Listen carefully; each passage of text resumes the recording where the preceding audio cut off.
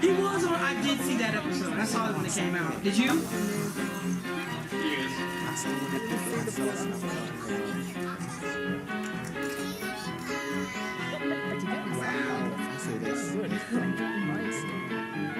Ooh, man.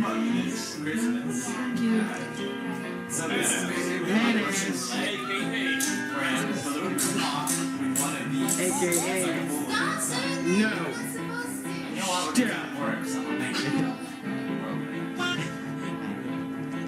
And he's just smacking him. I would do that if it was real. I'd be like, Me too. I'm doing it with my life. I know. It's one of those slow down moments. Now where's my rocket launcher? There it is. Alright, let's do this. oh my god.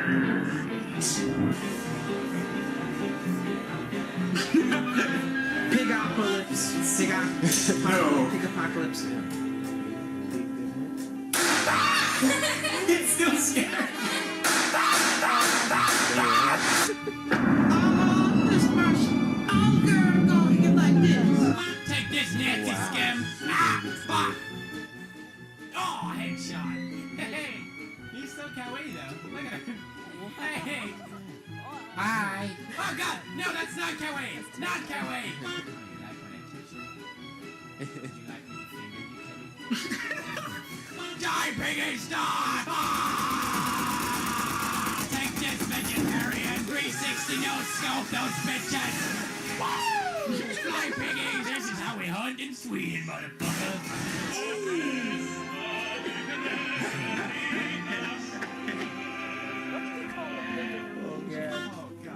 Issues. What the hell? Yo, who came up with this shit? Literally. So. No. Hey! I'm not watching my ass. Did you see that? Did you see that? That's amazing. Help her recover from this accident. And make her hold up. Are you saying things?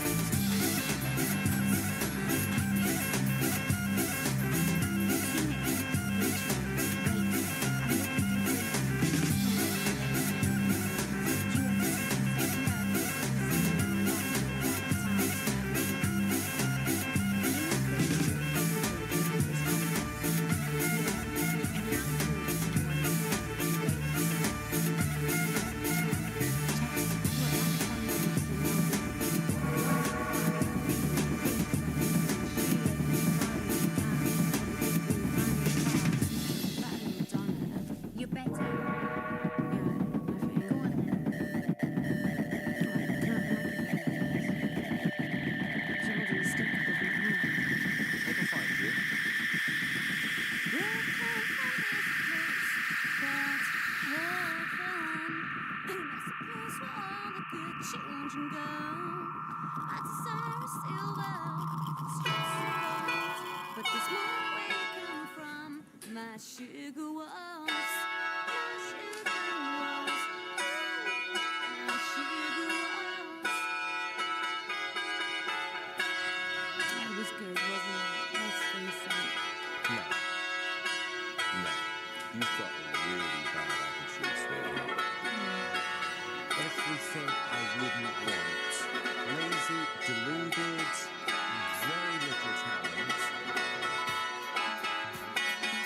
Everything I don't want. You ask for the opinion, sweetheart, you get it. The way you met me in life, it's about my moment. And the truth of the matter is,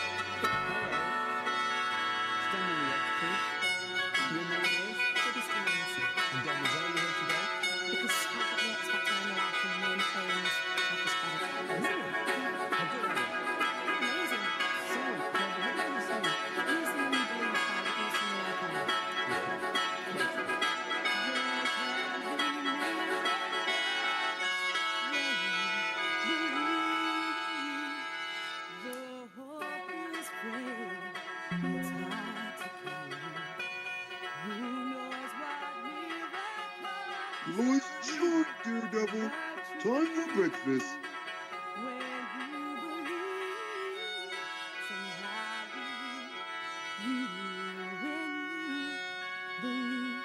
Thank you, Deborah. Was she that good? Your voice is okay. You've got no star quality about you. There's no charisma. No charisma. Yeah, I agree with Sharon. A bit pub singerish, I thought. Really? Yeah. I felt your confidence was slightly deluded. Deborah, the reality is you're not very good. Now, you know what? You were the one person I didn't want to see today because I really want to slap you now. But you are not a good singer. I'm not a good singer. That is why I've been a singer since I was 6-year-old, and everyone I've ever met, people who don't even like me, have come up to me and told me I've got an amazing voice. You can't really sing, mate. I don't want to be a singer. I don't really care what you think. You can't sing. You have no talent. Get out. All right, Louis, yes or no? Absolutely 100% rubbish. She's got a really bad attitude. I don't She think will so. never be a star in the music I business. don't think, no, I like her. I'll never be a star. I'm already a star, sweetheart. Ever, ever. Sharon decides to remove her from the room. Debbie's not finished yet. I really want to throw your water on him. Debbie storms back in. But Louis sees what's coming.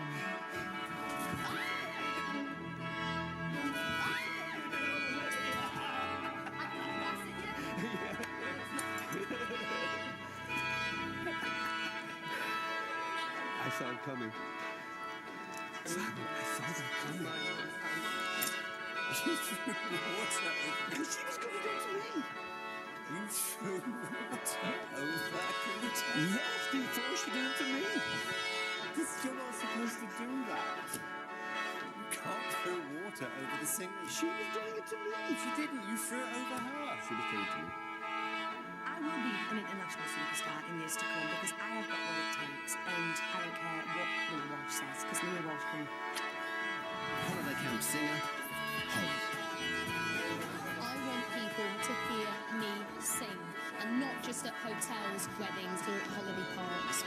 It's my time. My voice is big, it's powerful, and I don't look like the kind of person that would have that voice. It's time to show that off. I want to surprise people. I want this. This is what I am made to do, and I'm here to prove it.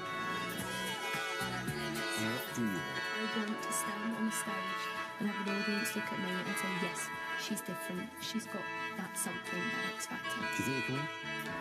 Good luck. How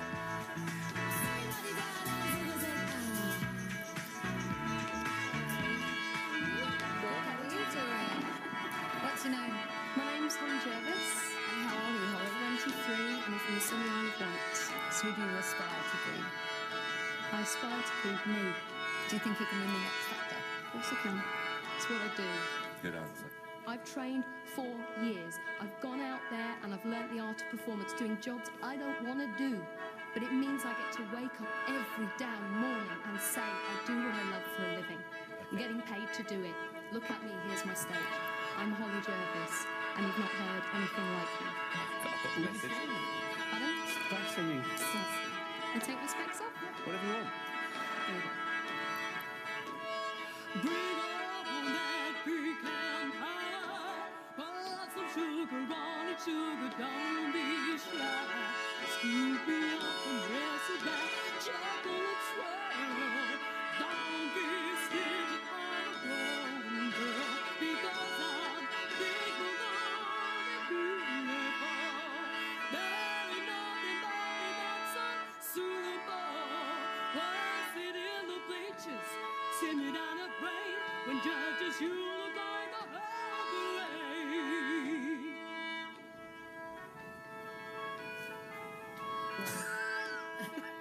Thank you. Thank you, Holly. Simon? Right, Holly, your mouth is far, far too big when you sing.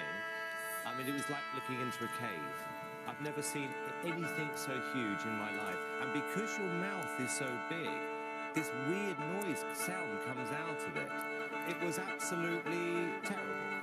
Well, what would you say to the people that employ me now? Who are they? A holiday firm that have a massive chain throughout the country, and I've sung over the years to thousands of people. So why would I keep getting employed if I'm as bad as you're saying? Please answer me that. Because it is one thing being a singer in a holiday camp. No, I'm not just a singer. I have to have this. This is what I do. Just say, making the point, it is one thing being a singer. Yeah, I know, but I know And it's another thing being a recording artist. The thing is, though, Simon, I have to be given a chance. No, Holly, you're not a naturally good singer. To be fair, every single person, there's thousands of people we see and they would all have a chance to come through and you just weren't good enough for it.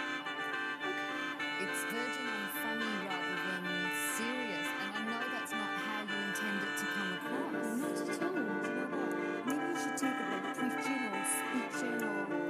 Because that part of it was great. Sort yourself. Holly, you're a very good salesman. You should do sales, telesales, you know, you'd be fantastic at it. Motivational speaking. Absolutely. I respect your opinion. It's for a nose? Well, we're going to find out, Louis. No. Cheryl. Yeah, so... Danny. Yeah, you're right. For the nose.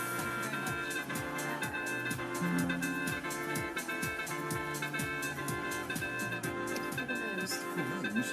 Yes. To hear that I'm in the profession.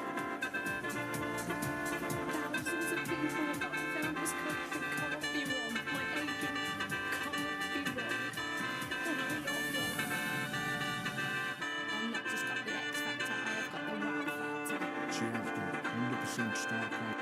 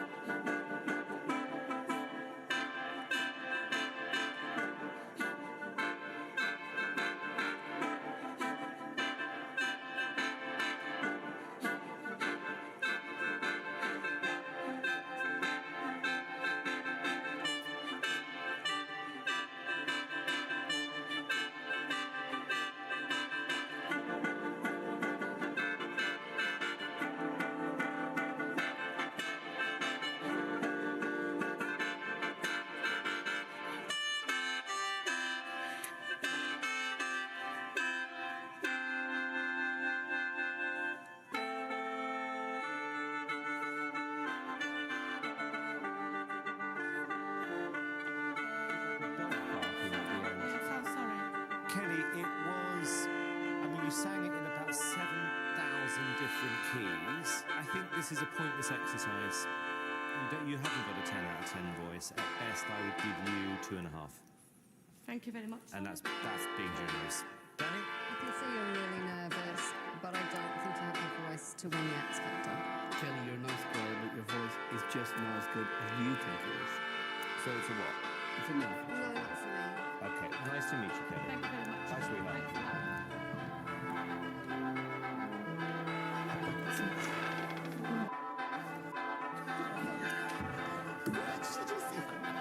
Very degrading.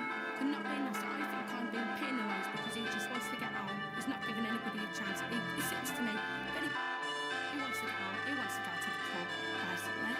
10 out of 10 Whitney Houston, Mariah Carey, Celine Dion, and that's something like Lassie.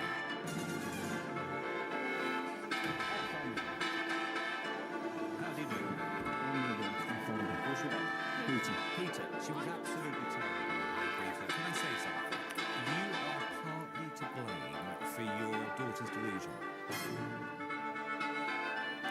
Because you've obviously encouraged it. It's crazy. It's crazy. I think this is crazy. No, but the whole thing is I'm asking you, please, can you give me one more? Just one more. I know she can do it. Peter, you don't. That's the whole point. You don't know. This is my business. Your daughter isn't good enough. Have you got a heart? Yes. Will you put it on the heart? I've also got a brain. Where's your brain in your middle toe? Goodbye, Kelly. You've been through the art. Nice to meet you, Kelly. Kelly, reality check. Let's see. There's an eye opener.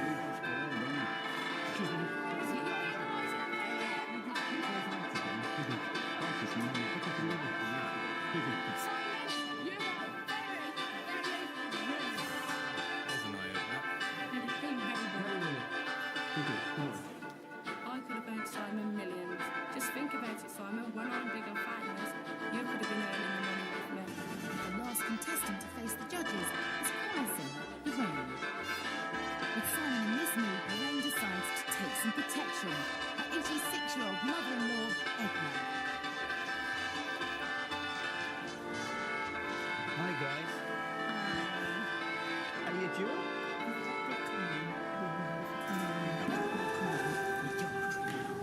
Oh, this is your dog or no?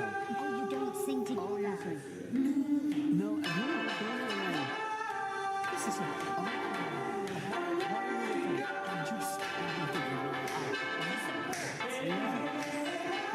Is she any good?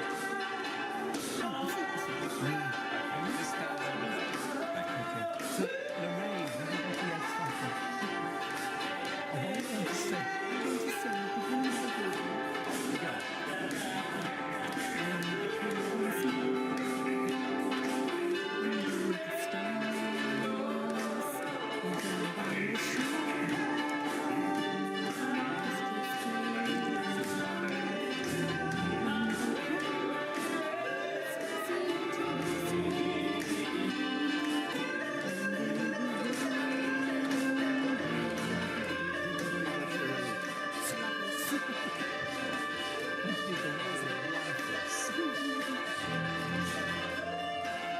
What did you think?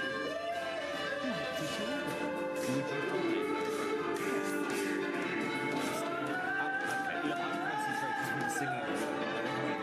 I mean, I think personality, performance, all those things.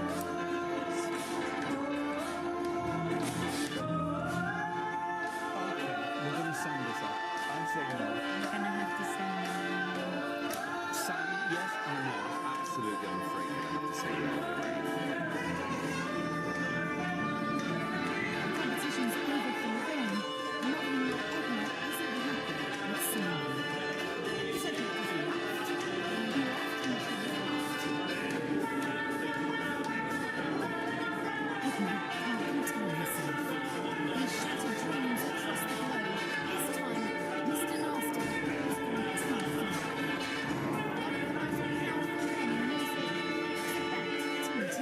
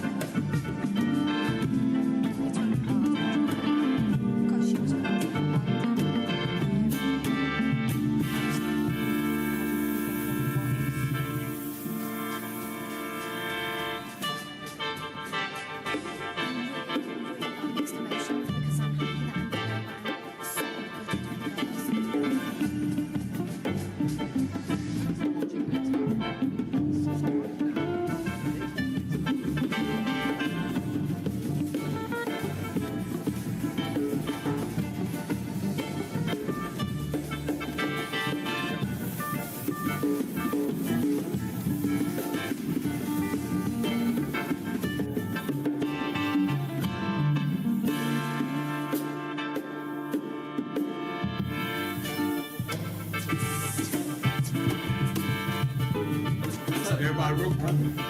Show me, show me, flip.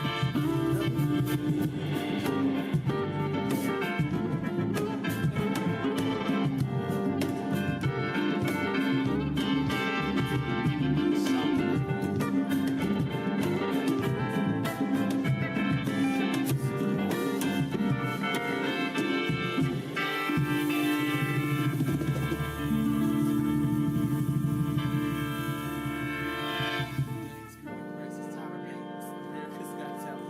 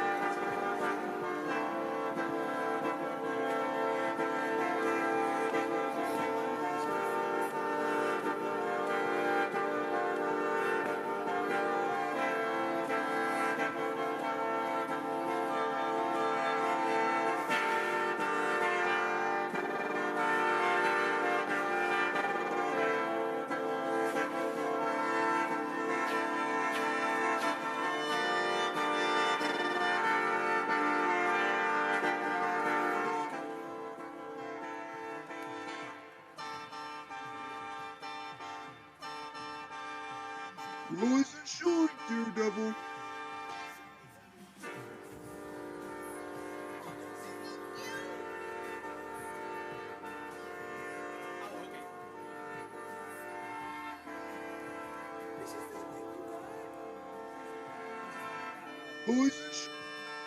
Nice and short, Daredevil. Daredevil. Daredevil.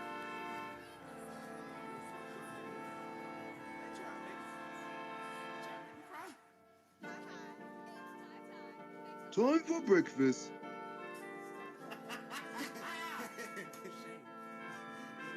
Huh?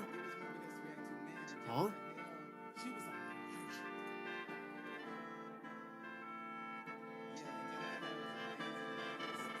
Huh? Right? Huh? Breakfast?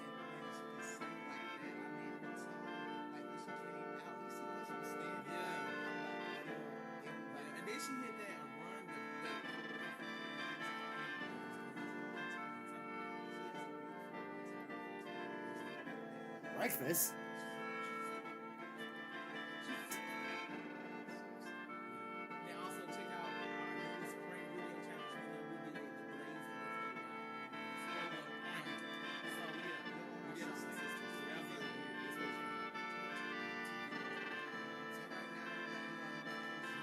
Provided by who?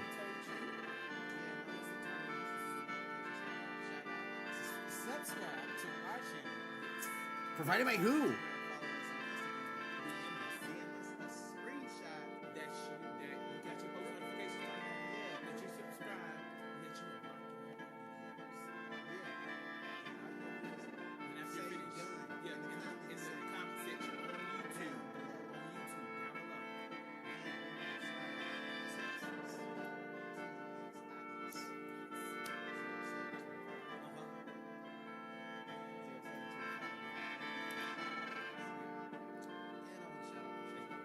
Nice and short, Daredevil. Time for breakfast. Huh? Breakfast? Provided by who? Short, Daredevil. Time for breakfast.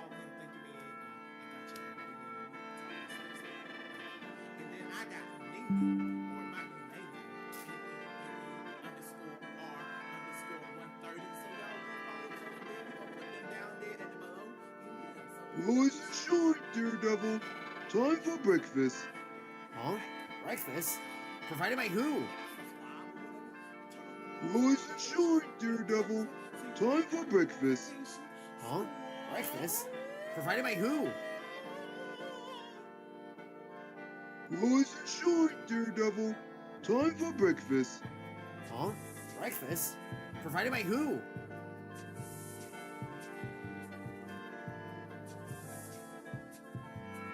Nice and short, Daredevil. Time for breakfast. Huh? Breakfast? Provided by who? I used to love her on America's Got Talent, but America's Next Top Model. America's Next Top Model.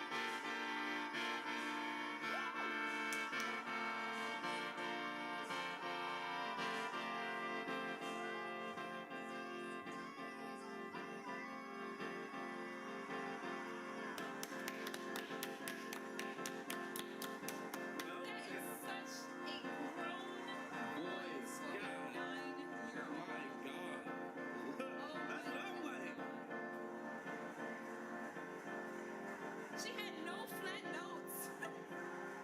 None were flat.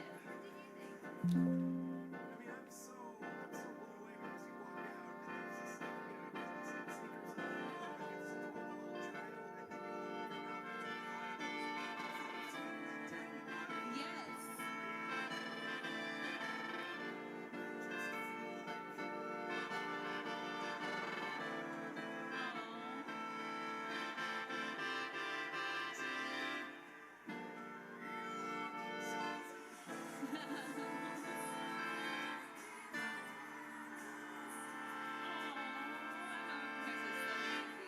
Dude, he like.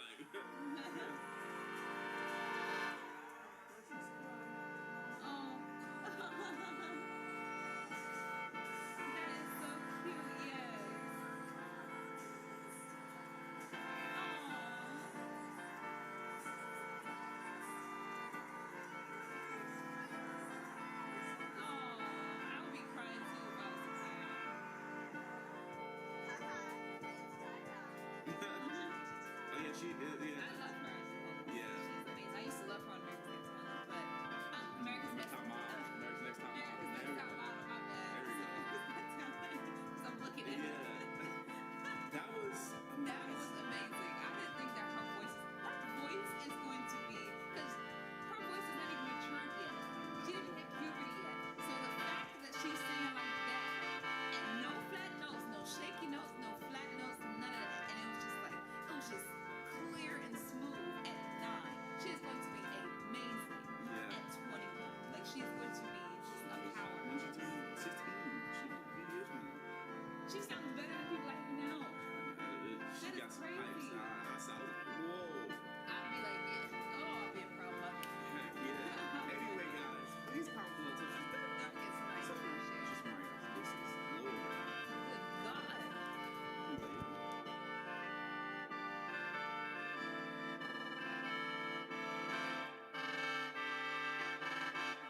When Charles Darwin developed his theory of evolution, he discovered animals bred selectively, so the strongest and fittest of the species were more likely to mate and pass on the DNA. Darwin called this natural selection, but every day people do stuff so stupid they actually die, and so no longer have the ability to pass their DNA to future generations. Long after the dawn of the Darwin was recorded as a tongue-in-cheek lettering of those people who removed themselves from humanity from their own stupidity, coming up with the term dumbest of the dumb Darwin warnings. Number 20. When Edward Michael Darwin had his death penalty commuted to a life sentence, he was grateful to be able to walk away from death row. But it seems that Darwin had other plans. One night in 1989, he discovered the television in his cell was broken, and deciding to fix it himself, embarked on a little DIY. Foolishly, he thought it would be a great idea to use his teeth instead of a wire cutter. He went down in the window where he electrocuted himself, not helped by the fact that he was sitting on a metal toilet at the time, having one of the stroke electric chair, and it seems destiny was intent on sending Darwin electrocution. Number 19. Airless Airhead. When Buzz Aldrin finally discovered a beehive on his property in 2002, he knew precisely 2 things. Bees can sting, and they need to be removed with fire. No one knows why he decided that fire was his best option. All we do know is that he fashioned a makeshift helmet from a plastic bag to save himself from both the smoke and the bee sting. But besides all his careful planning, he didn't know that he might have to breathe, and failed to put air hose under the plastic bag. When he did return home, his wife set out to find him and soon discovered him suffocating beneath the bee hive. He was untouched by bees, though. Number 18. Chimney grenade. One afternoon in 2005, Michael decided to clean a chimney in his workshop. When he tried to use a simple broom, he realized it was too small for the job. Clearly, he had to improvise. He decided what he needed was a chair to pull the broom from the chimney and a heavy object to lay it down. Looking in his workshop, he thought he'd found the perfect thing. Overnight, all he had to do now was wire to the broom and chair, except he failed to think about what could happen as he switched on his welding equipment. As soon as the flame hit the grenade, it exploded, killing him instantly. The chimney, however, was left completely untouched by the blast. Number 17. The Hammer in a Million Years. Texas shotgun Michael was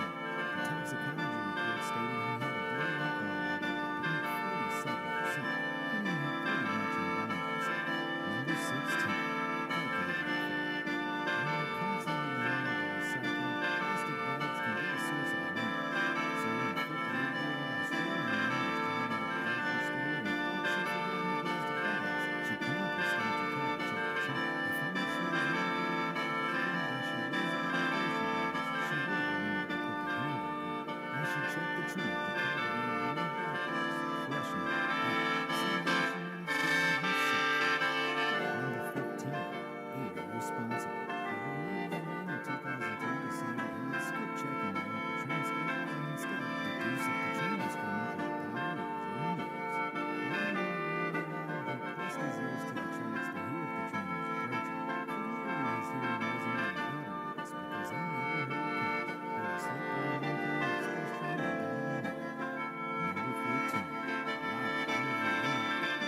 none of us hated him as much as he did quickly enough. 124-year-old Freddy did. After plugging in his lava lamp and waiting a few minutes, he was disappointed to see that nothing was happening. Eager to get it working, he decided to speed up the process by placing it on the heat stove. But with the contents of the lava lamp only being designed to withstand temperatures of up to 40 degrees, it quickly overheated and exploded. Her fault was poured when a blast from the wall shattered and penetrated his heart. Not so great.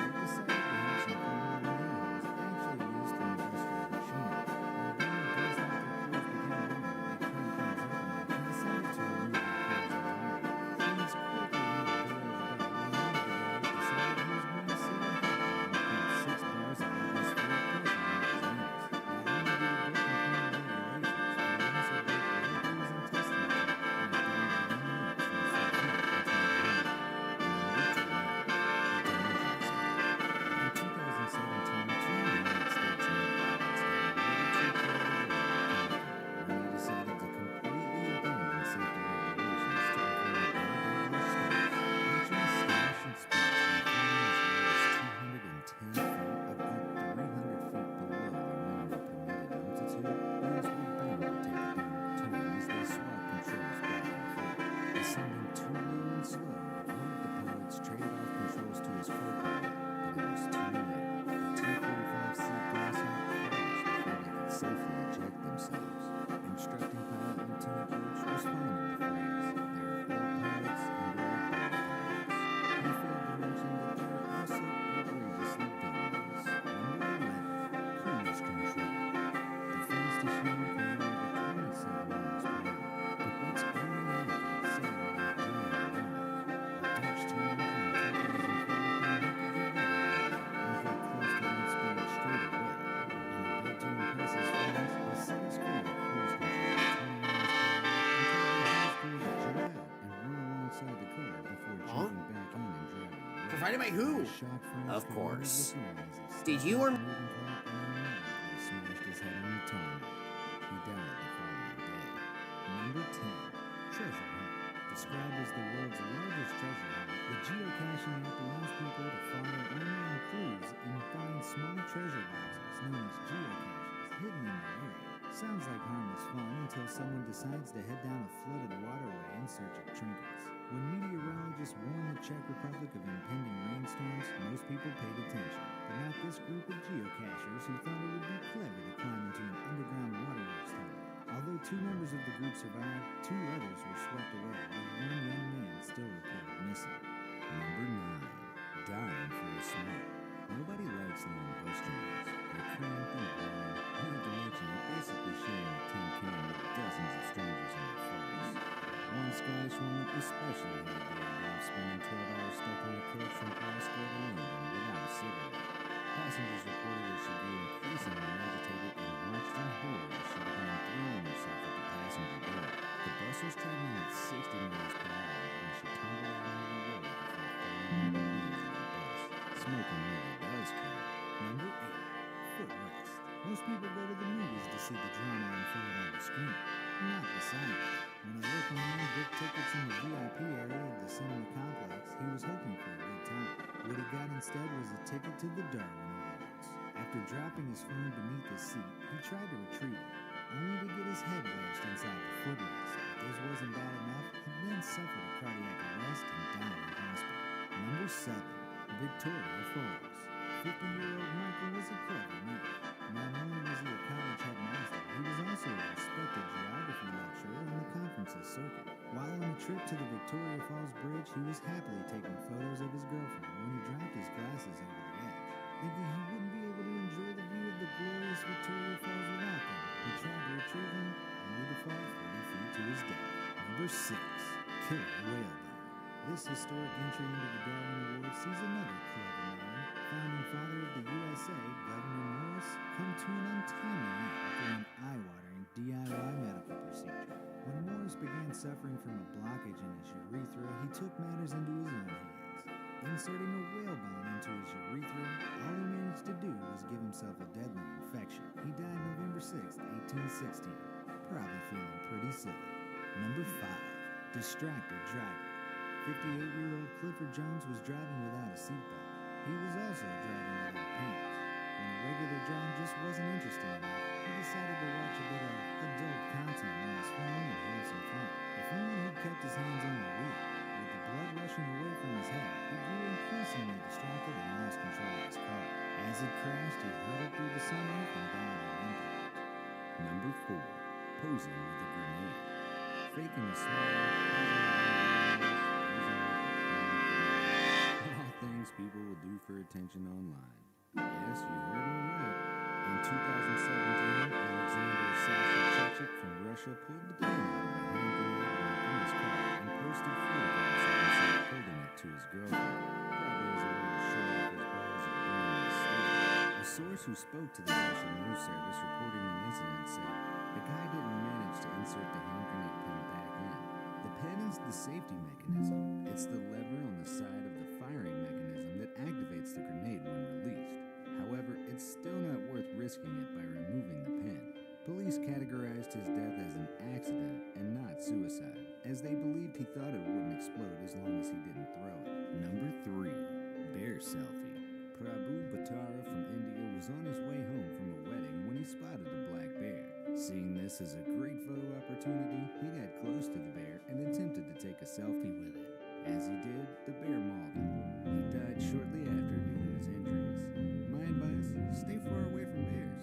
They may be cute, but if you photograph them at an angle that makes them look fat, it's game over. Number 2. Sawing into a grenade. 2 pathologists at a German symposium dinner told the tale of a man who stumbled across a World War II grenade. Instead of staying well clear, he wanted to open it up to see how it worked. Back home, he placed it inside a vise and tried to saw it perfectly in half. The saw detonated the grenade and the man died from a fatal head injury. Upon post-mortem, it was discovered there was very little gray matter left inside his skull, although the 2 pathologists joked that there couldn't have been much to start with. Before we get to our number 1 dumbest story, here are a few other inventions. There's this man who planked on a tiger. There's no way he worked to live with that. Then there's this guy who bit a tiger's tail. Wait, is that the same guy who bit a tiger? Oh, this one got something stuck in the hand. Okay, so back to the final countdown. Number 1. Smoking hot.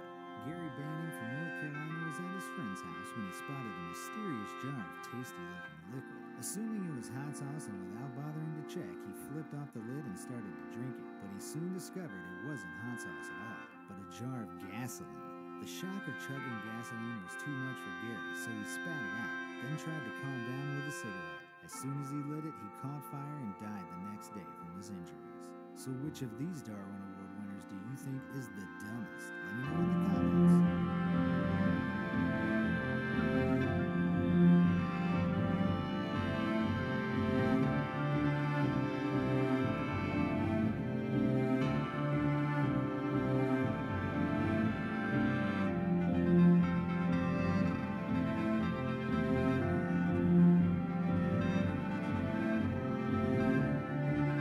Natural selection is Mother Nature's way of making sure people get smarter.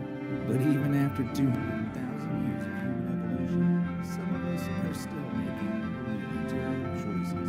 Let's take a look at some of the most foolish examples now. Number 20. Way too hot spring. Have you ever fancied a dip in a hot spring? I know I have, especially in the cool as I'm sure. Maybe this is what Colin Scott was thinking when he straight off the trail in Yellowstone in 2016 when he got sweet.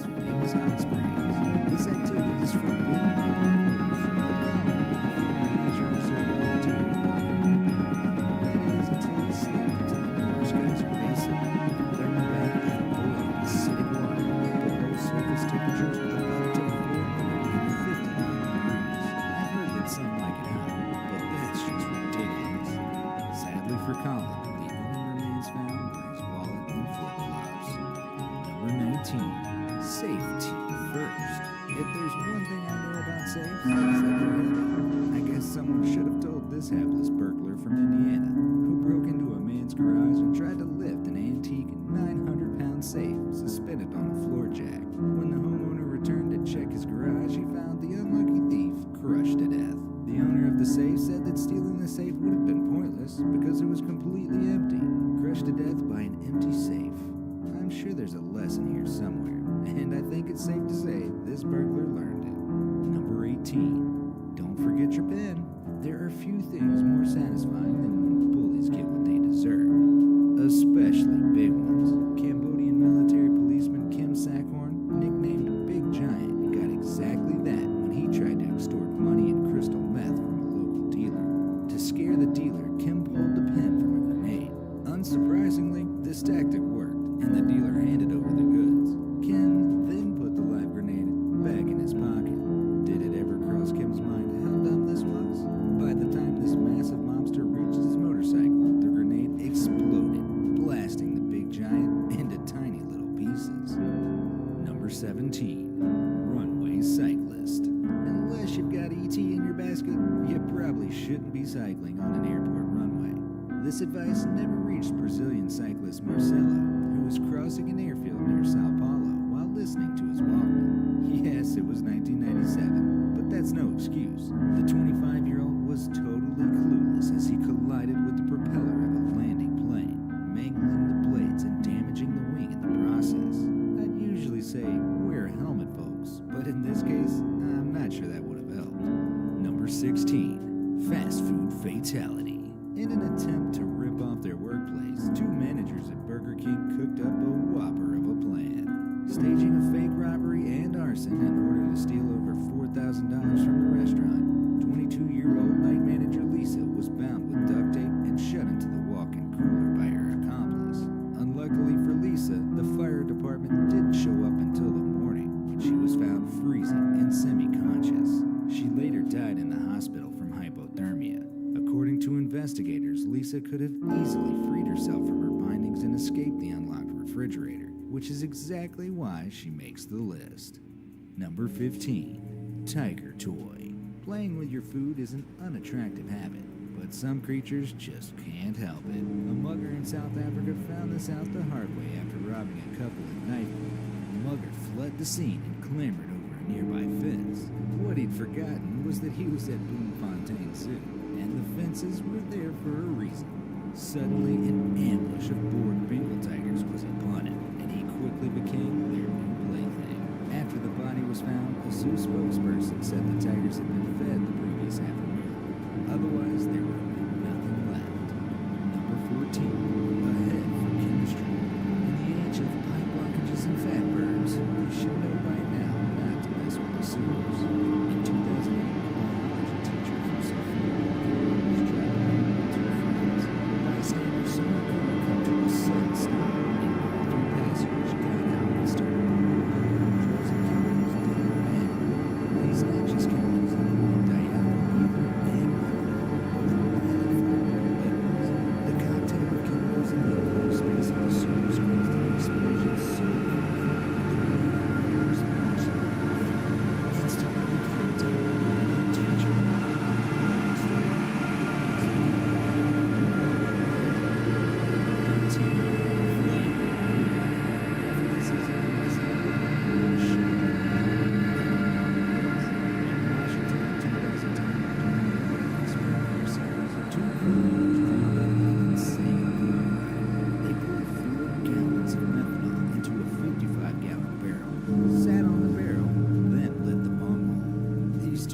sparks thought the barrel would shoot across the parking lot like a rocket in some kind of fiery rodeo.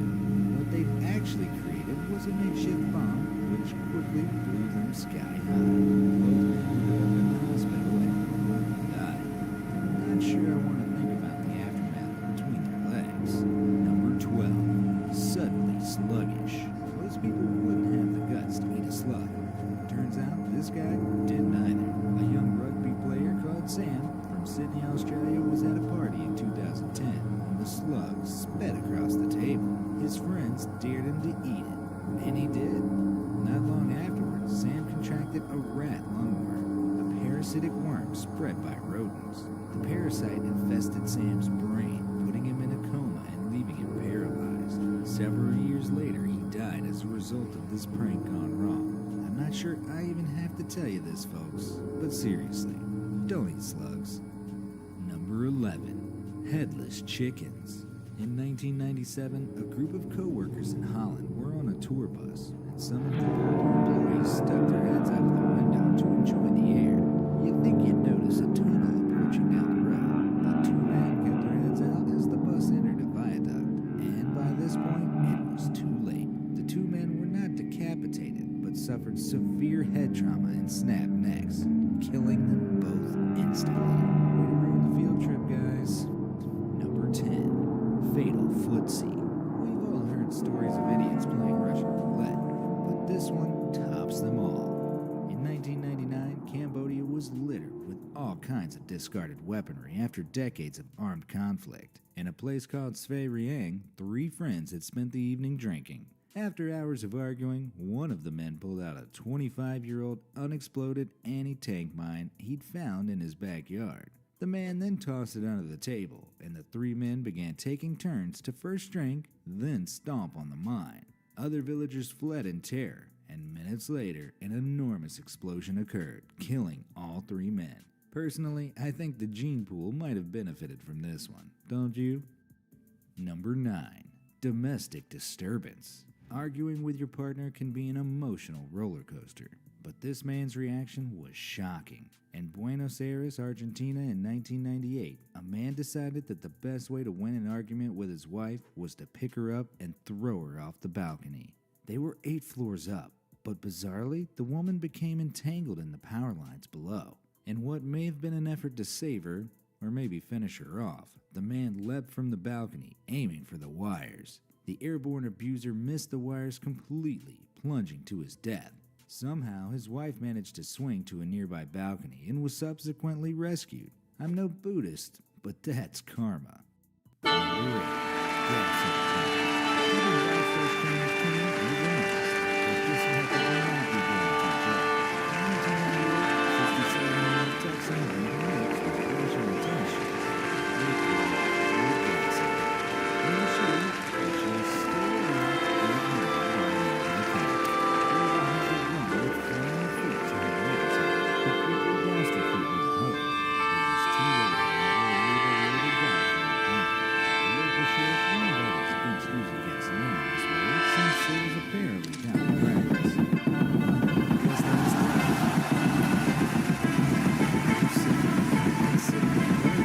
Did you or Mr. Garfield need any laxatives?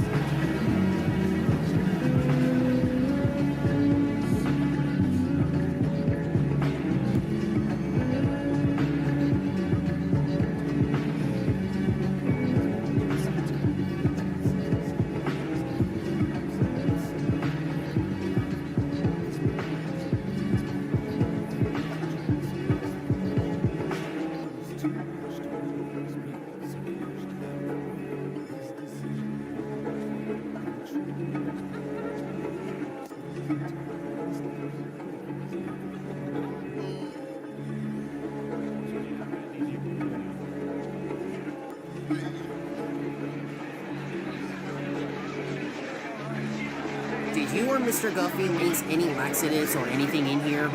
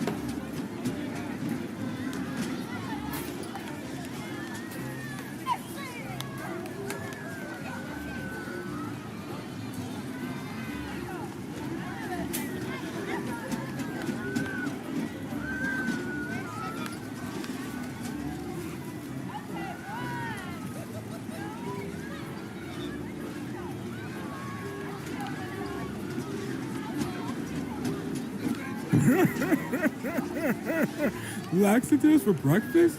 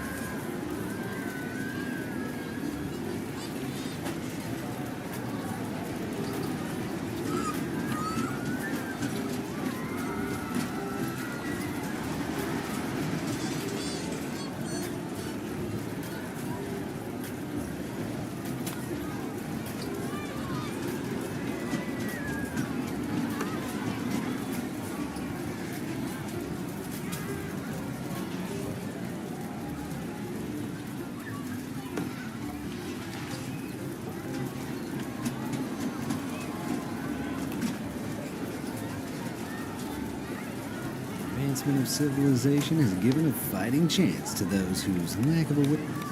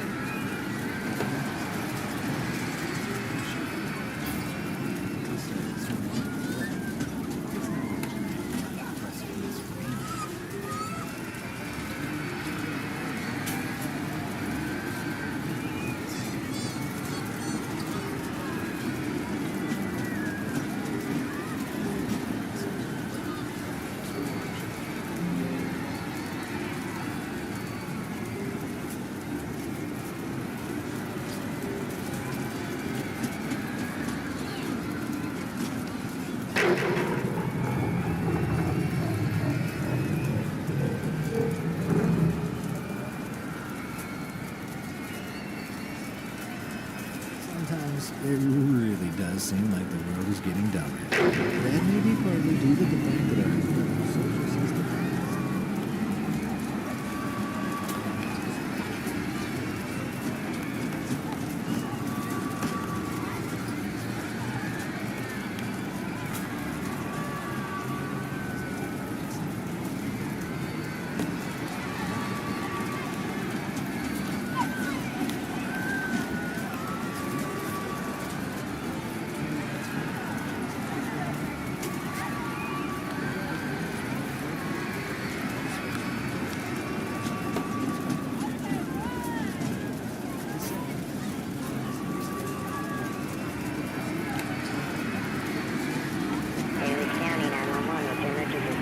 Listen, there's a major fire here at a theme park. We're at Fulton Valley. How big is this fire, sir? Nearly everything has been set ablaze. The whole estate is almost engulfed. Please hurry. There's a lot of people who can't breathe. Okay, what's your location, sir? Fulton Valley in Cosmo, Kansas. The district is 61524. Okay, how many people are in the park? Hundreds, if not thousands. And how long has the fire been going? Nearly half an hour. I was told this was a big show, but people are begging for air and they're getting burned. Okay, help us on the way. What's your name, sir? Silas Sable. S-I-L-A-S. Okay. S-A-B-L-E. Okay, how did this fire start? I don't know how. I thought it was on fire before, but even she got hurt. And are you the bartender? I'm not. I co-own the place. You gotta cut my work. Oh my god. Oh my god. Hello? Sir? Mr. Sable? We just had a roller coaster derail. Please, Henry.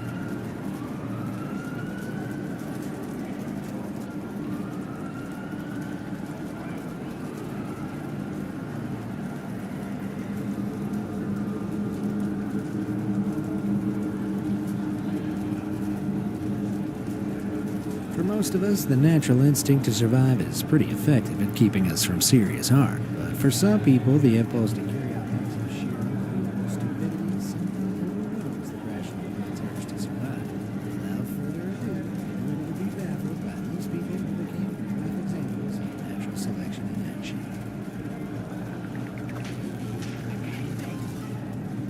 Quick exit. As far as humanity's greatest intellectuals are concerned, it's fair to assume that of them have been regular participants in eating contests. But while the whole concept is pretty dumb, an Indian man learned in 2019 that can also be fatal. After a disagreement took place between the man and his friend at a marketplace in India's Jaunpur district, they decided they would take one way to settle. An egg eating contest. With a $30 bet on the table, whoever could eat 50 the fastest, the man began scoffing hard-boiled eggs. While devouring his 42nd egg, one of the eaters collapsed and fell unconscious. He died soon afterwards in the hospital. His body couldn't deal with the dense load of 42 eggs, which could have weighed as much as 6 pounds. So remember, if you want a really filling breakfast that won't kill you, don't exceed 41 eggs. Bird brain idea. Another case of eggs gone wrong occurred back in 2006 in Lancaster, Maine. A man who had a string of convictions for stealing rare protected bird eggs was on the hunt for illicit eggs in the local forest. Spotting what he presumed to be a sparrowhawk's nest, the 62-year-old began climbing the branches of a tree in hope of something valuable. As he approached the top, however, an unbelievable disaster struck. You see, this bird egg bandit had long-standing issues with high blood pressure, which often led to dizzy spells and fainting. Why he'd choose a career that involved climbing up precarious tree branches while battling a tendency to randomly pass out is anybody's guess. But it doesn't take too much guessing to figure out what happened next. At the top of the tree, he passed out, plummeted to the ground, breaking his ribs and having his heart punctured by branches all the way down. Karma was clearly on the bird's side because the egg thief died soon afterwards. Connection issues. The reason grappling down the sides of buildings is possible in movies is that the characters typically use state-of-the-art equipment that they know they can rely on. Sadly, a 47-year-old man from northern France seemed to miss this important qualifying factor in 2017 when he attempted his own Mission Impossible-style escape. The man had been locked up in his room by his mother to try to control his hard-drinking lifestyle, so he hatched an escape plan. The grounded 47-year-old decided that rappelling down from the 9th-story apartment window would be the Of best course. way out. Unfortunately, he didn't have any heavy-duty steel wire available and opted to use a simple Ethernet cable instead. It's unclear what he tried to attach it to. Of but course. The makeshift abseiling equipment snapped almost instantly, and he plummeted to the pavement below. Guess his mother's plan worked. Of course. Never drink again. Heat treatment.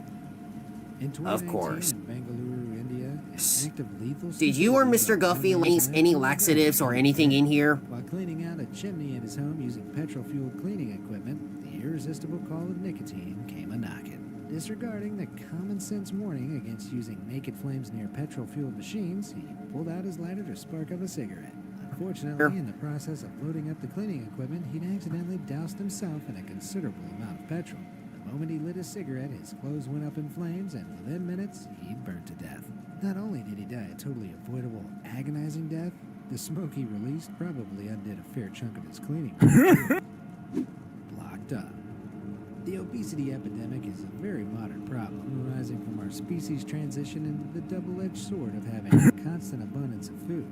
Heart disease and diabetes are typical thoroughfare for the obese. One woman's excessive weight presented an additional fatal issue, one of logistics. When the 30-stone woman from Dorset, England, went into cardiac arrest in January 2016, the medics who arrived were presented with a unique predicament. Because of her weight, it was almost impossible to lug her outside to the emergency vehicles. A long series of proposed solutions ensued, including a suggestion that firefighters remove a window to hoist her down. But before something could be decided, it was too late. Next to the unexpected obstacles and delays her obesity caused, the woman died an otherwise preventable death before she could reach hospital. Unhappy accidents. We've all claimed to be dying from embarrassment at some point, after a particularly humiliating event in the public eye. But tripping in the school corridor or accidentally farting on a first Laxatives for date usually doesn't breakfast? prove fatal in a literal sense. For one 69-year-old Florida man, though, the supremely embarrassing episode of Laxatives for 2016 breakfast? fell to his end.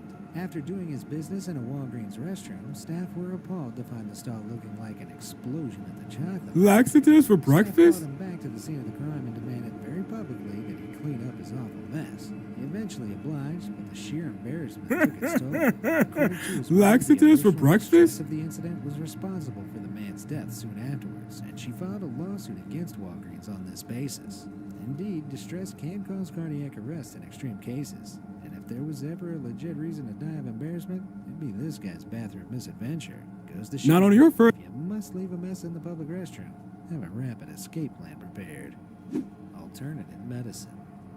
Of all the things to be skeptical of, the meticulously tested, highly regulated treatments of modern medicine are a very poor choice. While mistrust of certain scientific methods of treatment is often a problem of ignorance and misinformation, it can prove a fatal Not error on of your judgment first day. when the only alternative is death.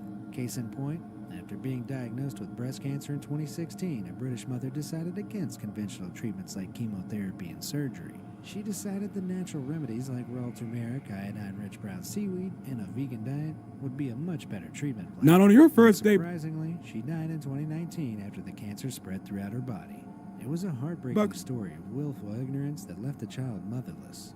There's nothing funny about this one, folks. It's simply a reminder that science exists for very good reasons, which become clear when people choose to ignore it. Just plain stupid. I'm no aviation expert. First day, bucko. But I'd say if you're up in the air and fuel begins to slosh around your feet in the cockpit, you probably have a problem. Unfortunately, one pilot refused to take that specific problem seriously, despite the insistence of airport mechanics after he touched down to refuel on a one-man cross-country flight in 2015. Before the appalling mechanics at Missoula International Airport had a chance to intervene, the Bucker Youngmeister aircraft was back on the runway. The pilot insisted he was in too much of a hurry to carry out repairs and went straight on to the next leg of his journey. But the plane would reach its final destination even sooner than expected. 10 seconds after takeoff, the plane came crashing back down and exploded in a ball of flames. Bubbles. It only takes a glance at the wreckage to be able to guess whether or not the hasty pilot survived. Spoiler. Rise and shine, Daredevil. Time for breakfast. When it comes to irresponsible behavior, Breakfast? anything related Provided to by violence who? lands at the top of the idiot list. Of But the course. level of stupidity in Did this you or story Mr. Guffey is use any laxatives or anything in here? years in Brevard County, Ohio, Dan and his friend began playing around with Laxatives for breakfast? Not on your first day, bucko. Bubbles. After all, you can never be too careful. To test this, he joked. Rise and shine, Daredevil. Time for breakfast. Huh? Breakfast? Provided by who? With a bang, that party was over. Of Bright course. Spark was dead by the Did time you or those Mr. around Guffey him use any laxatives or anything in here? for gun safety. Laxatives for breakfast? Not on your first day, bucko. Bubbles. Guardrails were down at a newly built crossing. The lady made a serious error of judgment, deciding she could cross the tracks before the train reached her. But as you probably guessed, guardrails are there for a reason. That reason being, if you cross while they're down, you're probably going to die. That's exactly what happened. The woman and her bike met their end. Rise and shine, Daredevil. Time for breakfast. Huh? Breakfast? Young love Provided by is a who? wonderful thing, and if the case of King Louis III Of or course. Christ is anything to go Did you or Mr. Guffey use any laxatives or anything in here? In 882, blissful age of 18, Laxatives for breakfast? Not on your first day, bucko. Bubbles. His horse to pursue her, but with his attention totally fixed upon his love interest, he failed to spot the low-hanging lintel of a doorway ahead of him. Moving at speed, he crashed headfirst into the frame and fell, fatally fracturing his skull. He died soon afterwards, proving once and for all that love really hurts. Unforgettable entrance. After kicking her boyfriend out of her house in November 2007, a Florida woman hadn't hoped to see him on the premises again for a while. But after leaving the house for a few hours and returning, the woman was shocked to see her boyfriend again so soon. Only he wasn't pleading with her to let him back in. It seemed he'd made the decision to enter the house by any means necessary, and failed. You see, he tried to enter through the cat flap, presumably hoping to unlock the door. An escape artist by the name of Chonka Lahiri, an attempt to emulate the great masters like Harry Houdini, ended in disaster in 2019. Lahiri was lowered into the strong currents of the Hooghly River near Howrah, India, with his hand and feet tied. He He was expected to escape and resurface soon after, but onlookers grew concerned after 15 minutes with no sign of the illusionist. He wouldn't resurface until much later when police pulled his lifeless body from the river. Officials stated that Lahiri's cumbersome outfit combined with the strong currents of the river made an escape nearly impossible. Without the necessary preparations, Lahiri seemed to have grossly underestimated the difficulty of the stunt and fell victim to his own ego. Really though, if being tied up and thrown into a river seems like anything other than a bad idea, then... Stop it. Get some help. cut of the cash. Hurting yourself as an insurance scam is never clever, but an Italian man achieved maximum stupidity in 2001 with what may be the dumbest money-making scheme of all time. After taking out several policies with different insurance companies, the man had asked his cousin to cut his leg off with a chainsaw. He'd hoped to cash in for over $500,000 on the injury with the claims of being permanently disabled by the so-called accident. But while the DIY amputation was being performed, extreme blood loss set in and the would-be fraudster died from his gruesome injuries. His cousin, fittingly, was arrested for the psychotically stupid act, and he didn't even manage to saw all the way through. You want something done, do it yourself, I guess. Do you have any bizarre local tales of lethal stupidity? Let me know in the comments section below. Thanks for watching.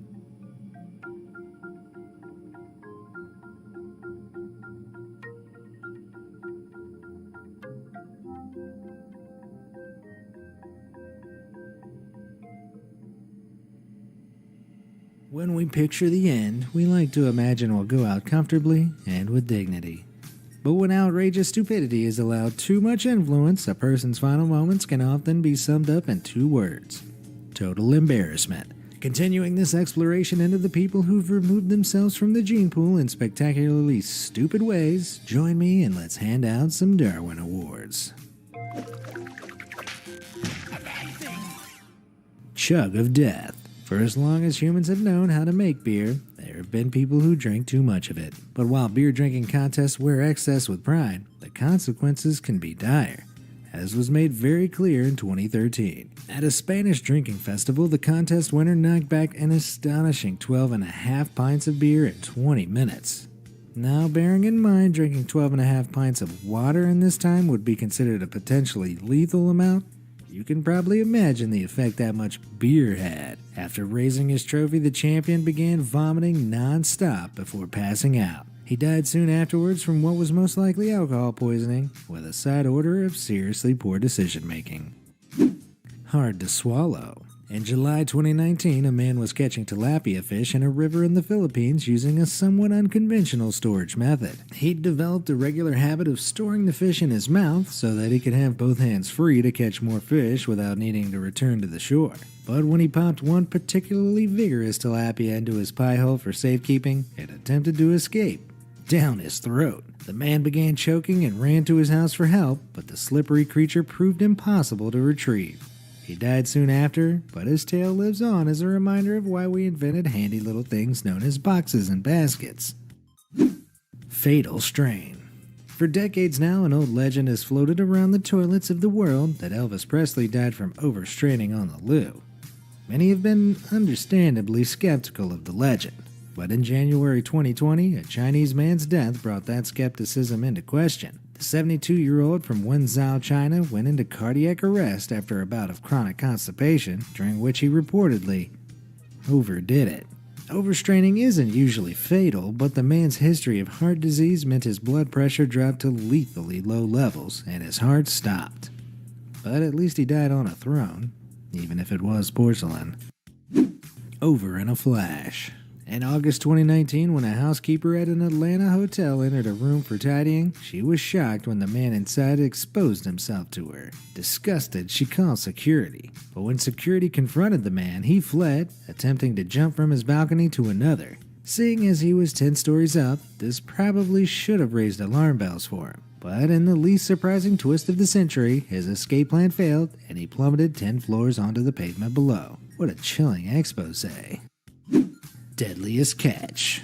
In 2017, a 67-year-old Pokemon Go user in Singapore took the excitement of catching a new pocket monster to another level. Mere moments after catching Lapras and Granbull as new additions to his 200 Pokemon strong collection, he keeled over in the throes of a heart attack.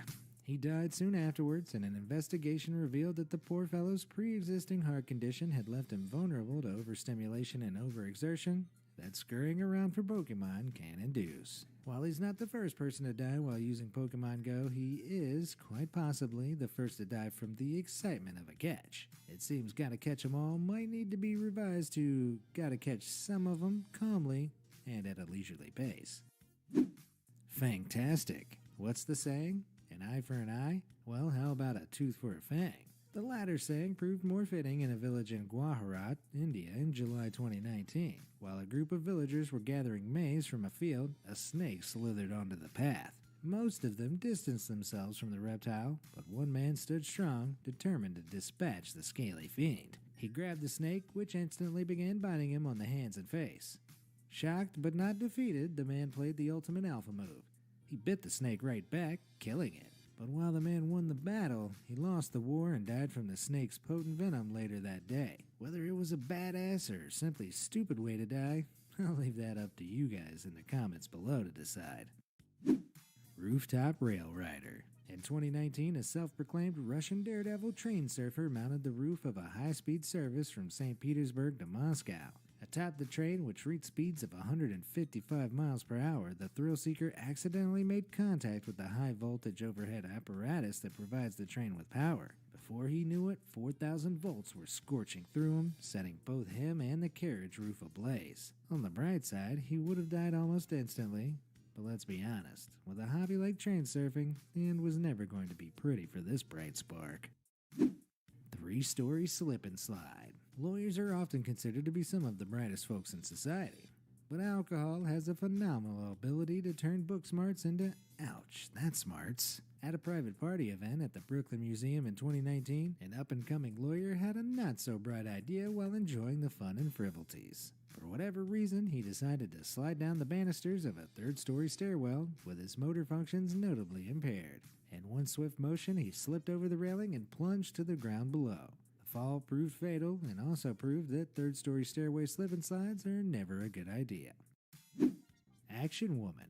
Action-packed Hollywood blockbusters are great and all, but when people try to apply that kind of high-octane activity to their own lives, it rarely ends well. Unfortunately, a woman from Georgia realized that a little too late in August 2019. The craziest day of her life began at 7:30 a.m. when she stole a truck, which soon ran out of gas. Shortly after pulling over, a kind stranger stopped to help the stranded woman, a helpful gesture that resulted in the woman stealing the stranger's car. She cruised off like a maniac, crashing into several vehicles until the car could no longer be driven. With a newfound taste for auto theft of the grandest kind, she attempted to steal another car. She had to abandon the attempt after realizing the car she'd taken had a manual transmission, and she was an automatic kind of gal. With police closing in, the incompetent criminal went for the big finish. She leapt onto a passing semi-truck for a quick escape.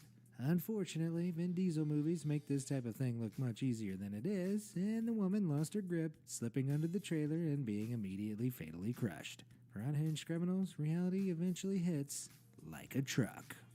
The price of theft. When a man stole a shirt in Puerto Rico in 2019, his hasty attempts to remove the security tag when he got home proved unexpectedly lethal. His tool of choice was a knife, and he decided to try to pop the tag off while still wearing the shirt. This unwise decision resulted in the knife slipping and plunging into his side. By the time his horrified wife found him, he was already dead. Who would have thought shoplifting could escalate to self-inflicted murder so quickly? Story of a lifetime. In this age of rampant obsession with social media, the stupidity of desperate attention-seeking is increasingly resulting in utterly idiotic, easily avoidable deaths. Like in Australia in 2019, when a group of young, overly excited women broadcast their antics over Snapchat while driving on the highway. The 2 passengers could be seen distracting the driver and encouraging her to drive erratically, which she did, intentionally veering into oncoming traffic. The girls all seemed to be having a heck of a laugh at the expense of other drivers. That is, until the laughter turned to screams. While the driver was distracted by her passengers, she veered off again into oncoming traffic, this time unintentionally. Seconds later, she crashed head-on with another car. While the people in the other car, as well as her passengers, survived, the girl driving was killed on impact. It's a lesson that really shouldn't need to be said. Don't tempt fate with exceedingly dangerous and dumb behavior, especially behind the wheel of a car. tenderizing beef. Cows probably don't like to be eaten, but if this story from June 2019 is anything to go by, they hate being stolen even more. When an Indian man stole a cow from a village in Karnataka, he managed to lead it over a mile away without detection, and proudly thought he'd got off scot-free. But when he tried to load the animal into his vehicle, it became clear that the cow had different plans. With a swift, brutal kick directly to the danglers, the cow caused internal trauma and rupturing so severe, the man was dead by the time authorities found him. If this case of testicular tenderization could teach us anything, it's that cow thieves should probably wear iron jockstraps. Sharpshooter. By the time you reach the age of 47, you think you'd have picked up a decent amount of common sense. But at a party in 1998, a man proved that notion wrong when he bet that his 47-year-old buddy couldn't shoot a can off his head. Confident in his abilities, the friend took up the bet. He loaded the handgun, took aim, and fired. I'm sure you can put the pieces together of what happened next. Let's just say the man with the can was left distinctly lacking in the face department, while the friend was left facing a murder charge. Roach dinner. While eating insects is an increasingly common practice around the world, and not inherently stupid, it's hard to deny the underlying idiocy of an insect-eating contest. When one such contest was held at a Florida reptile store in 2012, the grand prize was a mighty python worth $850. One Florida man stepped up to the task with victory on his mind and scoffed down dozens of cockroaches and worms. He won, but his victory was cut short when he staggered outside, vomiting and struggling to breathe. Eventually, he fell to the ground and was taken to the hospital, where he was pronounced dead. It wasn't the quality of the insects that killed him. They were bred to regulation standards for consumption. It was the quantity he ate, which, when he started to vomit, came back up and clogged his airways, choking him to death. So remember, if you're going to nom on those cockroaches in your garage, limit yourself to a bowlful. Railway to heaven. The ultimate example of deadly railway stupidity came at the very end of 2019, combining the equally dumb notions of social media obsession and flagrant disregard for self-preservation. While on a train journey in Mumbai, a young man decided to hop on an unbelievably stupid trend that involves hanging off of moving trains and filming the act. Unfortunately for him, after feeling the breeze on his face for a moment, he soon felt something much harder. A metal girder from a bridge the train passed over smashed him straight back into the carriage with unbelievable force. By the time his friends got him to a hospital, he was DOA. I sure hope it was worth it. Having a blast. It would be dishonest to pretend fatal stupidity is a new thing. It's just that with the rapid sharing of information nowadays, we get to hear cases of it more often.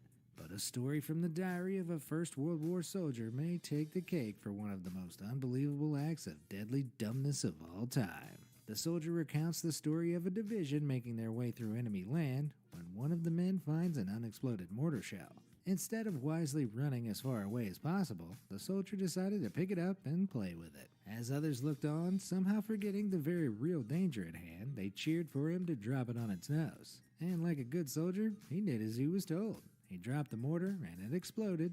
25 men were killed and 31 more were wounded. And thanks to this soldier, thousands more people will have suffered facial injuries from face palming with excessive force. Which Darwin Award winner's big exit did you think was the dumbest? Let me know in the comments section below. Thanks for watching.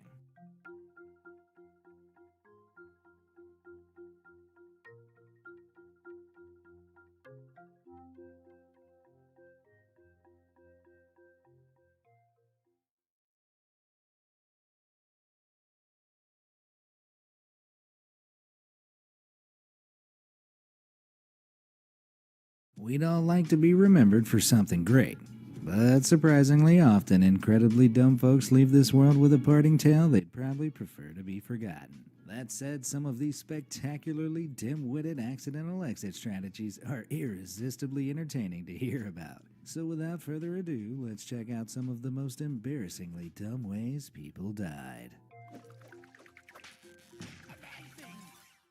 Labels? What labels?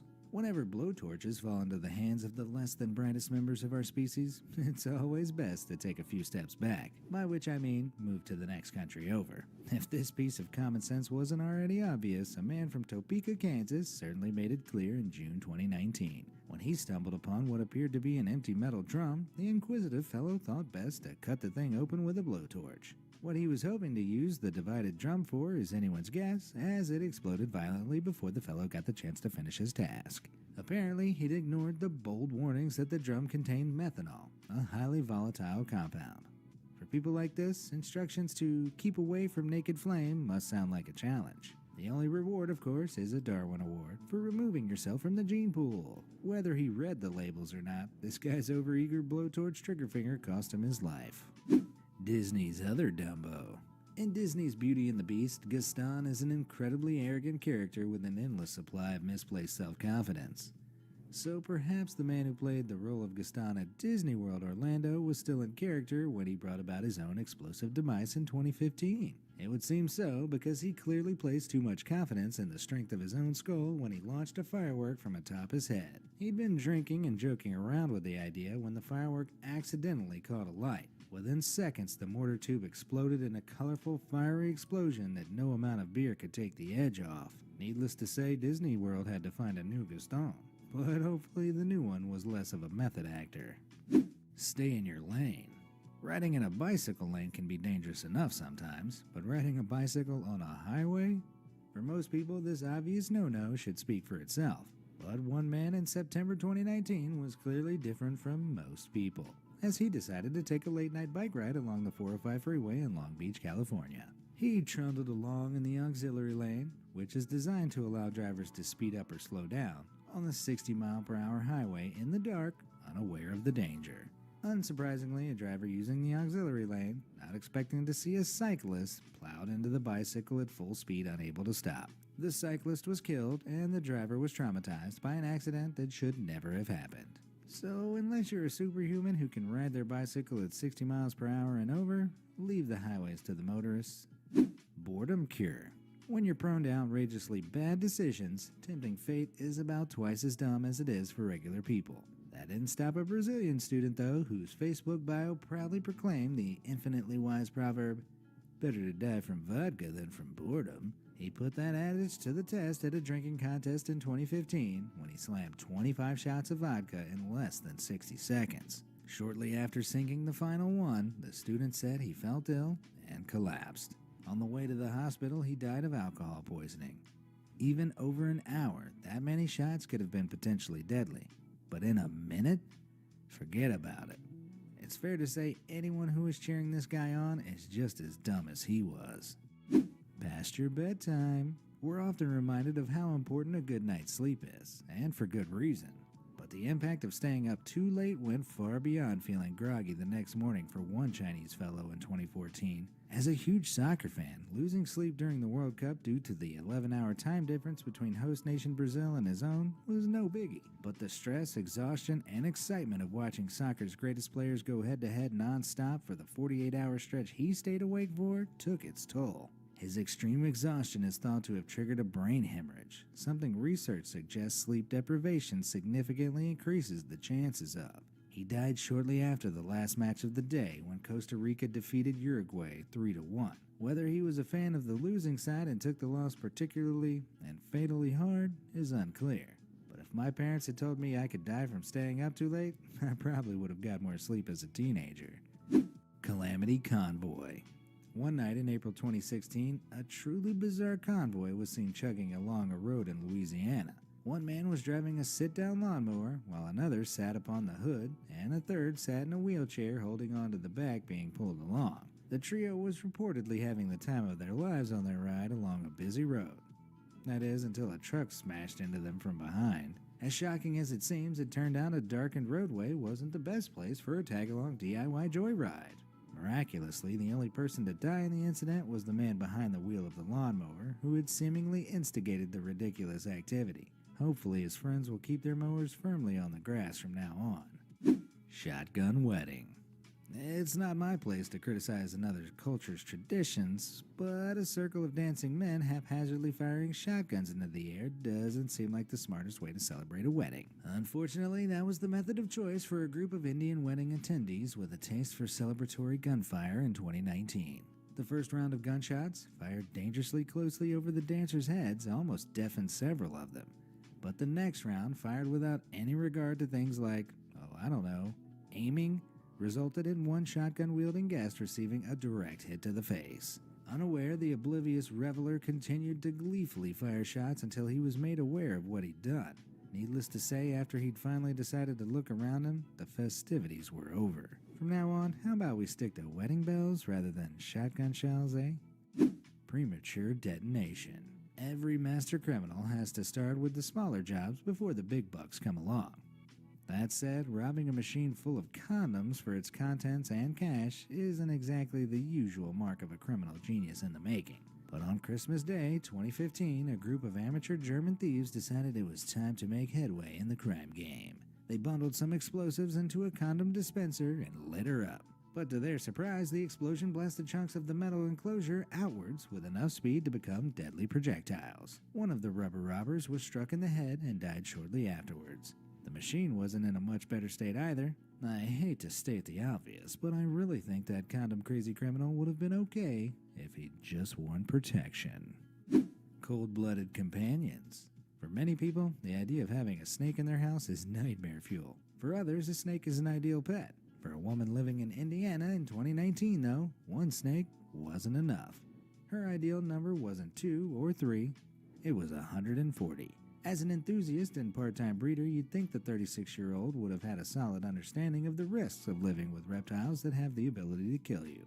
But whether she let her guard down or just felt comfortable letting the creatures roam free, one fateful evening saw one of her snakes turn on its owner. The next day, the town sheriff was horrified to discover the reptile enthusiast held in a deadly embrace by one of her beloved pets, an 8-foot-long python. It had strangled her to death hours before, but was still wrapped around her neck, proving that when a python wants a hug, there are no half measures. Pythons just say no. Look, Ma, no hands. Of all the times to show off, doing so while cruising on a motorbike at 85 miles per hour is undoubtedly among the stupidest. That didn't stop one Russian motorbike blogger who fancied himself somewhat of a daredevil on his Harley-Davidson in June 2019, though. He raced along using his feet to steer while filming with his hands, bragging about how his ability to not give a made these kinds of stunts possible. Mere moments after sending the outrageously dangerous video on to a friend, the biker lost control and his Harley flipped dozens of times, smashing against the tarmac. The vehicle ended up only slightly less mangled than its rider did, but even the most skilled mechanics and doctors combined couldn't put the two back together. Texting and riding is dumb enough, but if you follow in this guy's footsteps, the only thing waiting down the road is a tarmac-covered Darwin Award. Heads up, bumping your head is one of the most rage-inducing minor pains a person can sustain. But even a direct smack into the hardest low-hanging shelf doesn't compare to what one daredevil with a taste for trains and trespassing went through in North Carolina in 2018. In an attempt to satisfy his adrenaline cravings, he climbed onto a train's roof and, as if it was a wild metal stallion, attempted to ride it. It went well initially. He'd been issued warnings previously for similar incidents, so he probably had his head around the balancing act train-top cruising required. But his head ended up around something else when the train passed under a low-hanging bridge. Apparently not seeing the bridge in time, he hit it at full speed. And it turns out, hitting solid objects at around 90 miles per hour isn't very good for the human body. 2 months later, his skull was found on the side of the railroad, approximately 128 miles from where his body was found on the day of the accident. This led authorities to a grisly... Not on your first day, bucko. Quite literally. Bubbles, do you want some pancakes with that whipped cream? No, thank you. I've got enough. Okay. Bubbles, do you want... The conclusion is simple. Don't be a trained cowboy. It's a real headache. Bad time for a stroll.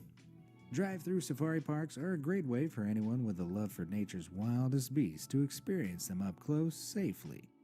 Well, it's safe just as long as you follow one simple rule. Stay inside your vehicle at all times.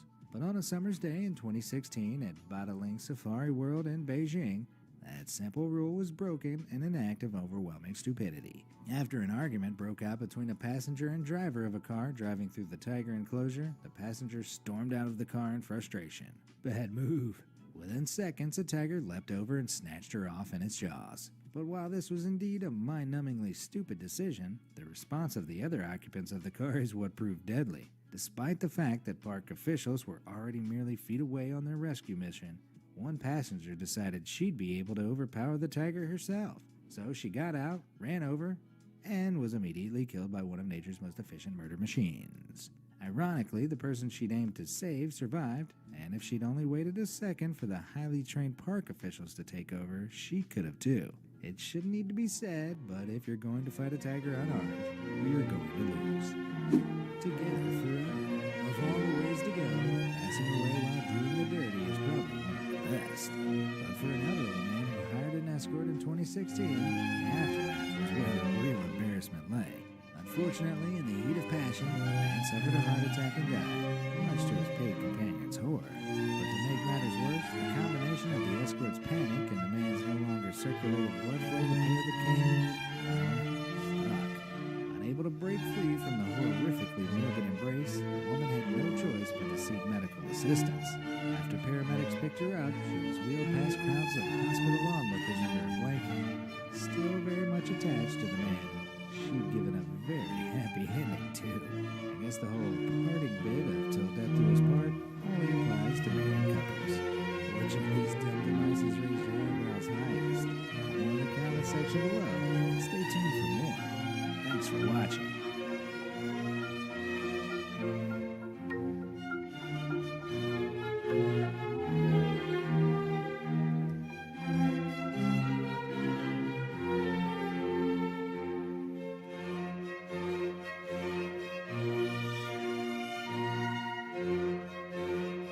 Despite all the advancements of modern society, people still find ways to fall through the safety nets and put themselves in danger. Some people are so dumb, no amount of health and safety regulations can keep them around past their self-inflicted expiry date. So without further ado, let's marvel at the unfortunate souls who selected themselves out of the gene pool, winning a posthumous Darwin Award in the process.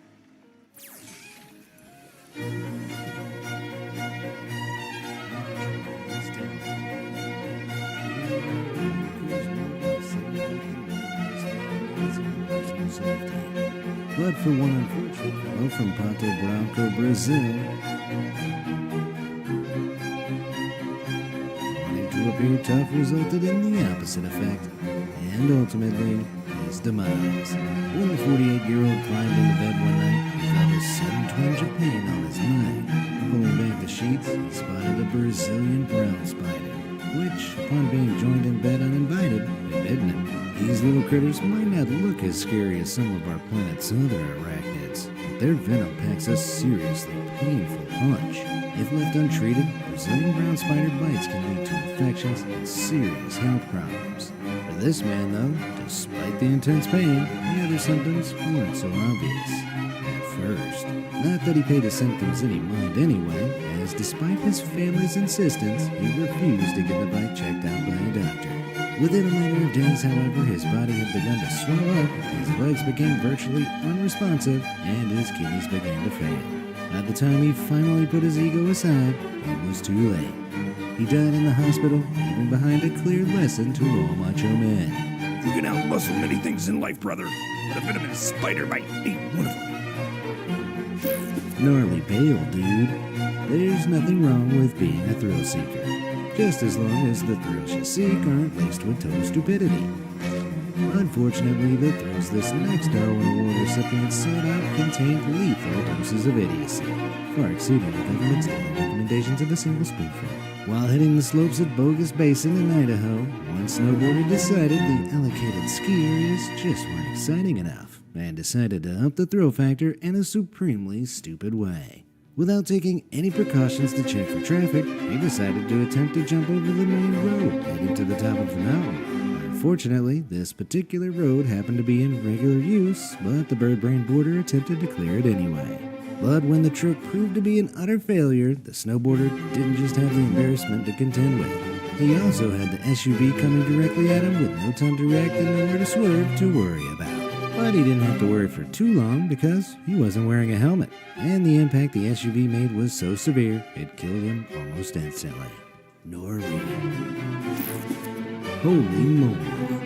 There are many things that can go wrong in a burglary attempt. The homeowners might catch you in the act, there might be an angry Doberman with a taste for burglars waiting for you inside. You might even fall through the ceiling 24 feet to the floor below. Well, that last one is a little less likely. That's exactly what happened to one burglar in Nevada in 2019. While trying to cut himself an entry point into the roof of a hair salon in Carson City, he lost his footing, falling straight into the hole he just made. With the ceiling being over 20 feet high, as he fell, the burglar must have been hoping he'd land in the comfort of a barber's chair rather than on an upturned pair of scissors. But neither outcome occurred, as instead he crashed straight down onto the cold, hard floor and was killed instantly. Needless to say, there are better ways to get a free haircut, and none of them involve cutting holes in ceilings. Having a blast. There are many ways a person can annoy their neighbors when living in a small apartment complex. Loud music, annoying pets, and parties are the usual problems. But for an apartment block in Tiraspol, Moldova, one problematic neighbor made a bang that was more than just noisy. On a quiet afternoon in February 2019, residents of the apartment complex were suddenly met with an almighty boom. As glass exploded out from one apartment window into the street below, the emergency services were called to investigate. When police arrived, the apartment block's gas was shut off, as it was initially assumed a gas leak had caused the explosion. But as the police began to piece the mystery together, a gas explosion was quickly ruled out in favor of something much more ridiculous. It turned out the owner of the apartment in which the explosion had occurred was somewhat of a military enthusiast. He had a large assortment of weapons in his room, including grenades, and had somehow managed to set one off while perusing his collection.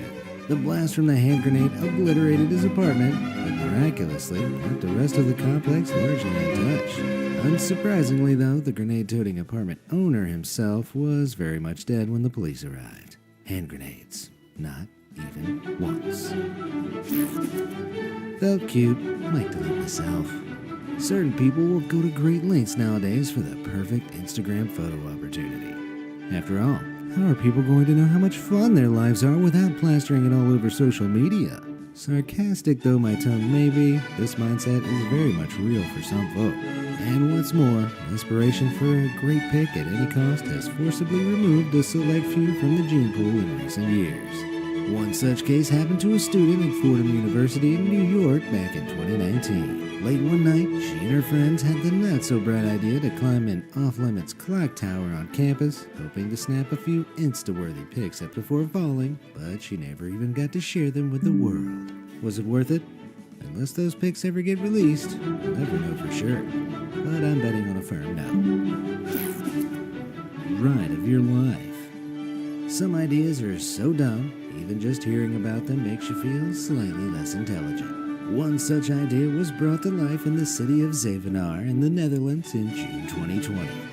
A young man and his friend, perhaps after watching the televised antics of Johnny Knoxville, Bam Margera and Co., decided to tie a shopping cart to a car and go for a ride. Clearly pulling the short straw, one of them clambered into the cart while the other took the much less treacherous role of driver. As the engine roared into life, the cart rider hesitantly stood up in his humble chariot and prepared to feel the wind in his hair. While he was reportedly able to engage in this unconventional style of surfing for a little while, it wasn't long before the cart began to lose stability. Before he knew it, the shopping cart tamer was buckarooed right off, traveling at a significant speed, and landed in a crumpled heap on the tarmac, dying instantly. I could never condone partaking in a joyride of this kind, but if you're dumb enough to insist, at least wear a helmet and protective gear, because as this guy learned in the split second before his annihilation, high speeds, tarmac, and human faces are not a pleasant mix. Is this thing loaded? In June 2020, an incident of such outrageous stupidity occurred, it would seem more at place in a wacky cartoon than in real life. At a birthday celebration in the town of Shahpur in the Indian state of Maharashtra, a 28-year-old man decided to take a look through the party host's belongings. Finding what was quite obviously a very real revolver and mistaking it for a toy, he jokingly pointed it at himself. Sensing no danger whatsoever and committed to the gag, he pulled the trigger. As a gunshot cut through the fun atmosphere of the party, guests poured in from other rooms and saw the aftermath. It wasn't pretty. The guests were left shocked and disturbed by the incident and were forced to confront 3 very important lessons. Firstly, if you own guns, don't leave them lying around loaded when you throw a party. Secondly, don't invite people to your party with less than 3 brain cells. And thirdly, even if you suspect a gun to be fake, Never hold it up to yourself and open fire before you double, triple, and quadruple check with the owner. Treat every gun like it's loaded. Otherwise, at the very least, you may ruin a perfectly good party. And nobody likes a party pooper. Rapid exit.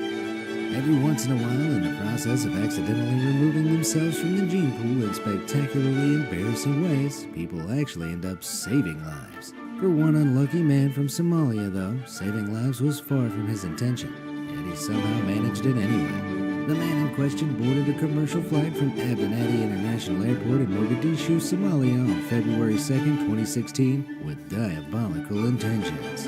His plan, it seemed, had been to smuggle a laptop on board, which was fitted with a bomb and detonated mid-flight, bringing the plane crashing down. He succeeded in getting the bomb past security, and shortly after takeoff prepared for everyone on board's fiery demise. The terrorist detonated his device and it exploded according to plan. But in a shocking and admittedly kind of hilarious turn of events, he blew a hole in the side of the plane right next to him, which sucked him straight out into the open air. While a couple of other people were injured, no passengers died, and the plane turned around and landed safely back at the airport. All the while, the world's unluckiest terrorist was treated to a nice flight of his own, straight down to the ground at terminal velocity. What was left of him was later scraped off the road near Mogadishu, and about as dignified an ending as he deserved. Hammer time. When in doubt, hit it with a hammer. That's the approach one man from the commune of Boltati in Romania seemed to take to life. At least it's the approach he took when investigating a mysterious metal object he found while exploring the fields near his home. As you can hopefully understand, a hammer is far from the perfect investigative tool for such a purpose.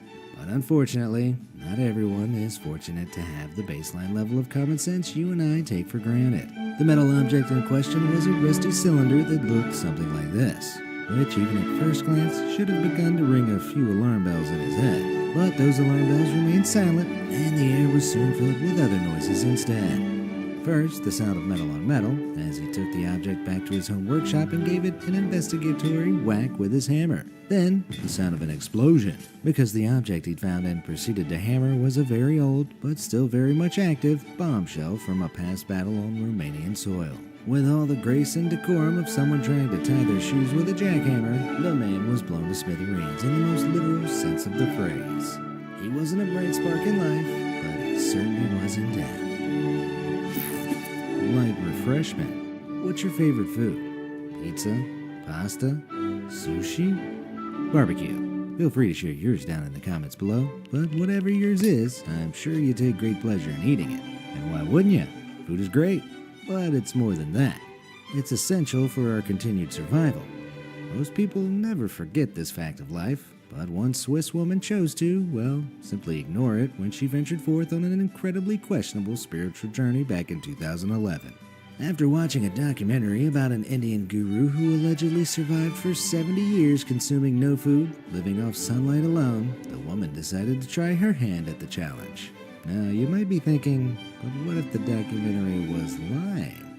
And you'd be right to do so, because that tale was almost certainly little more than a myth, or at the very least, an exaggeration, as the whole idea goes against every shred of evidence biological science presents us with. But what does science matter when you have faith, right? Well, that's the viewpoint this woman adopted, and she decided to stop eating and drinking altogether.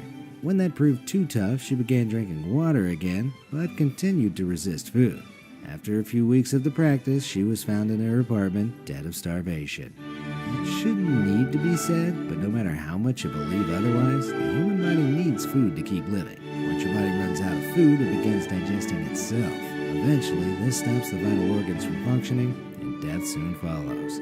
If there's a legitimate way to get around it, the scientific world is yet to see compelling evidence of it. One thing that is certain, though, is that this Swiss woman's death was a failed attempt to make a somewhat pointless statement. But anyway, is anyone else feeling hungry all of a sudden?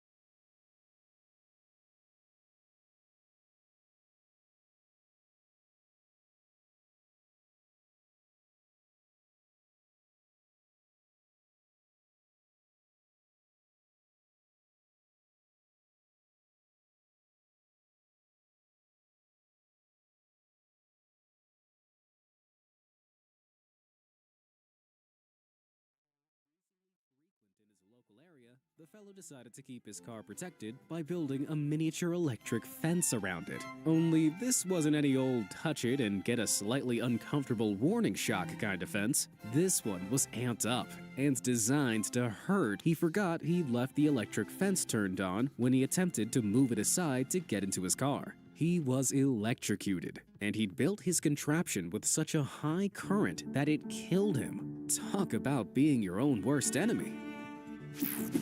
A refreshing swim. How far would you go to save your phone? Would you be crazy enough to dive into an icy, partially frozen river to retrieve it? Well, one man from Detroit did exactly that in February 2020. While fishing through a large hole he'd cut out of the ice, the fellow accidentally dropped his phone into the water. Clearly lacking in any notion of self-preservation, he dove straight into the hole after it. Unfortunately, he failed to realize that sudden submersion in ice-cold water can be pretty bad for the human body. It can send you into shock, can instantly paralyze your muscles if you haven't received training beforehand, and can even cause a heart attack due to intense constriction of your blood vessels. Whether one of these physiological problems took hold or whether he simply became disoriented under the ice remains unclear. Bubbles, do you want some pancakes with that whipped cream? No, thank you. I've got enough. When the emergency responders pulled his lifeless body from the water, we can only assume he must have had a glorious collection of cute animal pics on his phone to make jumping into icy dew seem worth it. Lesson not learned. As the COVID-19 pandemic came into full swing in 2020, it brought a lot of Darwin Award contenders out of the woodwork. One example occurred at a Serbian Orthodox church in November 2020, following the death of a high-ranking bishop. The bishop's death had been caused by coronavirus. The church showed no the types of conditions that led to such an infection. The funeral was essentially a checklist of everything you should do if you want to avoid the disease. There was large crowds in an enclosed space, countless people being fed Holy Communion from the same unwashed spoon, and of course, countless people kissing the hand of the recently deceased. Most people died of coronavirus. On top of that, there were only a handful of people wearing masks. In a twist you probably saw coming, almost immediately after the funeral, the church patriarch who organized and led the event also became seriously ill with COVID-19. He too died, having willingly failed to respect the advice of scientists on one of the most serious health disasters of the past 100 years. I just hope his funeral was a little more restrained. Clothesline. There are many dangers facing motorcyclists on the road, but one of the greatest of all is a rider's own recklessness. This was proven one morning in 2008 when one motorcyclist took the ride of a lifetime near Manasota Key in Florida. Witnesses reported seeing the risky rider in sweatpants and sneakers speeding towards the Manasota Key drawbridge, which was in the process of being closed out. The flashing red lights warning drivers to stay away from the bridge, and instead attempted to accelerate, hoping to jump the ever-growing gap. Newsflash, he didn't make it. He'd failed to spot the safety gate arms, which had already descended. He crashed head first straight into one of the gates and was instantly swept from his bike and onto the asphalt, while the bike itself continued up the ramp across the gap to the other side. While the rider failed to survive the ordeal, at least one of them made it across. Proving a point. On May 19, 1885, a man named Robert Emmett Odlum set out to be the first man to jump into New York City's East River from the Brooklyn Bridge. His reasons for this strange aspiration were surprisingly well-meaning for the most part. First and foremost, he sought to prove that, against the commonly held beliefs of the time, people did not die by simply falling through the air. He hoped this demonstration would encourage people to be willing to jump from burning buildings into a safety net in the incident of a fire, as people were too distrusting of this idea at the time. He also hoped to achieve some fame in proving it was safe. But, unfortunately, any hopes he'd had of reassuring people about the safety of leaping from great heights were soon dashed when it came time to jump. As Odlum leapt from the bridge's roadway 130 feet up, he attempted to stay straight in the air, but a strong wind blew him into a diagonal angle of descent. This meant when he eventually struck the water, the angle of impact caused some serious damage. Slapping the water at approximately 62 miles per hour, it exerted enough force to rupture his spleen, liver, and kidneys, and break several of his ribs. The official cause of death, however, was declared to be concussion. On the bright side, people now know that rapidly falling doesn't kill you as much as the landing. In the words of British TV legend Jeremy Clarkson, speed has never killed anyone. Suddenly becoming stationary, that's what gets you. Hazard prevention. Sometimes you really have to wonder about people's sense of logic. Case in point, two guys who suddenly landed on a sense of hazard awareness after doing something incredibly dangerous and stupid back in 2002. In a farm field in Pennsylvania, two friends were practicing their marksmanship by shooting, not at bottles or cans, but the electrical insulators holding power lines aloft overhead. After shooting 6 of the insulators off of 2 utility poles, a live, high-voltage wire fell to the ground, risking setting the entire surrounding field ablaze. Suddenly seized by an uncharacteristic sense of health and safety, one of the men rushed over to the wire and attempted to pick it up to move it to prevent danger. The instant he seized it in his hand, the powerful current passed through him and he was fatally electrocuted. The lesson? If you're going to suddenly grow a conscience, maybe try doing it before you do something lethally stupid. Safety first. The saying, practice what you preach, has never been more ironically fitting than in the case of one man who met his untimely demise in Australia in 2017. While filming a forklift safety video, the owner of a safety training school was thrown from the forklift he was driving and fatally crushed by his payload. An investigation revealed that, despite what the intentions of the video had been, the man had broken several crucial rules to forklift safety. He was driving over rough, uneven terrain at high speed, all while not wearing a seatbelt. Alongside an unhealthy sprinkling of driver error, it proved that sometimes you really should listen to your own advice. Don't go chasing waterfalls. As most rational people can easily conclude, safety advice displayed at dangerous locations tend to be there for a reason. Not so bright people, however, often seem to have problems grasping this idea. This was proven by one woman on a pleasure trip to a natural waterfall at a tourist hotspot in Cauca, Colombia in January 2020. While searching for the perfect selfie angle, the woman ignored safety warnings about wandering too close to the edge of the waterfall. Paying more attention to her phone than where she was headed, she ended up plummeting over the waterfall's edge, straight down into the boulder and rock-filled pool below. The hard landing caused enough damage to her skull to set her expiry date to right there, right then. How many misguided lives will be lost before people finally learn selfies are never worth dying over? Vending fatality. At some point, you may have heard you shouldn't shake a vending machine because it might fall on you. But nobody ever believes that's ever actually happened, right? Well, as it turns out, it actually did happen back in 1984 in Safety Harbor, Florida. As a newspaper article from the time recounts, a man had been attempting to get a can of soda from the vending machine in his apartment complex's recreation center. Whether he paid his cash and the machine failed to dispense his goods, or whether he just decided to shake it to try and get a free drink, remains unclear to this day. All that's known for sure is that an hour later, the thirsty fellow was found utterly crushed with the vending machine on top of him. Yeesh. Going by this tale, if you want to stay safe, Safety Harbor is not the place to go, especially if you're thirsty. Troublesome transport. In 2020, a poorly chosen seating arrangement on a bus resulted in the unexpected demise of several people in Manatu, India. While being transported to a wedding venue on a very overcrowded bus, several of the guests climbed up onto the rooftop for the ride.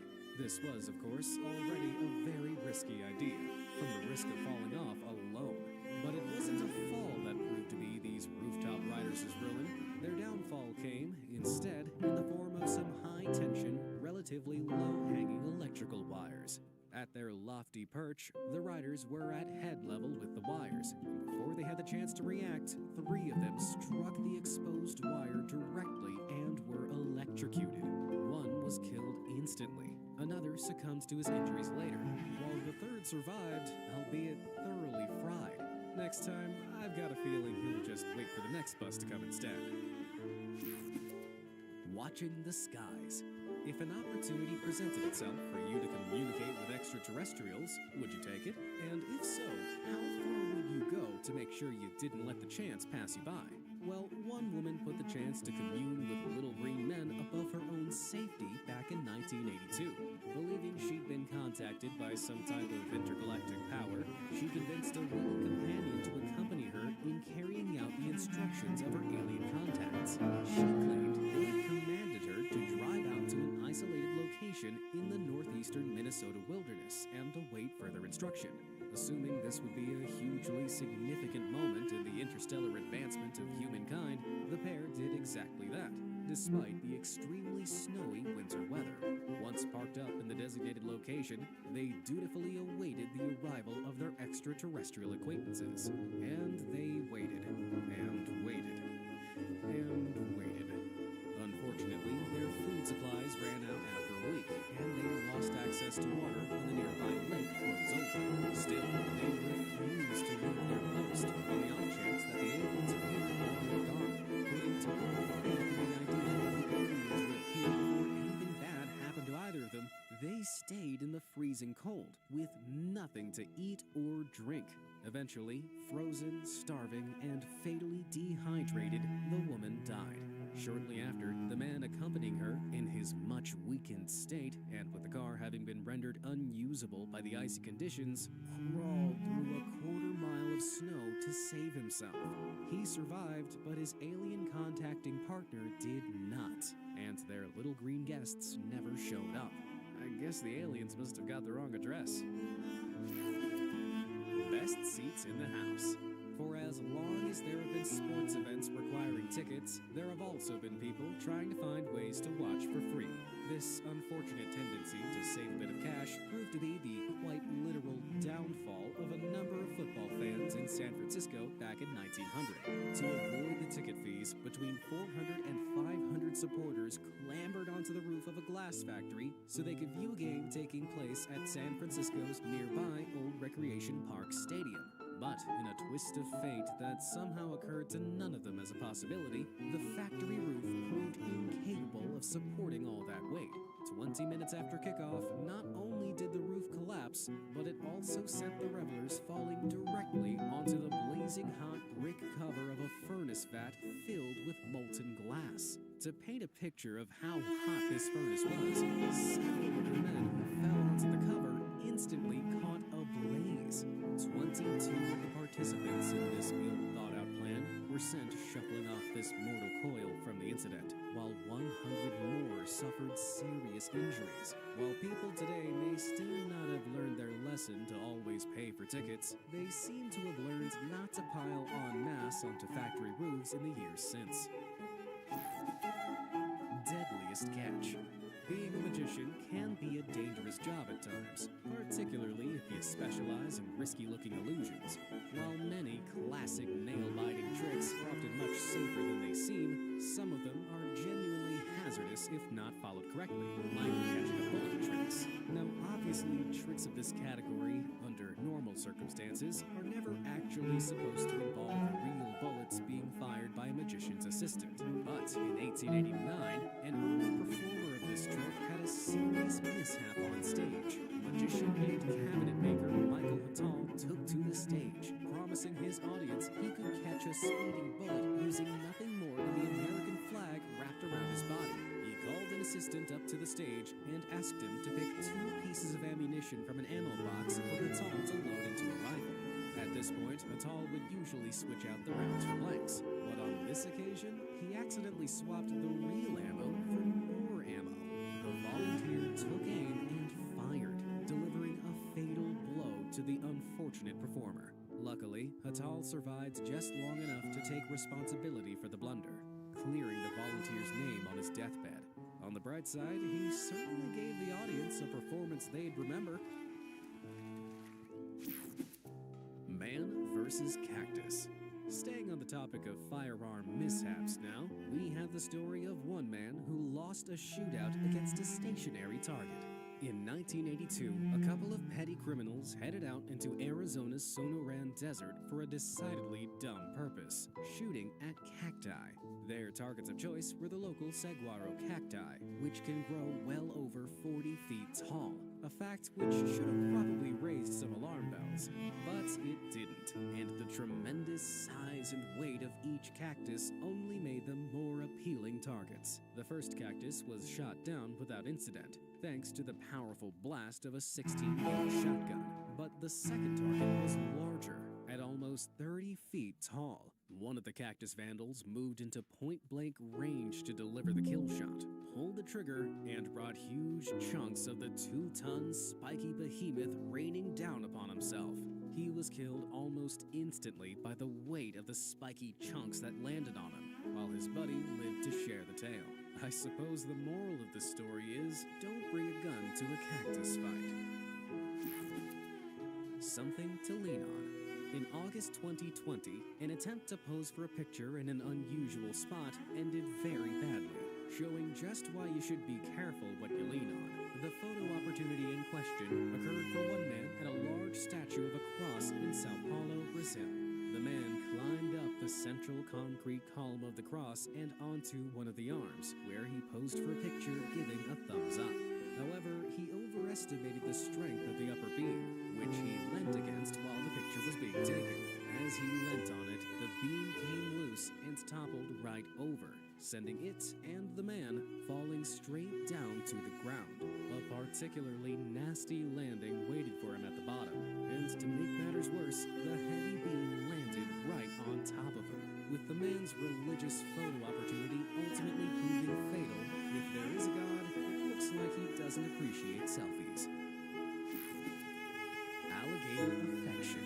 Sometimes the universe seems to have a funny tendency of punishing people who put too much faith in their own good luck, particularly those who willingly put themselves in unbelievably dangerous situations, like one woman who put too much faith in her ability to not get eaten by hungry wild animals in Kiowa Island, South Carolina in May 2020. While in a drunken state, the woman decided to get waist deep in a local pond, which she knew was home to an alligator. This was despite the friend who watched from horror at the shore warning her the gator had been observed chowing down on a live deer a few days earlier. Instead of taking that as a sign of the gator's killing power, the woman instead retorted, "I don't look like a deer," and waded over to pet the reptile. The gator, of course, wasn't too keen on this idea, and grabbed her with its powerful jaws. Miraculously, the woman managed to break free and began wading back to the shore, telling her friend, "I guess I won't do that again." And she was technically right, because she wouldn't have the chance. Why? Because the gator grabbed her again while she was retreating and dragged her below the water to her demise. Unfortunately, one very important realization came all too late to this woman. You don't mess with alligators. A dangerous mix. In the world of lethal combinations, there are few dangerous pairings more obvious than water and electricity. But some people totally fail to grasp that fact. Like one man in New York who grew impatient after a storm damaged some power lines along his street, leaving him without electricity. Somehow, he landed on the idea that he'd be able to fix the problem easily if he could just remove the downed wires and replace them himself. Assuming he knew better than the emergency workers guarding the downed wires Bubbles, to keep the public safe, the man Bubbles, do you want some pancake? attempted to gain access to them. But after being shooed away several times, he decided to wait until the cover of darkness, at which point he returned to the site. With plastic bags on his feet for what he must have assumed was total protection from any electric threats, he began his idea of a fix. Attempting to fast-track the repairs, he tried to cut off part of the downed wire with an industrial power saw, while absent-mindedly standing on the wet, puddle-covered floor left by the storm. As his saw reached the metal core of the wire, which he'd failed You want to some realize pancakes with that was whipped still cream? alive, his body and the wet puddle his feet were You in want some pancakes provided with a that whipped cream? perfect circuit to the ground. he was electrocuted with the full force of 4,800 volts. Needless to say, Pancakes with that whipped cream? No, thank you. I've got an... Tell me at stories@beamazed.com for the chance of a shout out in a future video. Thanks for watching.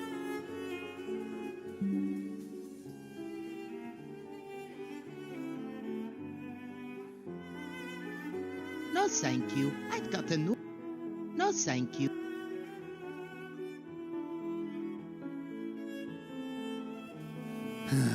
People are dumb. So dumb.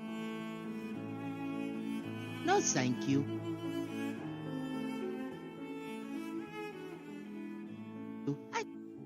No, thank you.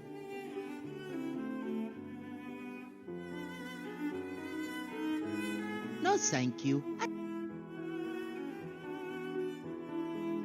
I've got a no.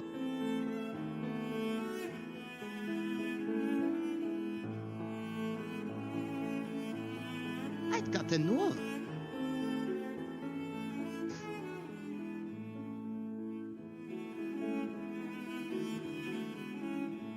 Rise and shine, Daredevil. Time for breakfast. Huh? Breakfast? Provided by who? Of course. Did you or Mr. Guffey use any laxatives or anything in here? Laxatives for breakfast? Not on your first date, bucko. Bubbles, do you want some pancakes with that whipped cream? No, thank you. I've got enough.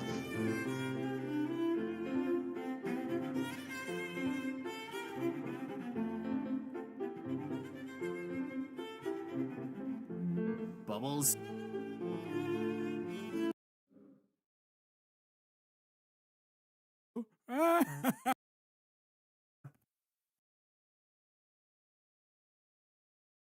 Rise and shine, Daredevil.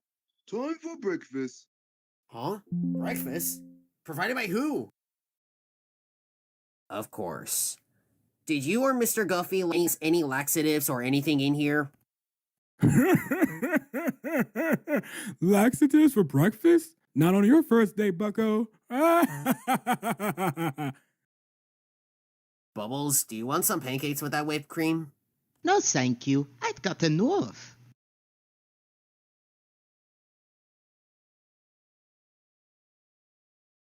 Rise and shine, Daredevil. Time for breakfast. Huh? Breakfast? Provided by who? Of course. Did you or Mr. Guffey use any laxatives or anything in here? Laxatives for breakfast? Not on your first date, bucko. Bubbles, do you want some pancakes with that whipped cream? No, thank you. I've got enough.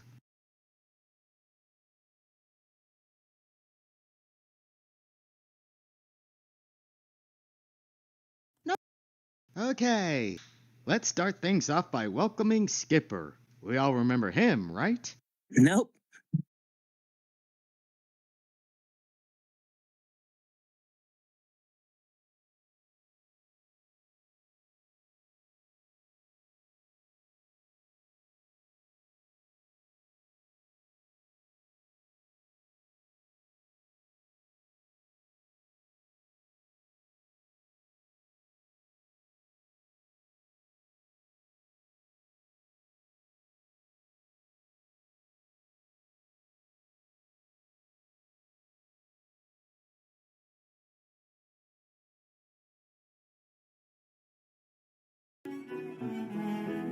We have next.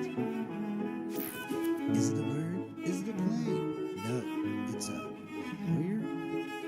There are smart people, there are intelligent people, and then there are lawyers. Studying for a law degree and passing the bar exam are two of the hardest academic achievements anyone can accomplish. So you kind of assume they're the brightest of the bunch. But not always. Back in 1984, a young lawyer was attending an early 4th of July party at his office in Chicago. Apparently, he got into a heated debate with one of his colleagues about the Olympics, and to settle their dispute, they agreed to have a race down a corridor of their building. Seems like a fun, safe solution, right? Well, I should mention that our young lawyer needed glasses to see long distances because he had taken them off before the race so they didn't fall off his face. Oh, and also that his office was in a glass-paned high-rise building and the pair were racing around the 39th floor. You see where this is heading, yeah? Well, our lawyer definitely didn't. As he was running headlong down the corridor, the young lawyer lost his perspective and went crashing through one of the plate glass window panes. While he may have lost the race, he did make the 400-foot journey from the 39th floor to the ground floor in just 6 seconds. That's gotta be a new record, right? Dodging debts. Nobody likes getting to the end of the night in their local bar and realizing they have to pay their tab. Ordering drinks for everybody seemed like such a good idea 4 hours ago. While most people just swallow their pride and pay up, back in 2001 it was reported that 2 gentlemen at a bar in Cairo decided not to do this. Instead, they skipped out on their $180 whiskey tab and tried to escape by diving into the River Nile nearby. Seems like a smart getaway. However, through most of Cairo, the Nile is around 1,000 feet wide, roughly the length of 13 tennis courts laid end to end. Now, I don't know about you, but I'd struggle to swim that distance sober, never mind having drunk $180 worth of whiskey. While one of the drunken duo just about managed to scramble his way to the far shore, where the police were waiting for him, the second misjudged his ability to swim that far and never made it to shore. That's one way to get out of paying your tab, I guess. High on life. Now, in the U.S., you don't need a license to drive a ride-on lawnmower, providing you're not taking it down a public road. You know what you do need a license to operate, though? A plane. I mean, seeing how complicated flying can be, you can all see why, right? While this clearly wasn't something that occurred to a father and son gardening duo, who back in 2000 had been hired to trim the fields over at New Mexico's Tucumcari Municipal Airport. But instead of riding their lawnmowers, the duo came up with the bright idea to take one of the aircraft for a joyride. So, while left unsupervised, they sneakily stole a small 2-person Irkut plane, filled up the tanks, and then took off from the runway. They made it 150 feet into their ascent when suddenly the plane started to wobble. Now, most pilots would know what to do in this situation. Unfortunately, neither the father nor son was a pilot. Neither did they have any type of pilot training or, to anyone's knowledge, any experience of flying a plane whatsoever. As such, the plane nosedived into the ground and burst into flames, taking both idiots with it. Were they really dumb enough to think it'd just be like driving a mower, but in the air? Well, whatever they thought, this joyride ended in flames. A real firecracker. Here's a question for you. If you wanted some firecrackers, you know, the little explosives that make a real loud banging noise, how would you go about acquiring some? You just buy some, right? Like a normal person? Well, according to an unconfirmed report from 2002, one man over in Croatia thought the idea of paying for firecrackers was far too safe, and decided to make his own for some New Year's celebrations. How? By using whatever he had to hand, which turned out to be a chainsaw and a hand grenade. I don't think I have to explain that sawing into an explosive device is a really bad idea, one that cost the idiot his life. But it won him a Darwin Award, so at least he still had something to celebrate. Gone fishing. Have you ever heard of blast fishing? Like the name suggests, it's where people use explosives to stun or kill entire schools of fish out in open water for easy pickings. It's a very dangerous and largely illegal practice. But it'd take more than that to stop a couple of Illinois idiots from indulging in a little illegal Sunday afternoon blast fishing back in 1998. The two friends hopped in a 14-foot aluminum boat and sailed out onto the waters of Fox Lake. Once they were far enough out, they lit up a quarter stick of dynamite, threw it into the water, and waited for the fish to float up to them. What they hadn't realized was that they'd thrown the dynamite downwind of the boat, so a few seconds later their boat was blown right over the dynamite. The explosion ripped a huge hole in their boat, sinking it about 100 yards from shore. Now, it's unclear whether one of them was knocked unconscious by the blast or more likely couldn't swim, but either way, he never made it back to shore. At least now he knows how those poor fish felt. Only stupider. Skarma. There are a few things you need to go skiing. Protective wear, the right equipment, and good visibility. And as you probably guessed, the next guy who earned himself a Darwin Award had none of these. Back in 2002, a 22-year-old idiot and a few of his friends decided to hike up Mammoth Mountain in Nevada at 3 a.m. for a little out-of-hours skiing session. Being a spur-of-the-moment decision, our spontaneous skier hadn't brought anything to ski down on. So he decided to improvise by ripping some of the safety padding off of one of the ski lift towers, which usually protects skiers that accidentally hit the big metal poles on their way down the slope. Padding in hand, he made the huge hike to the top, hopped on, and sled down. He was having the time of his life, right up until he came to a dead stop. Literally. It turned out our stupid sledder in the pitch black had slammed straight into the lift tower he'd removed the pad from. Gee, if only there'd been, I don't know, some sort of protective padding there so that this exact thing didn't happen. Honestly, I despair. I really do. Check what you're taking. Now, I've never stolen as much as a stick of gum in my entire life, but even I know that if you're going to steal, you're stealing first. Otherwise, you'll end up like the 5 idiots from the Czech Republic who joined the Darwin Awards back in 2008.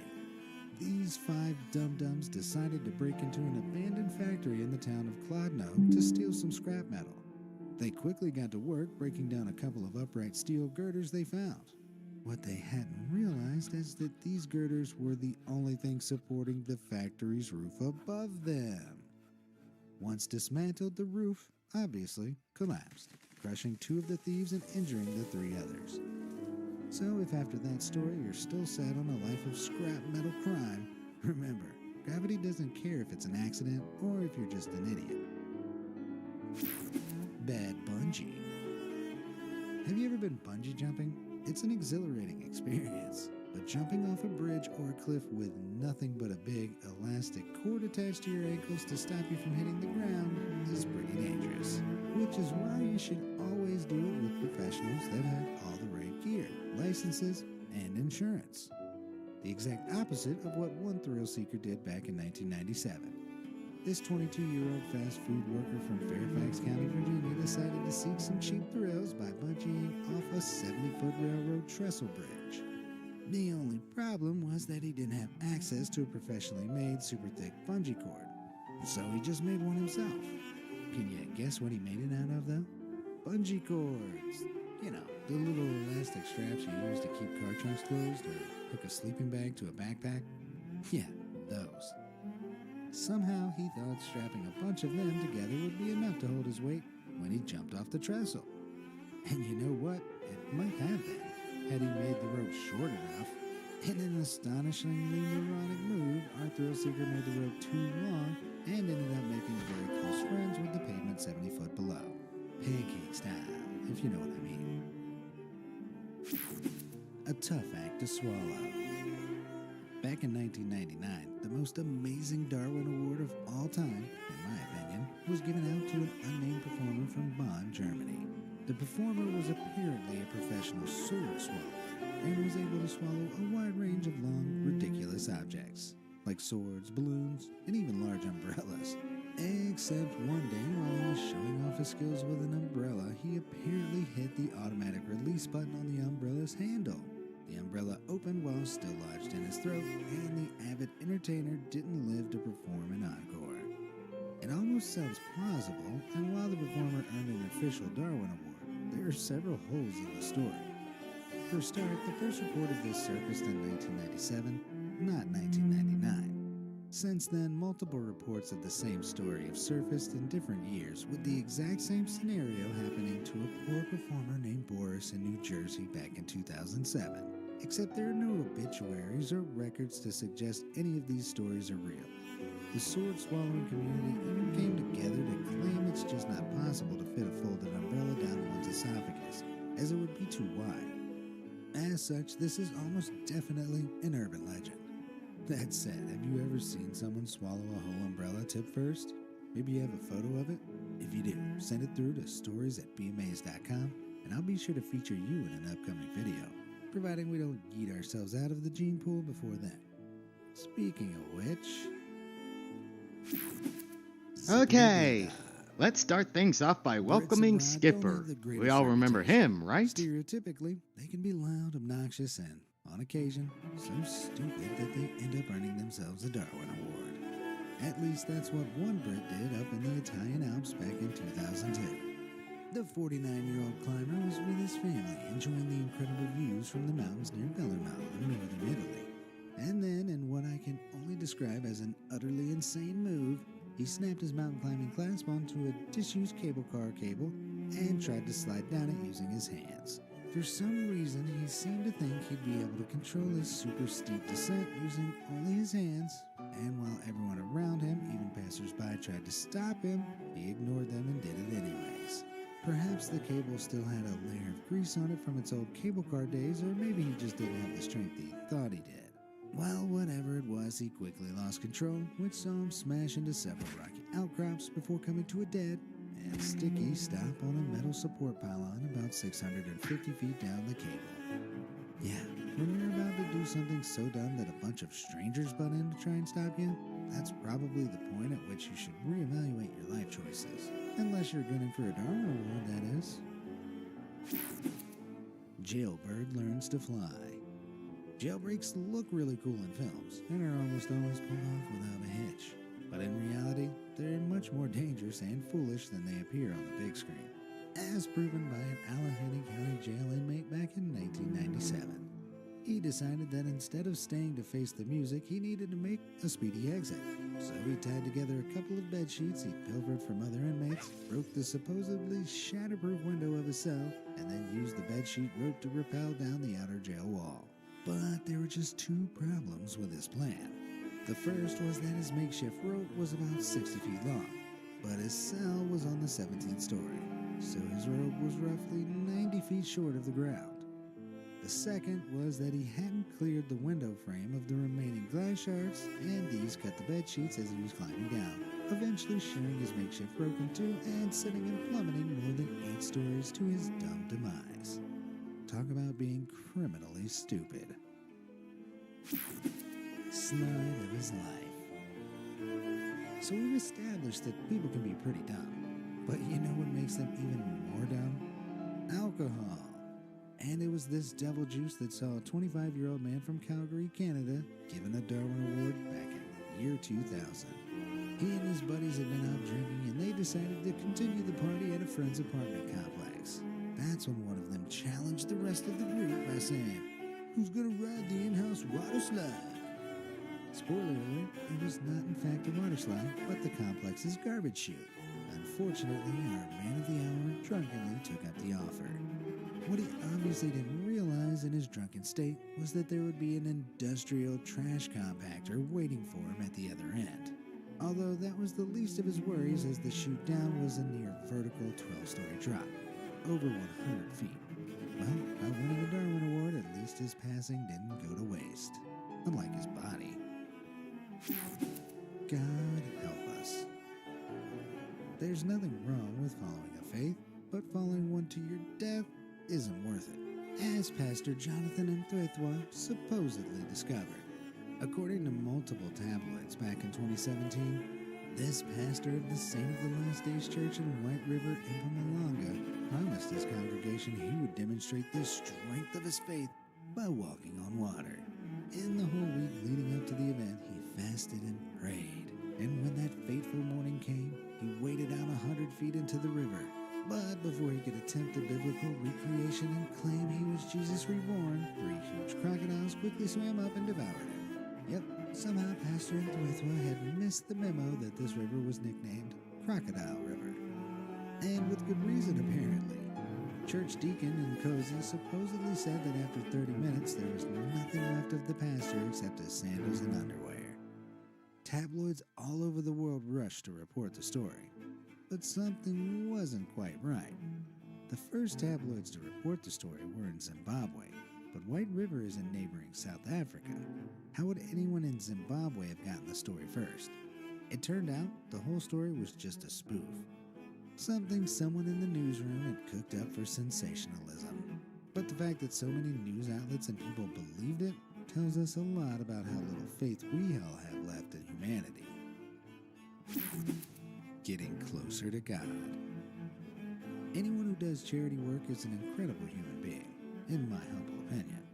But while done with the best intentions, some feats done in the name of fundraising can be straight up stupid. Case in point, we'll rewind to 2008 and head over to Paranagua, Brazil. This is where a Catholic priest was busy filling up 1,000 helium balloons. Why? He was planning to break the 19-hour balloon cluster flight record to raise money for a spiritual rest area for truck drivers in Paranagua. He'd made an attempt earlier that year using 600 balloons, but had only managed to stay airborne for 4 hours, and had drifted 16 miles to San Antonio, Argentina. Convinced he just needed more balloons, the persistent priest, who was an experienced skydiver, hacked a flotation device, 5 days of food and water, a thermal flight suit, a parachute, a helmet, several cell phones, and a GPS device. Seems like he thought of everything. Only thing was he didn't actually know how to use the GPS device. Not only that, when he was released, the weather was really overcast, so people on the ground lost sight of him very quickly. He was planning on landing in Dorados. Okay, let's start things off by welcoming Skipper. But the thing with balloons is that they follow the wind. So without any way of steering himself, when a rogue gust of wind blew the flying father off course, he was carried out to sea. Later that evening, perhaps realizing he couldn't work his GPS, he rang the military police, who confirmed he was actually about 16 miles out from the islands of Tamborete. And after that, they never heard from him again. Clusters of balloons were found in the ocean the next day, and 3 months later, the bottom half of the floating father was discovered 62 miles out from Makaya. So what happened? Had he risen too fast too quickly and run out of oxygen when he got too high? Had the balloons failed and sent him crashing into the ocean? Had he been caught in a storm? It seems he didn't realize he was that far out over the ocean until it was too late, and then crash landed. He might have survived for a short time out in the water, but with his cell phones and GPS waterlogged, not even he could have survived 3 months out in the open sea. Well, at least in his final days, this priest literally got a little closer to God. Which of these awardees do you think was the real winner? And if you haven't already, be sure to check out the other 11 parts of this series. Believe it or not, this is still just the tip of the idiot iceberg. If you want a part 13, let me know in the comments down below. And as always, thanks for watching.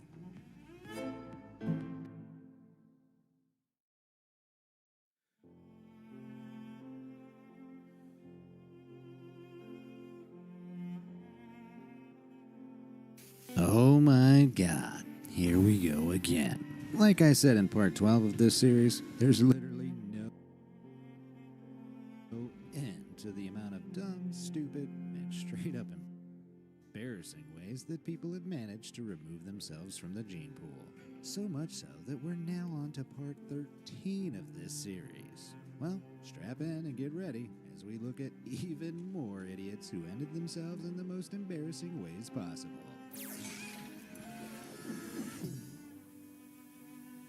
Juicy Jenga.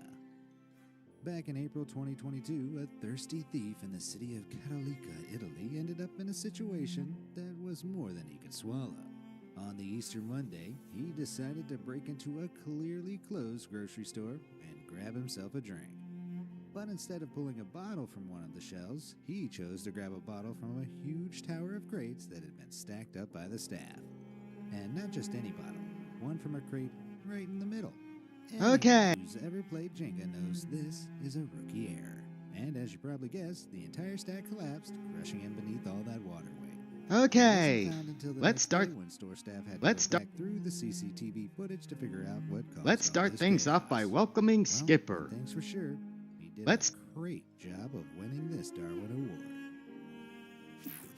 Award. Okay, let's start things off by welcoming Skipper. No matter how many times I've tried, I always end up with more balls on the floor than there are in the air. Now, I've seen juggling masters that can yeet swords, fire sticks, even chainsaws up into the air with confidence. Worst comes to worst, they can only really risk Rise hurting and shine, themselves. Daredevil. Me, I'll use Time like for beanbags, breakfast. balls, maybe even Huh? eggs if I'm feeling extra Breakfast? spicy. Provided by You know who? what smart people and even experts won't Of touch? course. Grenades. Did you or Mr. Guffey use any laxatives or anything in here? Ever heard? Laxatives for breakfast? Not on your first date, bucko. Croatia, where a bunch of college Bubbles, students do you were want some having a pancakes with that whipped party. cream? One of No, them decided thank to you. try I've and got impress his enough. friends by juggling a Okay, few items. let's start things off by welcoming Skipper. A hand grenade. I'm honestly struggling to follow the logic here, but having pulled the pin, he proceeded to juggle with the live explosive. Now, grenades work via a chemical reaction, giving the thrower a few precious Rise and seconds to shine, get out of range Daredevil. before it explodes. Time for This guy, breakfast. for whatever Huh? reason, didn't Breakfast? think this applied Provided to by him, who? and the grenade exploded as he was juggling. Of course. The blast Did you or Mr. Guffey use any laxatives or anything in here? was removed from the Laxatives for breakfast? Not on your first date, bucko. Bubbles, do you want some pancakes with that whipped cream? No, thank you. I've got enough. Okay, let's start things off by welcoming Skipper. Who have we got next? Car wash Cretan. Chances are you've been through an automated car wash before, right?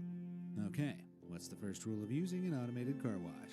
No, it isn't record a TikTok. It's don't get out of the car. No, seriously, machinery in some of these places is incredibly powerful and can cause serious injuries or worse. Back in April 2022 in San Diego, a man drove into an automated car wash and then, without starting up the cycle, tried to get out of his vehicle while his car was still in gear. Apparently dragged by the vehicle, he ended up fatally pinned in between the left side of his car and the car wash machinery. But here's the thing, no one can explain why he decided to get out of the car. Was there a bee in there with him? Did he think the automated part of the wash meant he didn't need to be in his vehicle? Whatever it was, his car came out the other side of the washer much messier than before. Pretty fly for a dead guy. Back in November 2021, a student pilot from Houston, Texas was allowed by his instructor to fly solo in a Cessna 172 light aircraft for the first time ever. Absolutely exhilarated by the experience, he went out and bought himself a brand new plane, a Piper PA-28140, despite not having a full license yet. His instructor clearly told him that he still needed more tutorage before he'd be able to fly solo regularly, and even more so before he could fly his new plane. However, our student wasn't one for rules. It turns out there are quite a few things student pilots can't do. These include fly with a passenger in the aircraft, fly at night without endorsement from the instructor, fly when it's foggy with limited visibility, and fly a different model of aircraft than what's on their license and less specifically endorsed by their instructor. Can you guess how many of these rules the student broke? If you guessed all of them, go get yourself a cookie. Yep, one very foggy evening, he decided to take a friend of his up in his brand new aircraft without telling his instructor. Roughly 4 minutes after taking off, unable to see properly, the plane clipped some nearby treetops, crashing moments later. Neither the student nor passenger survived. Guess he wasn't as flying as he thought he was. All aboard the pain train. I love a good mystery, don't you? Well, back on the 15th of December 2009, that's exactly what the staff of Germany's U2 subway were faced with. A subway driver was trundling along in his train car when suddenly he spotted the body of a man laying over the tracks. After getting over the shock, confusion set in. How had he gotten here? With the regularity of the trains, there was no way he could have hopped off a platform, run down the tracks, and made it as far as he did. Had he jumped off the back of a moving subway car? And if he had, then why? It didn't make any sense. Because there was no surveillance footage at the location, the police were stumped. But then they discovered that one of the cars on the subway train that had passed over the tracks before the driver discovered the body had a single smashed window. And suddenly it all made sense. This idiot had been alone in the subway car and decided, in all his brilliance, to swing from the handrail and smash one of the windows with his feet. After a couple of attempts, he succeeded, and then was promptly pulled out of the moving train thanks to the suction created by the train moving at speed through the tunnel. Nice. Real smart movie. Well, if ever you needed a really good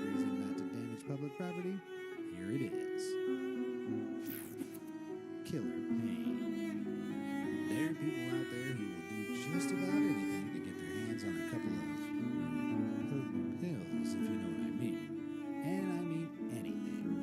Case in point, back in 2009, a Minnesota man figured that he could get his hands on some narcotic pain medication for free if he staged an accident and went to the hospital. Safe to say this guy wasn't the brightest bulb in the box. Nevertheless, he figured if he jumped out of a moving car, the injuries he sustained would ensure the doctors would have to give him the pain meds he craved. So our mastermind revved up his car, started driving, and then jumped out of the moving vehicle. There was just one hitch in his plan. It's hard to ask for pain meds when you're dead. Yep, the injuries he sustained from this stupid plot were so severe, he perished at the scene. Well, I haven't got any pain meds on me, but I do have the next best thing. Here you go, my guy. You can have this Darwin Award instead. Fireworks. Lunar New Year's in Kuala Lumpur is really something to behold. Fireworks set against the glittering lights of the city make for a magical night. The thing is, most types of fireworks are actually banned in Malaysia because of the flammable substances they contain. This means most fireworks displays are done illegally, and a lot of the locals don't know how they work, or how to use the industrial scale ones they can illicitly get their hands on. It was for exactly this reason that our next Darwin Award winner joined our ever-growing list. On 2005's Lunar New Year, a man was watching people set off industrial scale fireworks that shot more than 150 feet into the air outside a club in suburban Kuala Lumpur. Curious, the man decided to get a better look at these powerful fireworks and got face first over one of the launching tubes they were shooting out of. He was peering down the tube when one came screeching out into his face, sending him flying 30 feet backwards and giving him a few fatal head injuries. Now that's what you call a celebratory send-off. Need a lift? There's nothing wrong with going above and beyond for your job, but sometimes you have to watch just how far you go, as one janitor back in 1999 discovered. He was cleaning his building's elevator one day when he noticed something dripping from the ceiling. So eager to do a good job, he rode the second elevator up the shaft, climbed out a hidden service door, and stepped onto the roof of the first elevator. He began mopping up the puddle when all of a sudden, the elevator jolted.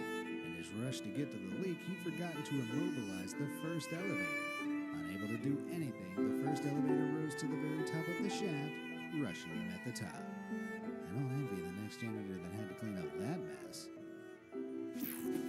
Saw that coming. Copper theft is a huge problem all over the world. Because of its ability to conduct electricity, it's become an incredibly sought-after building material, especially in the last few years. From January 2020 to May 2021, copper prices in the UK soared by an average of 74%, increasing from around £6,100 to about £10,750 per ton. This hasn't gone unnoticed by thieves, who have taken to stripping construction sites, buildings, even railways of the valuable material however they can. But not all these thieves work with Mission Impossible levels of precision during their raids, as one Scottish man proved back in 2001. The electric trains running across Glasgow collect power from an overhead cable. Any excess electricity is transmitted through a solid copper cable lining the rails, which is then routed to a distribution box. Our man, who appeared to have a good knowledge of these electrical systems, planned to saw this cable up in the time between the trains passing when no electricity was traveling through it. Pretty well thought out, and he might have gotten away with it as well were it not for one small, tiny, insignificant issue. The timetable he'd based his brilliant plan on was out of date. As he was sawing, the train began approaching 10 minutes before he'd expected it to. Thousands of volts of electricity suddenly jolted through his body, charring him to a crisp. Let's hope would-be thieves out there take this as a sign.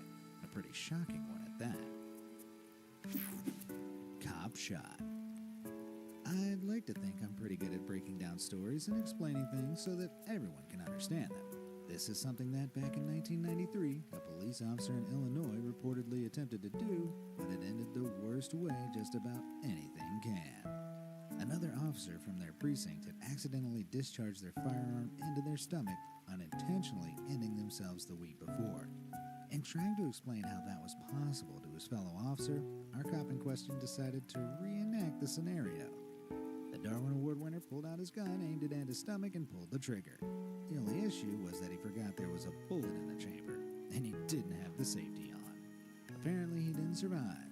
Hopefully, no one in the precinct thought to reenact this reenactment.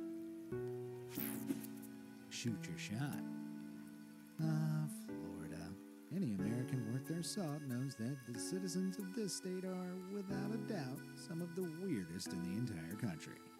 From organizing mass Facebook events to shoot down hurricanes, to painting political messages on crabs, their bizarreness knows no bounds. Seriously, if it's a dumb idea, someone in Florida has probably tried it. Which is what brings us to our next entrant. Back in April 2022, 3 bored teenagers decided to cook up some fun by using some body armor and, in true American style, a handgun. It's not clear where they got the gun, but the teenagers took turns wearing the body armor and shooting each other, recording the whole thing and uploading it to Snapchat. I think we can all see where this is going. Yep, one of them donned the armor and laid himself out like a human target, but the other teen's aim was ever so slightly off, hitting him fatally in a part of his chest that wasn't covered by the vest. Panicked, the 2 remaining teenagers called an ambulance and reported the shooting. But then, in an even dumber move, they tried to delete the videos from their Snapchat and lied about what had happened. It didn't take long for an IT specialist to find the video, which made the entire situation look even worse than it already was. Hey kids, top tip here. If you're bored, go play a video game. Don't shoot your friends for Snapchat clout and then dig your own grave by lying about it.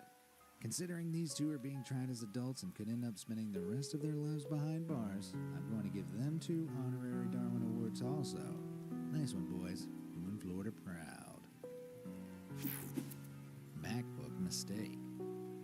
While I dragged those previous trigger-happy morons over the coals for their dumb gun safety behavior, their stupidity is nothing compared to another bullet-related Darwin Award. Back in March 2022, a Russian soldier in an active Ukrainian war zone came across an abandoned MacBook. Now, he wanted the MacBook, but he didn't have anywhere on his person to store it. No problem, he thought. I'll just remove the ballistic breastplate of my body armor and put the MacBook in there. Now, for those who don't know, MacBooks can't stop bullets. You know what can? A specially designed ballistic breastplate. But hey, it wasn't like he was going to get shot in, the active war zone he was in the middle of. Safe to say this stupid soldier didn't make it out of Ukraine alive. When Ukrainian soldiers eventually retrieved his body, they not only found the MacBook, but they also apparently found a stolen iPad as well. From the moronic logic this guy was employing, I wouldn't be surprised if he tried to use the tablet as a helmet. Fire ants. When police arrived at the scene in Rome, New York, back in 2001, they struggled to understand what they were seeing. A woman's body was on fire in the grassy area adjacent to her home, and while there was a lighter and melted gas can discovered nearby, there was no immediate sign of foul play. Despite investigating the incident for months, the police turned up nothing and eventually came to the only logical explanation available. This woman had been smoking a cigarette and, according to her neighbors, indulging in her habit of dousing anthills in her yard with gasoline. While she was holding the gas can, an ember from the cigarette fell into the gasoline stream, which quickly ignited and traveled up the stream, bursting the can and immolating the woman in an instant. Guess that makes it Ants 1, Karen 0. Superhuman stupidity. How strong do you think you are? Are you down at the gym every day pumping iron? Or does your body look like it's been made out of toothpicks? Whatever it is, I think we can all agree there are very few people on Earth that possess the raw strength needed to stop a car in its tracks. With an average car weighing in at a little over 4,000 pounds, you'd need superhuman strength to go toe-to-toe with any metal beast. But that thought didn't come across one man's mind back in 2001. Apparently, having parked his car at the edge of a reservoir in Fresno, California, he got out only to watch as his car slowly rolled forward towards the water's edge. Now, the logical thing here would be to jump into the car and put it in park, right? Well, this guy had another idea. He leapt in front of the car as it rolled forwards, assuming he'd be strong enough to act as some sort of immovable object. But he thought a bit too much of himself, and the car just rolled over him, hitting him beneath the water, and he didn't survive. But his story does serve as a reminder that man cannot win a fight against a moving car, no matter how strong he thinks he is. Jet-fueled idiocy. We've all taken a wrong turn at some point in our lives, but when there are multiple stop signs, warning signals, and traffic lights, quickly turning back is the logical answer. Though it wasn't for a taxi driver in Rio de Janeiro back in the year 2002. Having dropped off a fare at the Santos Dumont Airport, the taxi driver decided to follow the road around, assuming it'd lead away from the airport at some point. But soon he was confronted by sign after sign telling him he was actually approaching the runway. Flashing lights warned him a plane was on the runway and ready to take off, but apparently ignoring this, the taxi drove straight on.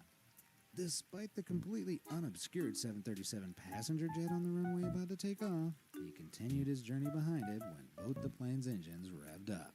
At their peak, each 737 jet engine can produce a huge 50,000 pounds of thrust. And as you probably figured out, a single taxi is no match for all that force. The engines blew the taxi away, flipping it more than 80 feet into the nearby sea. It was a brief journey that the driver didn't survive. I guess the moral of this story is, don't drive right behind a jet plane that's about to take off. Is that not already a given? Falling for you. Usually when you see reams of safety tape blocking off an area, it's a pretty clear sign that you should avoid that area, right? Doesn't matter what's happening inside, it's been blocked off for an important reason. Well, despite this being a pretty universal understanding, back in 2004, there was a man in South Africa who decided to ignore this entirely. Emphasis on the was. He was sitting in a cafe watching a team of lumberjacks across the way with loud chainsaws cutting down some large, heavy-looking trees.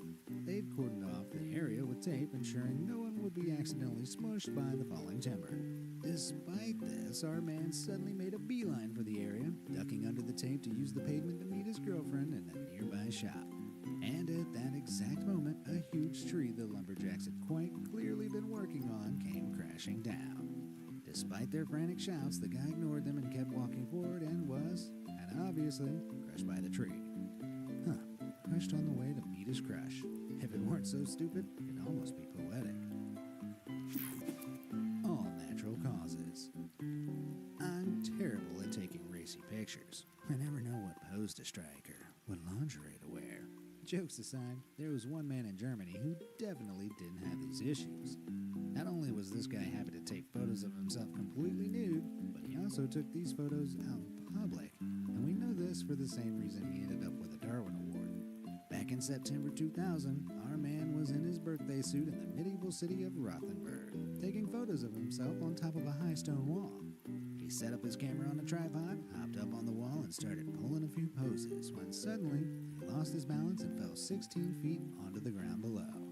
The police apparently had to develop the film of the camera to piece this case together, and I bet they were hoping he'd accidentally left the lens cap on. A buttload of sherry. Alcoholism is a terrible disease, with an estimated 107 million people all over the world suffering from some form of alcohol use disorder. But back in 2004, a man from Texas found a unique way to take his disorder to a whole other level. He had a throat ailment, which meant that swallowing anything acidic was quite a painful process. So he opted to take his liquor, rectally. Yep, this guy would give himself alcohol enemas. An enema is where you inject liquid into the rectum to stimulate the cleaning of the bowel. However, these liquids can also be taken into the body by way of the bloodstream, which is how our man opted to consume his spirits. One night, he was planning to have one hell of a party by buying 2 1.5-liter bottles of sherry and hooking them up for a, butt chug? Now, usually, when we've had enough to drink, we just stop drinking, or we pass out. Well, our guy had definitely had enough and passed out mid-alcohol enema. However, there was still a lot of sherry all up in his junk, which continued to be absorbed into his bloodstream long after he fell unconscious. By the next morning, he'd basically embalmed himself. Now, it's legal to drive if your blood alcohol content is below 0.08%. That's roughly 1 drink. At about 6 to 10 standard drinks in, your blood alcohol level is around 0.20%, and you generally need assistance walking. Vomiting and blacking out is also on the cards. Alcohol poisoning and a loss of consciousness sets in when your blood alcohol content is at around 0.25%, which is like consuming 20 to 30 standard drinks. At 0.40%, your body begins to shut down irreversibly, And our Darwin Award winner's blood alcohol content was a staggering. Wow, this guy must have had bowels of steel. Well, that's about it for this round of Darwin Awards. But don't worry, the list is much longer. If you want a part 14 of this series, be sure to let me know down in the comments. And as always, thanks for watching.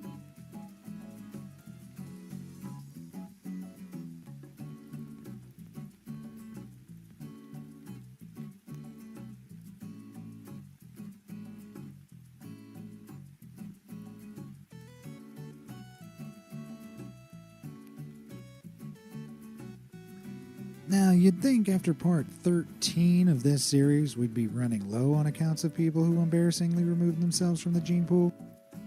And yet, unbelievably, here I am again, with even more stories of idiots that ended themselves in the dumbest ways possible. From attempting to French kiss a rattlesnake, to laughing in the face of gun safety, here's part 14 of our never-ending Darwin Awards.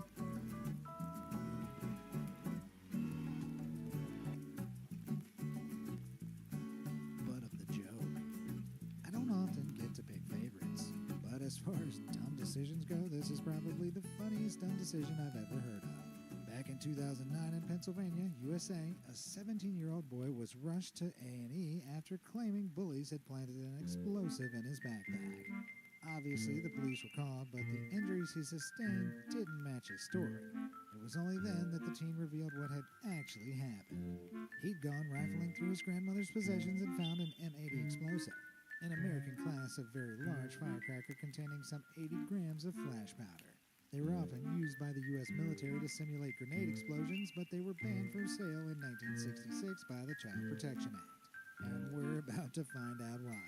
This idiot had taken the firecracker up to his room and, in a stunningly stupid move, began to repeatedly light and extinguish the fuse.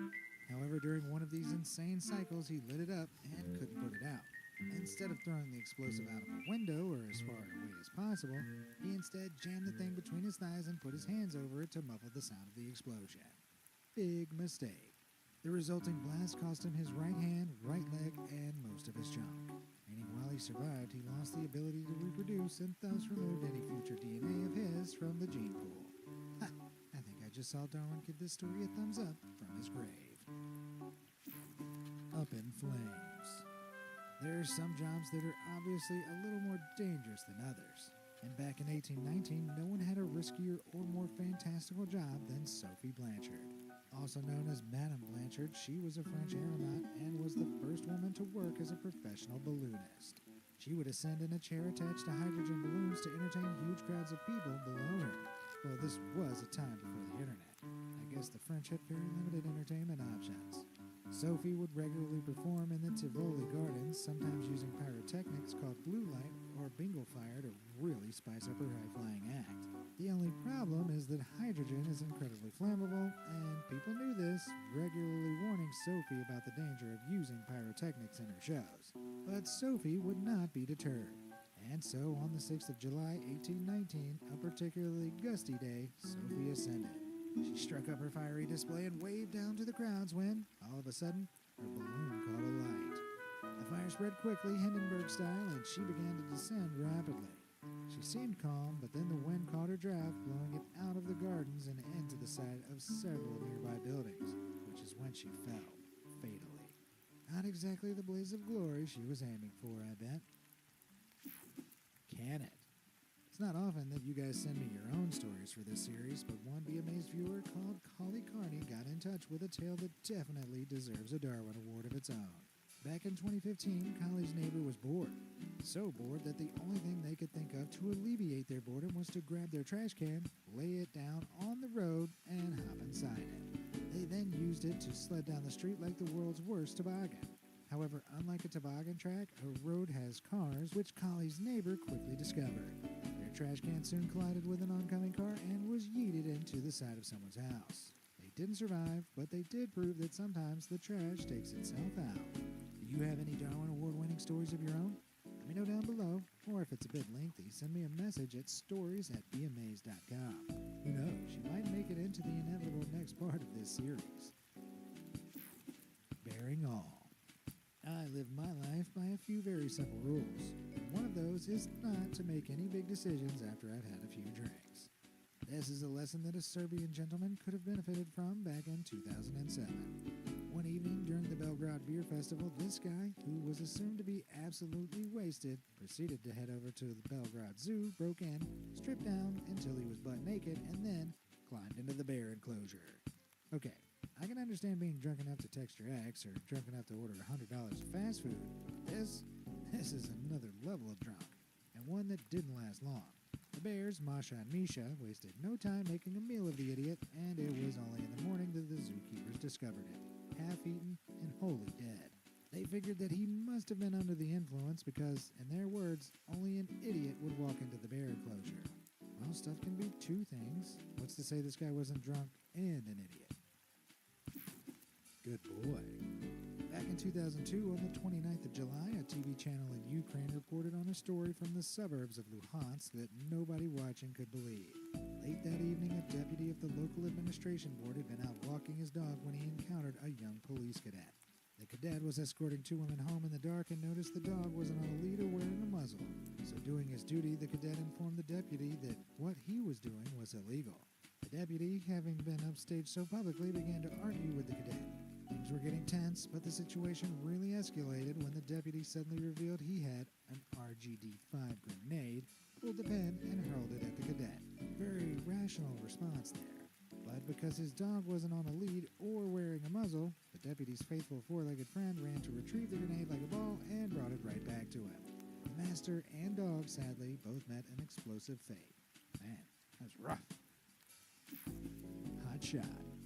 There aren't enough considerate car thieves in this world, if you ask me, unlike our next Darwin Award winner. Rather than just stealing cars and abandoning them when they were reported stolen, one car thief in Pittsburgh would also set fire to them, reasoning that this helped the owners claim insurance. But this horrendous habit would eventually become his own downfall. Back in 1998, our carcinist and a few friends decided to steal an old van that wasn't in the best of shape. Soon after, it was reported stolen to the police, so as usual, he planned to set the vehicle ablaze by lighting a fire in the passenger seat. However, he didn't know that the door handle on the driver's side of the cab was broken, so when he tried to get out, he quickly discovered he was trapped. His friends tried to get him out, but the door was locked and the fire quickly burned out of control. Police found him the next day. Apparently, he was charred to a crisp. Sorry, charred to a crisp. Idiot confinement. We all know at least one person who just cannot live without attention. Aside from being impossible to satisfy, they often don't know when to stop, much like this next award winner. Back in 2015, a Croatian criminal who'd been jailed for repeatedly threatening his ex-girlfriend was put in the prison solitary confinement section for bad behavior. Not a fan of his new padded pad, he decided to force the guards to pay attention to him by pulling out a lighter he'd smelted in and setting fire to the cushion pads lining the walls, ceiling, and floors. He expected the guards to come back to get him out immediately, but 20 seconds later, no one was coming. 40 seconds later, he was still on his own, and the fire was growing. After a minute, he began to panic as the room was starting to fill with smoke and flames. All too late, he realized he'd set fire to a room that was completely flammable, and the guards simply wouldn't notice him die. Well, that's one way to serve a life sentence. Man versus tree. Back in 2004, police were called to the scene of an accident around the back of a house in Georgia, USA, that left them, in a word, stumped. A large tree had toppled on top of a truck, both of which were charred and smoldering. Inside the truck was a body burned beyond recognition, but the entire scene didn't make any sense. The tree had fallen onto the truck instead of away from it, which is what they would have expected if the two had collided. Why would they have collided behind the house? And what had started the fire? Slowly but surely, the puzzle pieces came together. It appeared that the gentleman behind the wheel of the truck had been attempting to remove the tree from the yard by tying the truck to the tree and flooring it. He'd assumed the tree would use some sort of cartoon physics and fall away from the truck, but because we live in reality, the tree fell in the direction of the applied force and landed on top of the truck, crushing the driver. The engine overheated, setting both the truck and tree ablaze, and the rest is Darwin Award-winning history. Getting shredded. Hiring a tree surgeon to trim back or cut down your trees can be expensive, but doing the work yourself can end up costing even more, as one man found out back in 2008. In Instead of paying a professional, he'd hired an industrial tree shredder and placed it at the base of an old oak tree in his yard, which had recently been struck by lightning. He was planning on cutting away the dead section of the tree himself by climbing up and trimming it away, dropping any stray branches down into the hopper beneath it. Only thing was, he hadn't used harnesses, safety equipment, or, well, anything to secure himself to the tree. So entirely unsecured, he clambered up the ladder, stepped down onto a branch, and began cutting away when suddenly he lost his footing and fell straight into the shredder. Yikes. Well, on the plus side, I bet he made for a very moist mulch. Claymore Cretans. Cambodia has seen its share of violence and explosions following the historic and horrendous Cambodia-Vietnamese War. But in 1999, 10 years after the war ended, an explosion in a cafe in Svay Rieng province caught the attention of the tabloids. According to witnesses, three regular frenemies were drinking heavily at a cafe and exchanging insults with one another when one of them, clearly disgruntled, suddenly pulled out a Claymore landmine and threw it under the table. He drunkenly explained he'd found it in his backyard and wanted the men to play the ultimate game of Russian roulette with it. While the other, much smarter patrons were fleeing, these three intoxicated idiots took turns stamping on the pressure-triggered explosive in an attempt to set it off. Several minutes and stamps later, the bomb detonated, taking all three men with it. Well, they say you can take out two birds with one stone, or in this case, three idiots with one landmine. Leveled crossing. April 15th is a pretty important day in the U.S. calendar.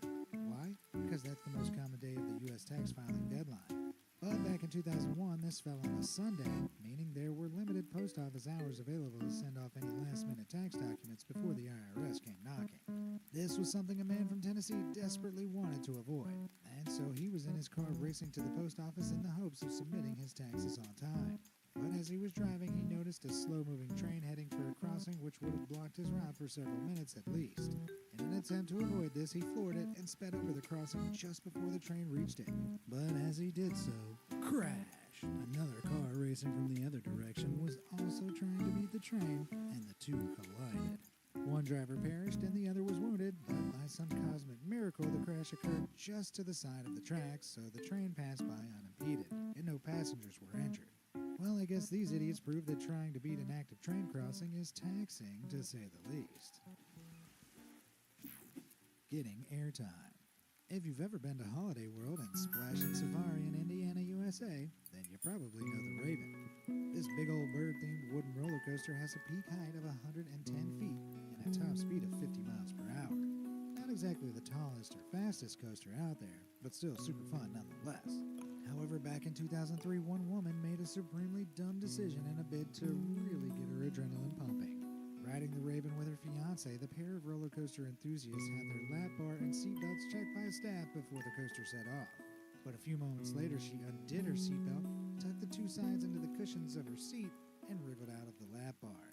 She wanted to stand up as the coaster went down the drops in a bid to catch what roller coaster enthusiasts refer to as airtime. But during the fifth drop, which was some 69 feet high, she lost her footing and was sent tumbling over the edge to her demise. Gee, it's almost like the safety restraints were there for a reason.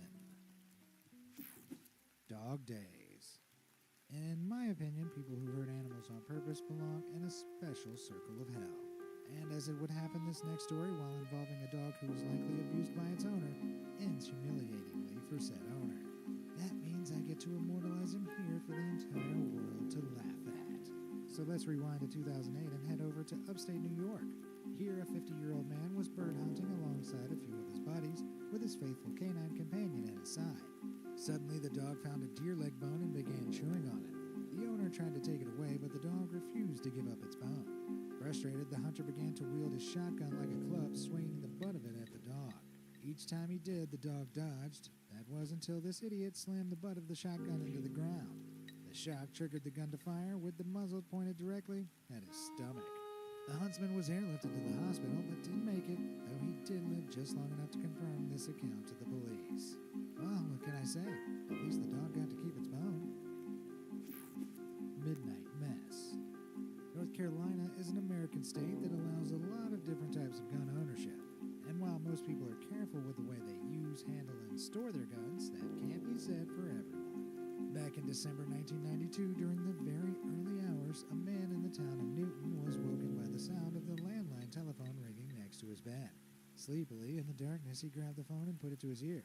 Only it wasn't the phone he grabbed, but the handgun he'd left on his bedside table.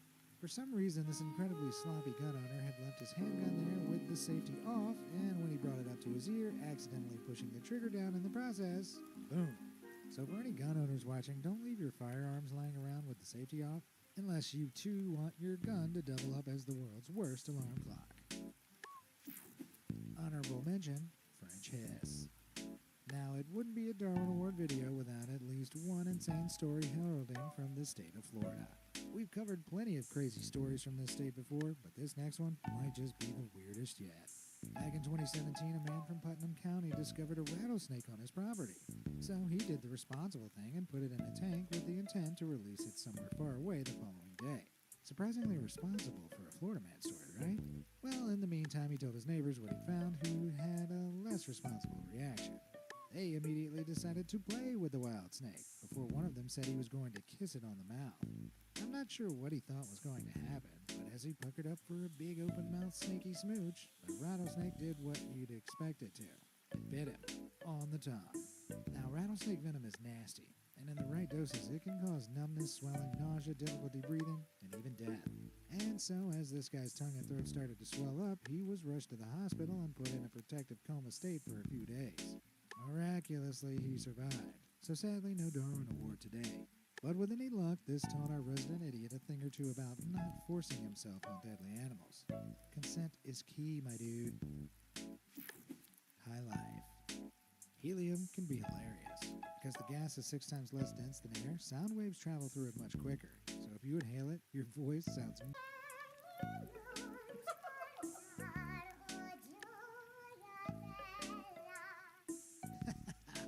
I could listen to this forever. But helium shouldn't be inhaled for too long, because even though it's a gas, you still need oxygen to breathe, which is a very basic science lesson that these two next award winners apparently missed out on. Back in 2006 in Tampa Bay, Florida, two 21-year-olds spotted a huge promotional balloon 8 foot in diameter used to advertise condominiums for Lakeview at Calusa Trace. It was late and quiet, and so they decided to pull the huge balloon down and get inside it for maximum high-voiced humor. They cut it open and shoved their top halves inside as the balloon gradually deflated, enjoying the squeaky high notes. But it didn't last long. You see, when our lungs are filled with helium, it means we're not filling them with oxygen, which our organs rely on. Depending on how much helium is inhaled, a person can lose consciousness quickly and die from lack of oxygen, also known as asphyxiation, which is exactly what happened. Dizzy and confused, these two idiots lost consciousness and were only found the next morning when a local sheriff spotted the bottom halves of their bodies sticking out from the deflated balloon. Well, at least they ended on a high. A burning problem. Now, I really respect volunteer firefighters. It's a pretty thankless job that requires an immense amount of bravery. But being brave and being stupid aren't mutually exclusive terms, as the Sequoia Volunteer Fire Department in Tennessee proved back in 1999. This supreme team of 7 idiots were bored, having not received a call for help in over 2 months. And so they started up a dangerous habit of using gasoline to light fires in vacant houses in a rural part of Chattanooga. They'd then rush in, put out the blaze, and pretend to be heroes. But this incredibly dangerous ruse all fell apart one day when one of them, who was spreading gasoline in the attic, died in 1991 Florida, where 2 pilots of a small Piper Seneca aircraft decided to undertake a simulated instrument flight. This is where a literal hood is placed over the eyes of the pilot, and they fly using only the instrument on the dashboard. It's a fairly standard practice. However, on this day, witnesses noticed that while in the air, the aircraft's right wing suddenly failed before it dived down and crashed. Neither pilot survived. People began to wonder what could have caused such a tragic accident. Had both pilots been wearing a hood? Was the plane defective? Was it on purpose? Well, on closer inspection of the crash, a few things became clear. The front right seat was in a fully reclined position, neither pilot was wearing their seatbelt, and both were only partially closed. Further examination revealed no rips or tears to any zippers or buttons, so it appeared that the pilots had removed their clothes themselves, used the fully reclined seat as a bed, and tried to join the Mile High Club, if you get my drift. But with no one, flying the plane, it began to move erratically, leading to the wing failure and eventual crash. I guess you could say they were victims of the ultimate high. Gunning for a fight. Okay, I want you to imagine you were planning a robbery. I imagine there'd be a few essential things you try and take into account before picking a target, right? Things like what valuables will they have, will there be many people around, or will they be well armed? Alternatively, you can contemplate none of these things and just wing it, like our next Darwin Award winner did. Back in 1990, our would-be criminal made the big green decision to target a gun store located near Seattle, Washington. Did he do this early in the morning or late at night when it'd be a little quieter? No, he went before 4:40 in the afternoon when the store was super crowded. He waltzed in, fired a few wild shots into the air, and announced to everyone in no uncertain terms that he was robbing the joint. Now, being a gun store, this place attracted a certain type of patron. You know, the type that really likes guns. And it was only after he fired off his shots that he noticed a uniformed policeman having coffee with the store owner. Yep, our criminal had also managed to miss the police car parked outside the store. All of a sudden, several people being held up pulled out their own firearms and let loose on the robber, including the policeman. After taking a barrage of bullets, he was put down, and amazingly, no one else in the store was injured. Considering just how dumb this guy was, I'm amazed he was holding the gun the right way around. Which of these endings did you think was the most idiotic? And do you have any Darwin Award-winning stories of your own? Let me know down in the comments below, and thanks for watching.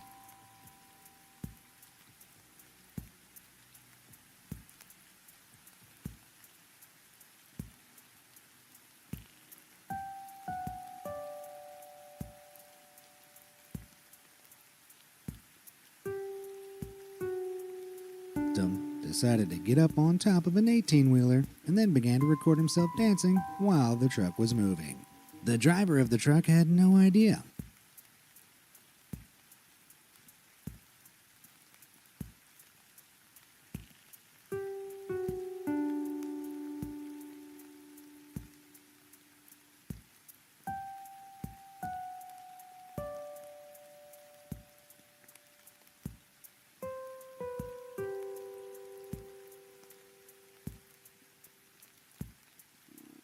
Well, here we are again. How many episodes has it been now? 10? 12? Wait, 15? Seriously? 15 whole videos dedicated to people who have protected our gene pool by removing themselves from it in the most idiotic ways possible? And there's still no end in sight? Wow. I guess human stupidity really doesn't know any bounds. With that, let's take a look at even more Darwin Award winners. You don't know the time-honored game of frisbee golf? As the name suggests, it's like golf, but instead of a ball, you have a frisbee, and instead of holes, you have these basket things.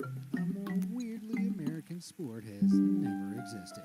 And I've been to a hot dog eating contest.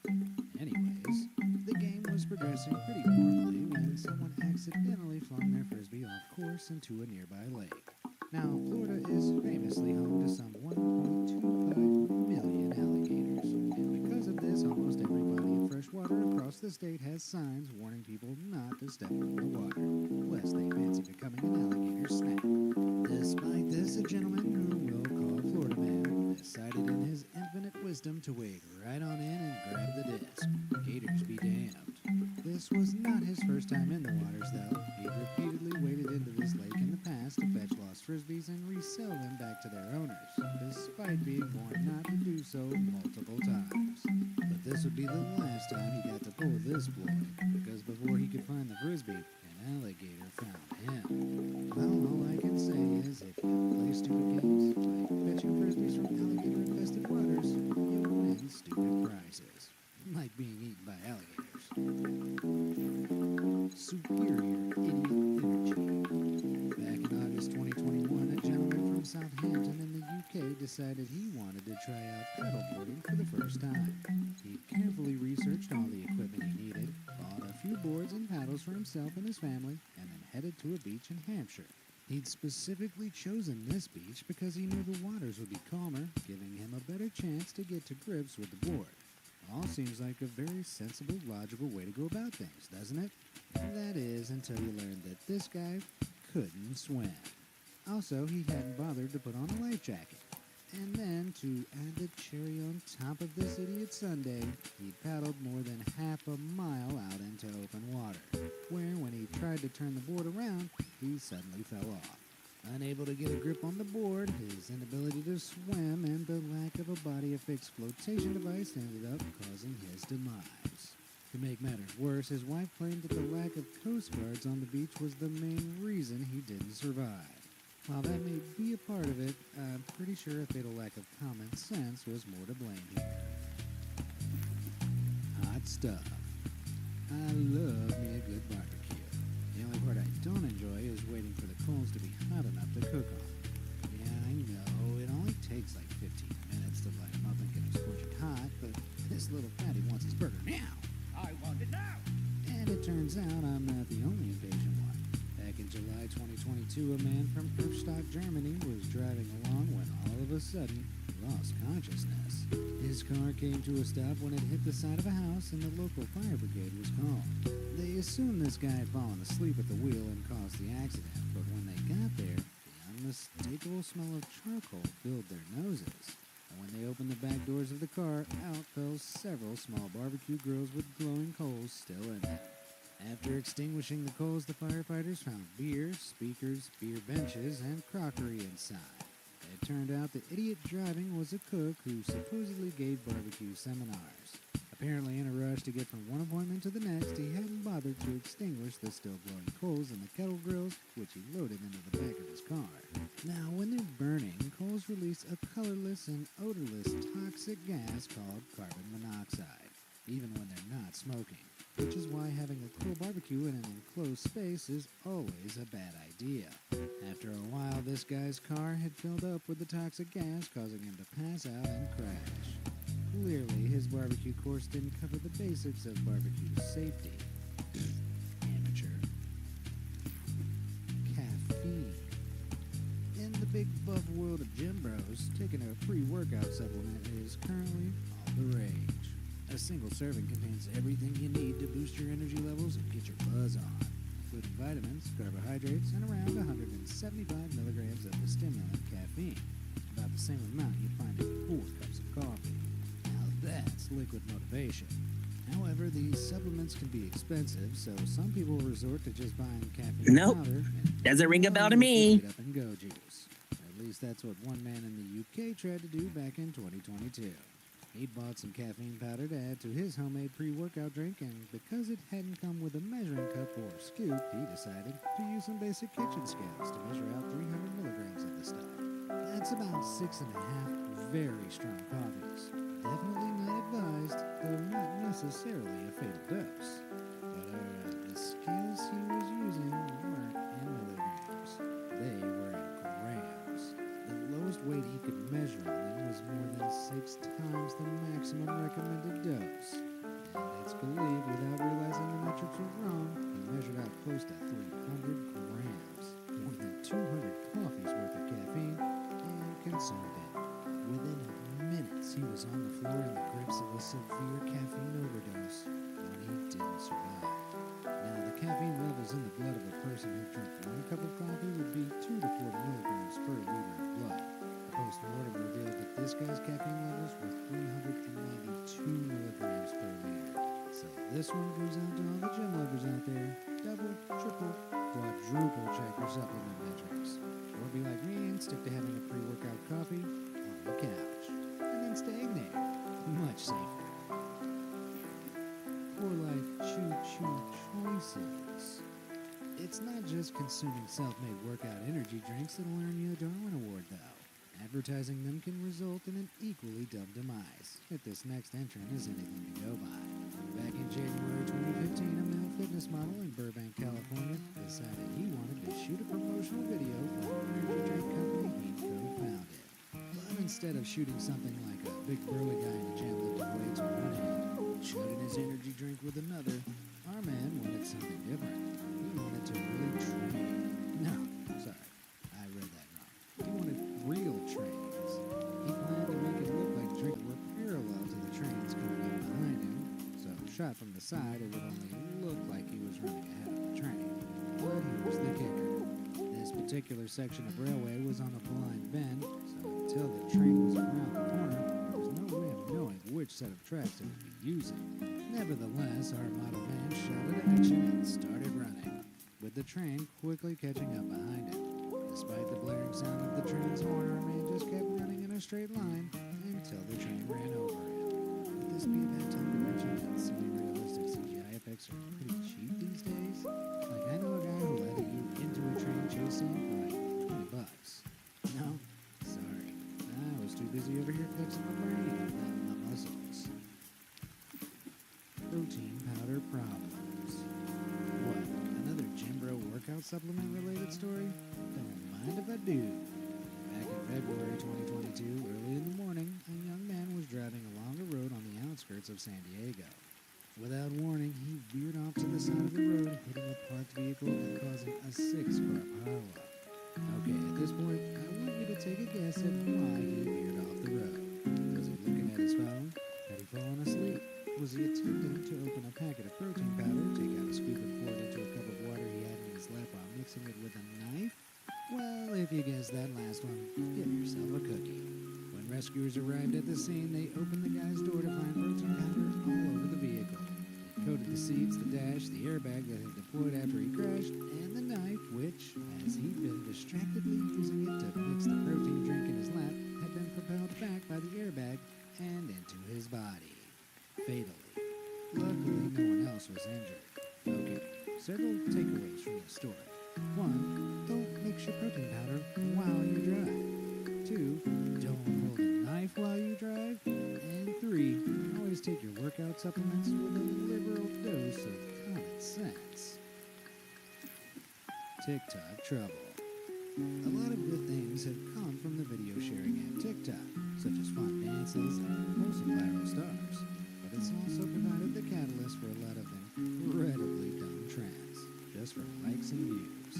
Often, the more extreme these are, the more views they receive. But they can be so pointless or dangerous, many of them have been banned from the platform. But back in November 2022, one wannabe TikTok creator went viral for all the wrong reasons. Deciding he needed to add a little edge to his next TikTok dance, a man from Texas, in all his infinite wisdom, decided to get up on top of an 18-wheeler and then began to record himself dancing while the truck was moving. The driver of the truck had no idea, and so he continued on his route as per usual. This included driving across Houston's US 59 East X Freeway, a route with several overpasses. Other drivers soon noticed the TikTok terror, watching as he ducked down to avoid being hit by some of the overpasses. But he was too focused on his dance moves and didn't spot one coming up at speed. He was promptly knocked off the top of the truck and into moving traffic, which obviously he didn't survive. I want to say this was an accident, but part of me wonders if he started the video like, "Throwing a water achievement check." Lord have mercy on this idiot. There are a lot of people out there who claim to be the reincarnation of the big JC, Jesus Christ, but none have ever definitively proved that they are, which is what one pastor from Zambia was about to change. Back in 2021, this guy promised to prove to his congregation that he was the reincarnation of the Son of God by recreating one of Jesus' famous heavenly abilities. You assume he'd choose something with minimal risk, like turning water into wine or walking on water. No, of course not. He demanded his congregation bury him alive and then dig him up 3 days later, mimicking JC's famous resurrection. So as instructed, the church members dug him a grave, tied his hands together, and buried him. He remained there, as the good book said, for 3 days. And when he was exhumed on the 3rd day, something unbelievable happened. He was alive. He'd done it. He'd really done it. He is risen! He obviously didn't do this. The pastor did not, in fact, survive 3 days buried in 6 feet of earth with no air. Not exactly a surprise. And was very much stuck in the pre-resurrection stage. His congregation members were arrested, with several still on the run for their hand in this prophetical failing. If only he'd stuck to not turning water into wine. Copter chaos. When it comes to big, dangerous machines with the power to tear people to shreds, very few people immediately think of helicopters. Well, if at least one more of them had, then they might still be with us. Back in July 2022, news outlets all over the world began reporting on a story from Athens, Greece, where a tourist was struck down by a helicopter rotor after getting too close to the blades while trying to take quickly ran with the sensational story, but it turned out that they were wrong about one key thing, and the real story was far more baffling. The tourist in question had been riding as part of a group on the helicopter and, after it landed, had disembarked with the others and was chaperoned to a nearby lounge safely.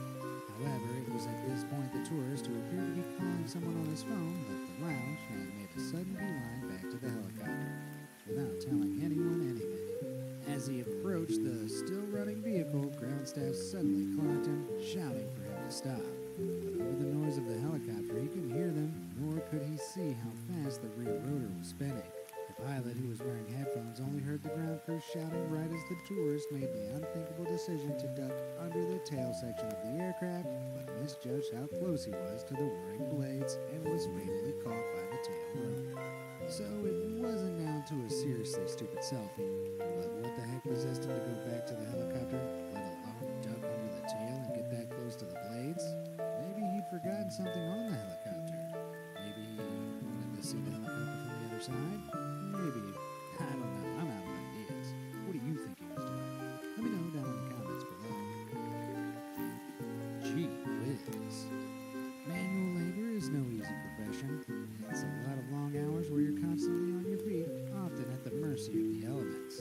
It ain't for the faint-hearted or the smooth-brained, considering how many dangers you can find on an active site. Which is why this next guy's employment in the field shorted out, shall we say. Back in 2020 in Dehradun, India, a laborer for the Uttarakhand Power Corporation decided to take a leak. Because he was on the job, he figured he shouldn't go far, and so found a pole to relieve himself next to. But this guy must have forgotten where he was and that he was working for a power company, because he chose a pole that was right next to an electrical box. As soon as he let the stream rip onto the box, a fatal bolt of electricity surged up it and through his body, frying him instantly. Well, whether you work for a power company or not, I think we can all agree that we're going to be checking where we whiz before we whiz from now on. Falling on hard times. When you're doing something as dangerous as canyoneering, the activity of exploring canyons, and California's aptly named Death Valley, having the right equipment isn't just advised, it's crucial. Otherwise, you might end up like this next guy. Back in December 2022, having planned a solo canyoneering trip, our man went by himself to rappel down one of Death Valley's many canyons when he suddenly realized his rope was too short. Instead of admitting defeat and heading out of the park to find somewhere that might sell him a longer rope, he had a big brain moment. He could use a piece of webbing to lengthen his rope and make it down to the bottom. Now, webbing is a sort of strap often used to secure things like backpacks. It's not designed to be used as climbing equipment. Nonetheless, he extended the makeshift rope and, happy with it, began his descent. However, when he reached the knot where the rope met the webbing, he had to briefly disconnect his rappel device in order to get over it. And it was here, while he wasn't secured to the wall or the rope thanks to his own harebrained design, he suddenly fell 30 feet to his demise. At least now we all know how not to go canyoneering. Get it? Not? Like the knot he, yeah, the dad jokes aren't going to get any better. They're the most stable part of my personality. Deal with it. Pour one out. Alcohol has a few properties that it's famous for. For one, it's a depressant, meaning it inhibits or depresses the response of the central nervous system, which is why you slur your speech and can't walk straight when you've had one too many. 2, at room temperature, it's liquid in form. And 3, it's highly flammable. Now that last one is particularly important because people don't seem to understand just how dangerous that makes it near an open flame if not handled correctly. For example, back in July 2022, a man from Naples, Italy was having a barbecue and he decided to add a little fuel to the fire. Did he use firelights? Maybe a little extra paper or wood? Nope, this guy decided to pour alcohol on the flames. Here's a little science lesson for you kids. When a high enough proof alcohol in a stream meets a flame, it doesn't magically make the source of the fire any hotter. It sets the stream of alcohol on fire. In an instant, fire had traveled up the stream of alcohol to the bottle it was being poured from, and the whole thing blew up in his face. The injuries he sustained were so severe, he didn't survive. But luckily, I like my tales of fatal idiocy. The Jägermeister.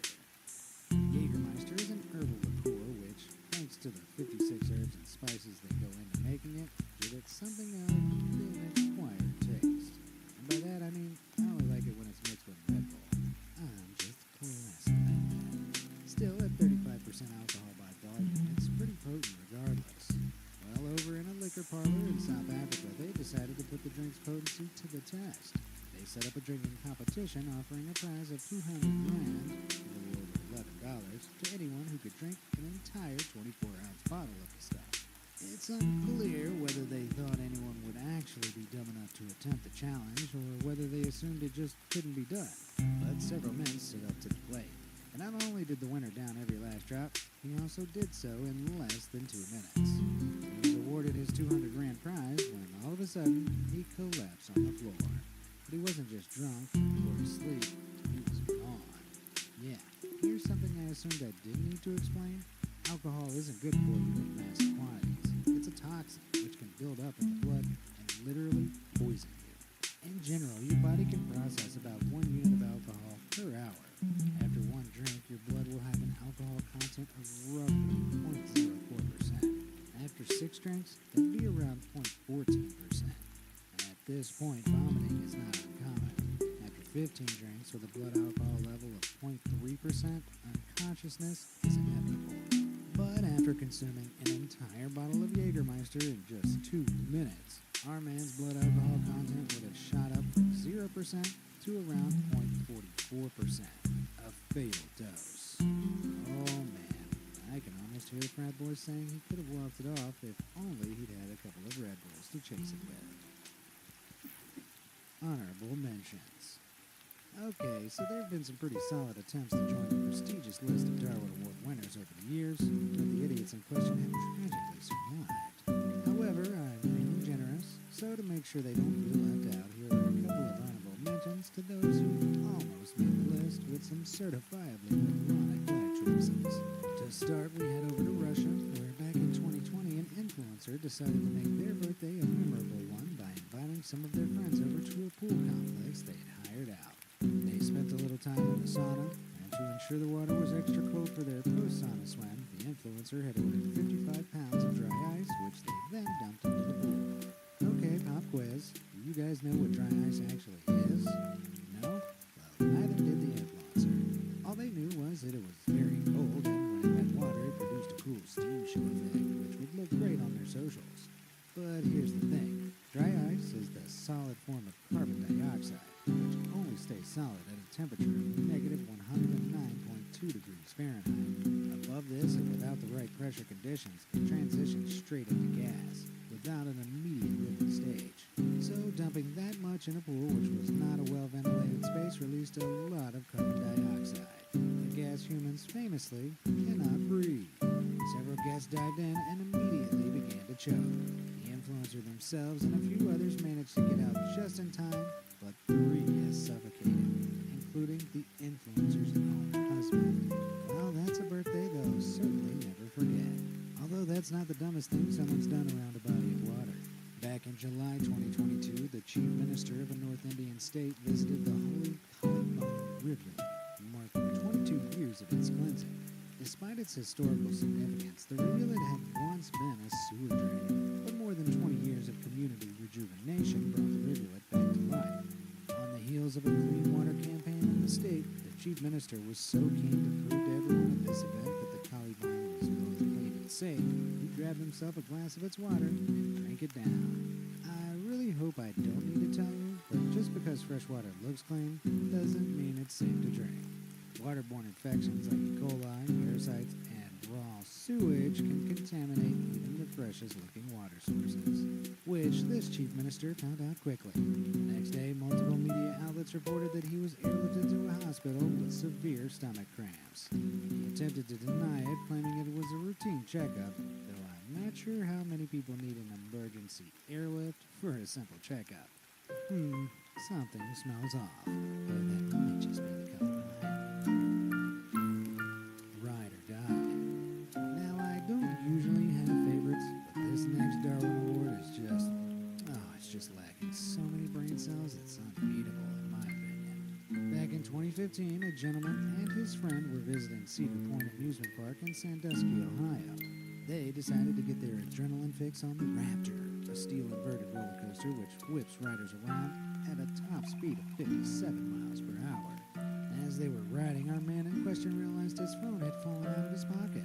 Once the ride was over, he peered over into the restricted section and saw his phone lying near clear the coaster's tracks, completely ignoring the big "do not enter" signs, the fences constructed to keep people out, and the fact he knew the ride was currently in operation, having literally just been on it. Our man hopped the fence and reached for his phone. To literally no one's surprise, he didn't even bother to check if another cart was coming, and so, as you probably guessed, he was struck by an oncoming cart. Yep, that's got to your Darwin Award if ever there was one. Which of these winners did you think removed themselves in the most spectacular way? And would you be up for a part 16? Heck knows there are still plenty of award winners out there just waiting to have their stupidity animated. Let me know down in the comments below, and thanks for watching.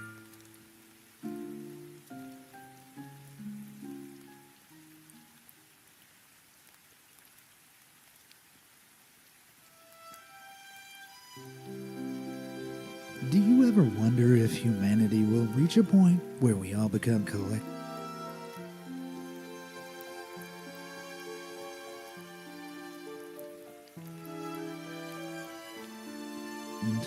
like, we'll all just stop. Obviously, dumpster. But one day, and live out each of our lives as happy and healthy individuals? Well, today is not that day. Nor is that day coming anytime soon, because we're on part 16 of this series. For anyone new here, we're looking at people who have removed themselves from the gene pool in ways that are so idiotic they prove that Darwin was right. So get your popcorn ready as we take a look at even more embarrassingly dumb these people die.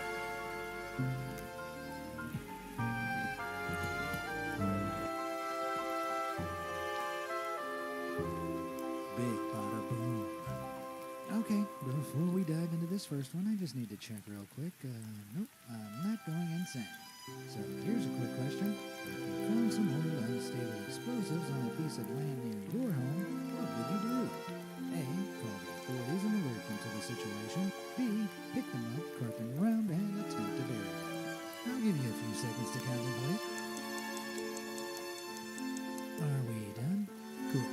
So the answer is obviously A, right? No one in their right mind would try to handle them, let alone bury them, unless they knew what they were doing, right?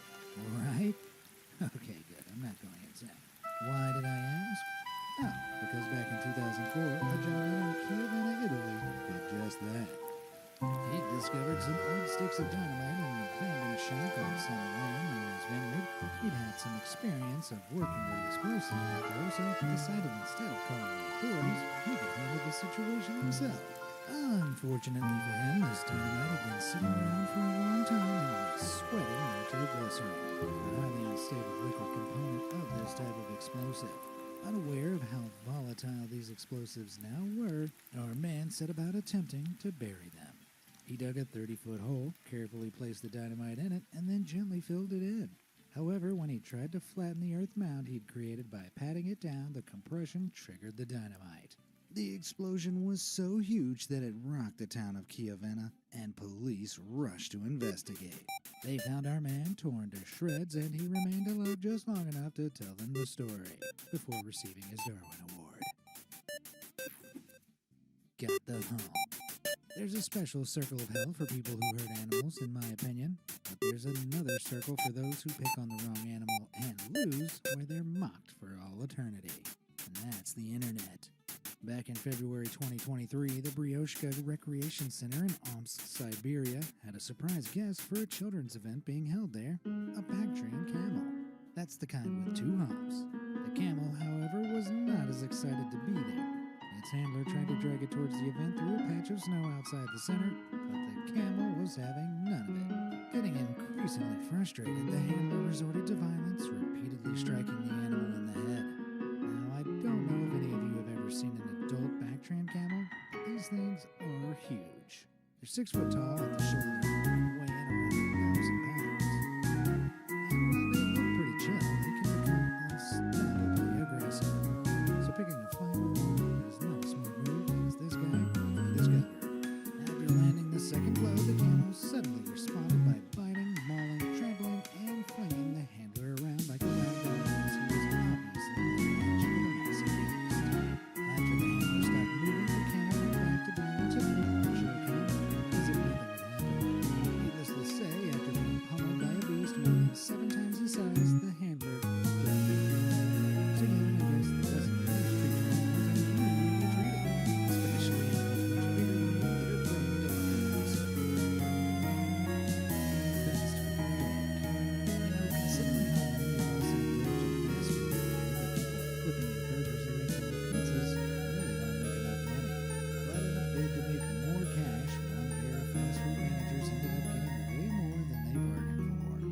This was back in the year 2000 when the night and day managers of a Burger King in Indianapolis came up with a plan to stage a robbery of the store they worked for.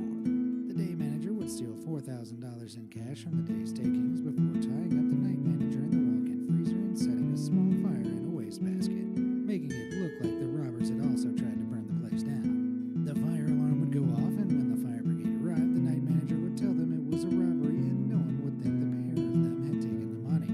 This might have been a plan that worked if the day manager hadn't messed up. They set the wastebasket on fire, but it was barely a smolder, which didn't set off any of the fire alarms. It wasn't until the morning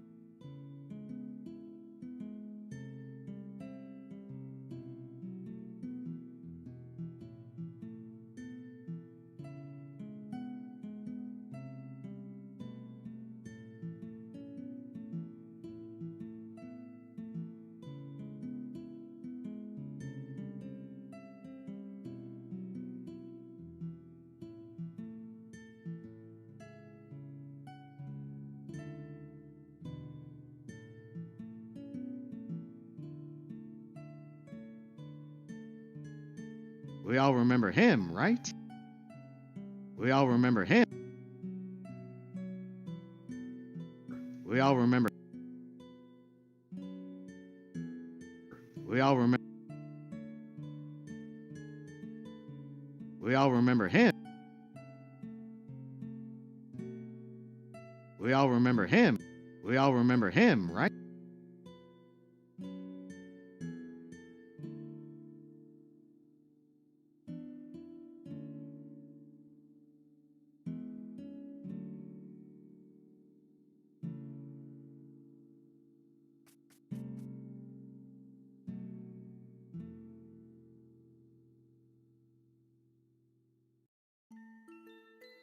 Nope.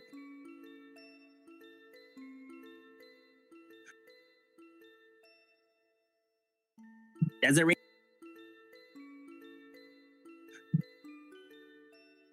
Does it ring a bell to me?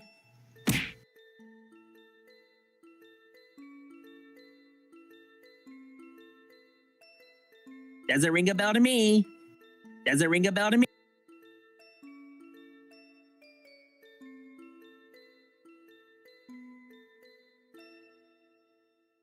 Does it ring a bell to me?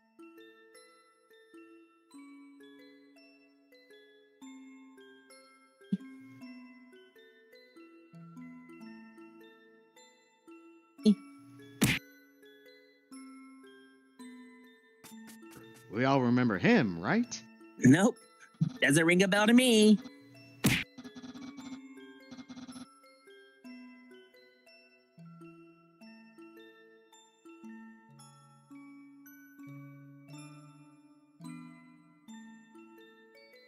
Rise and shine, Daredevil. Time for breakfast. Huh? Breakfast? Provided by who? Of course. Did you or Mr. Guffey lace any laxatives or anything in here? Laxatives for breakfast? Not on your first date, bucko. Bubbles, do you want some pancakes with that whipped cream? No, thank you. I've got enough. Okay, let's start things off by welcoming Skipper. We all remember him, right? Nope. Does it ring a bell to me? Rise and shine, Daredevil. Time for breakfast. Huh? Breakfast? Provided by who? Of course. Did you or Mr. Guffey lace any laxatives or anything in here? Laxatives for breakfast? Not on your first date, bucko. Bubbles, do you want some pancakes with that whipped cream? No, thank you. I've got enough. Okay, let's start things off by welcoming Skipper. We all remember him, right? Nope. Does it ring a bell to me?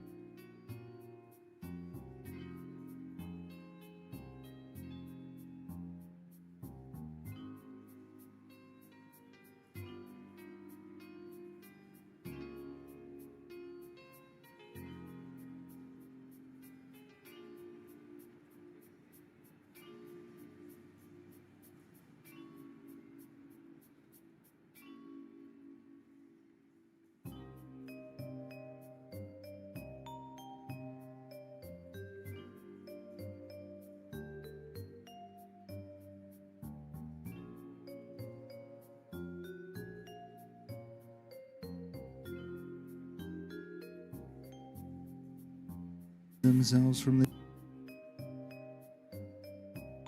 gene pool in increasingly stupid and embarrassing ways.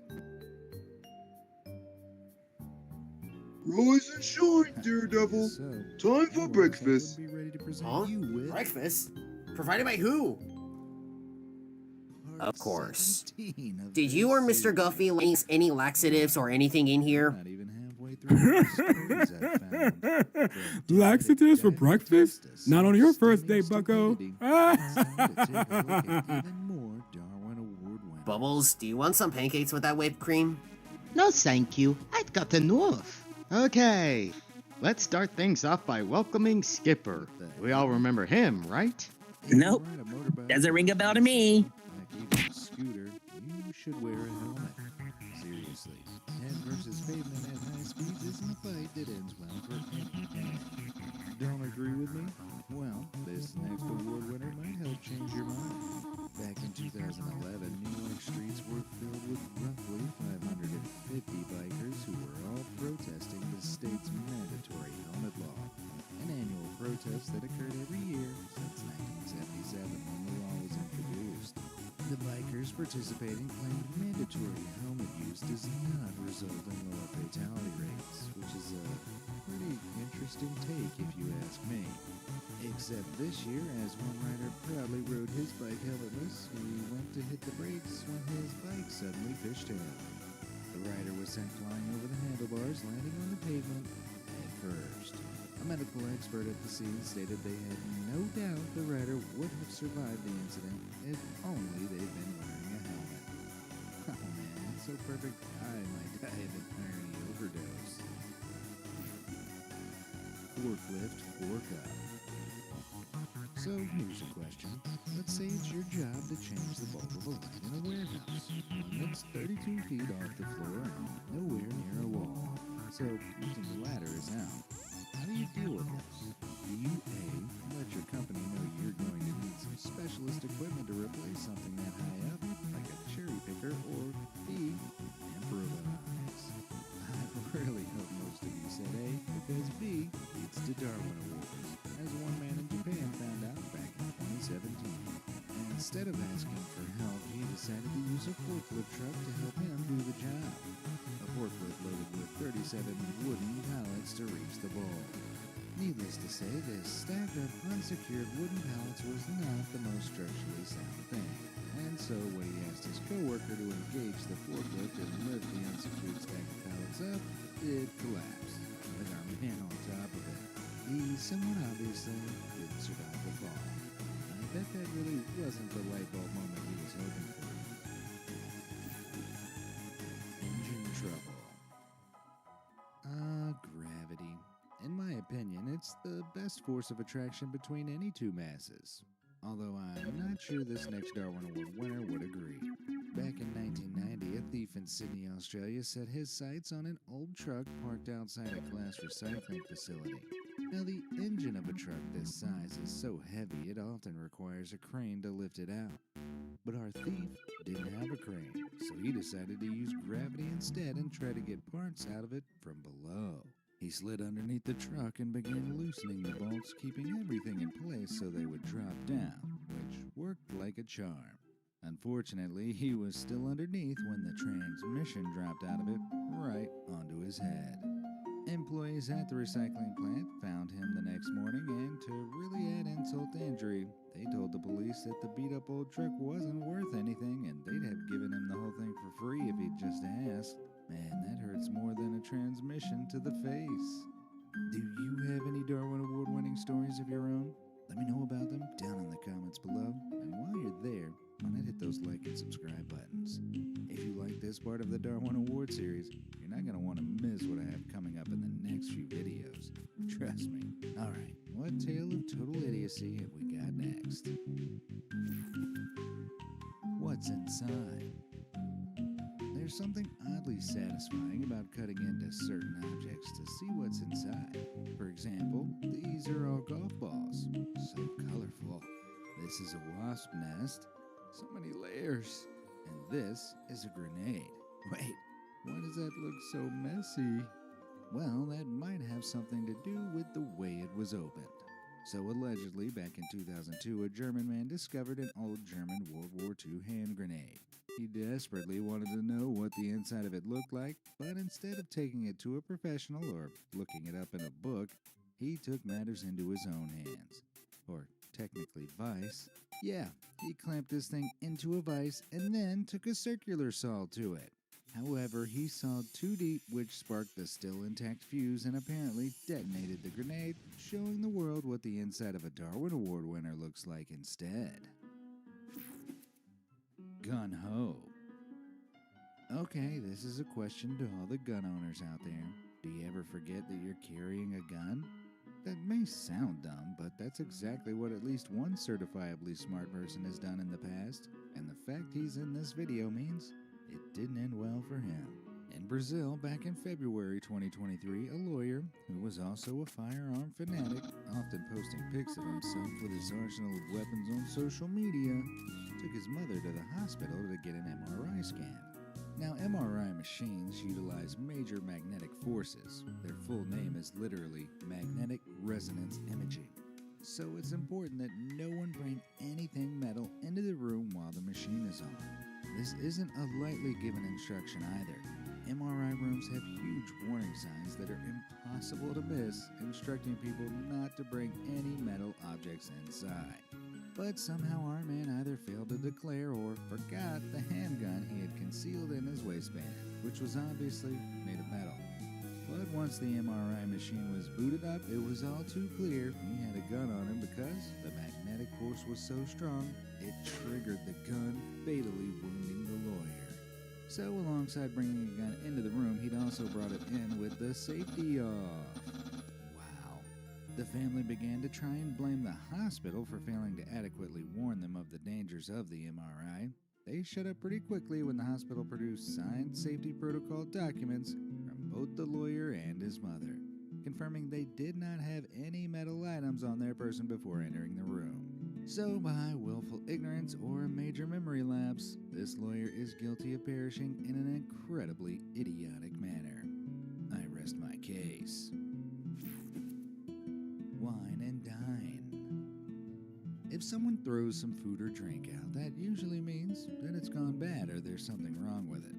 Not always, though. I once found an entire hoagie on top of a dumpster. It was only a little, I want to say mud on it, but it kind of added to the flavor. And I was only sick for like 2 weeks afterwards. Worth it. Okay, looking back, that was a dumb decision, so I'm lucky I didn't go the way of this next award winner. Back in 2004 in Georgia, the country, not the state, inspectors at a local convenience dump spotted something inside one of the trash compactors. It appeared to be a bottle of homemade wine. Without questioning it, our winner reached in and, no, this isn't a death by trash compactor story. He fished it out. Our inspector and another man then proceeded to crack the bottle open and swig it. They tried one gulp and then another, but something about this wine was wrong. It really did not taste good.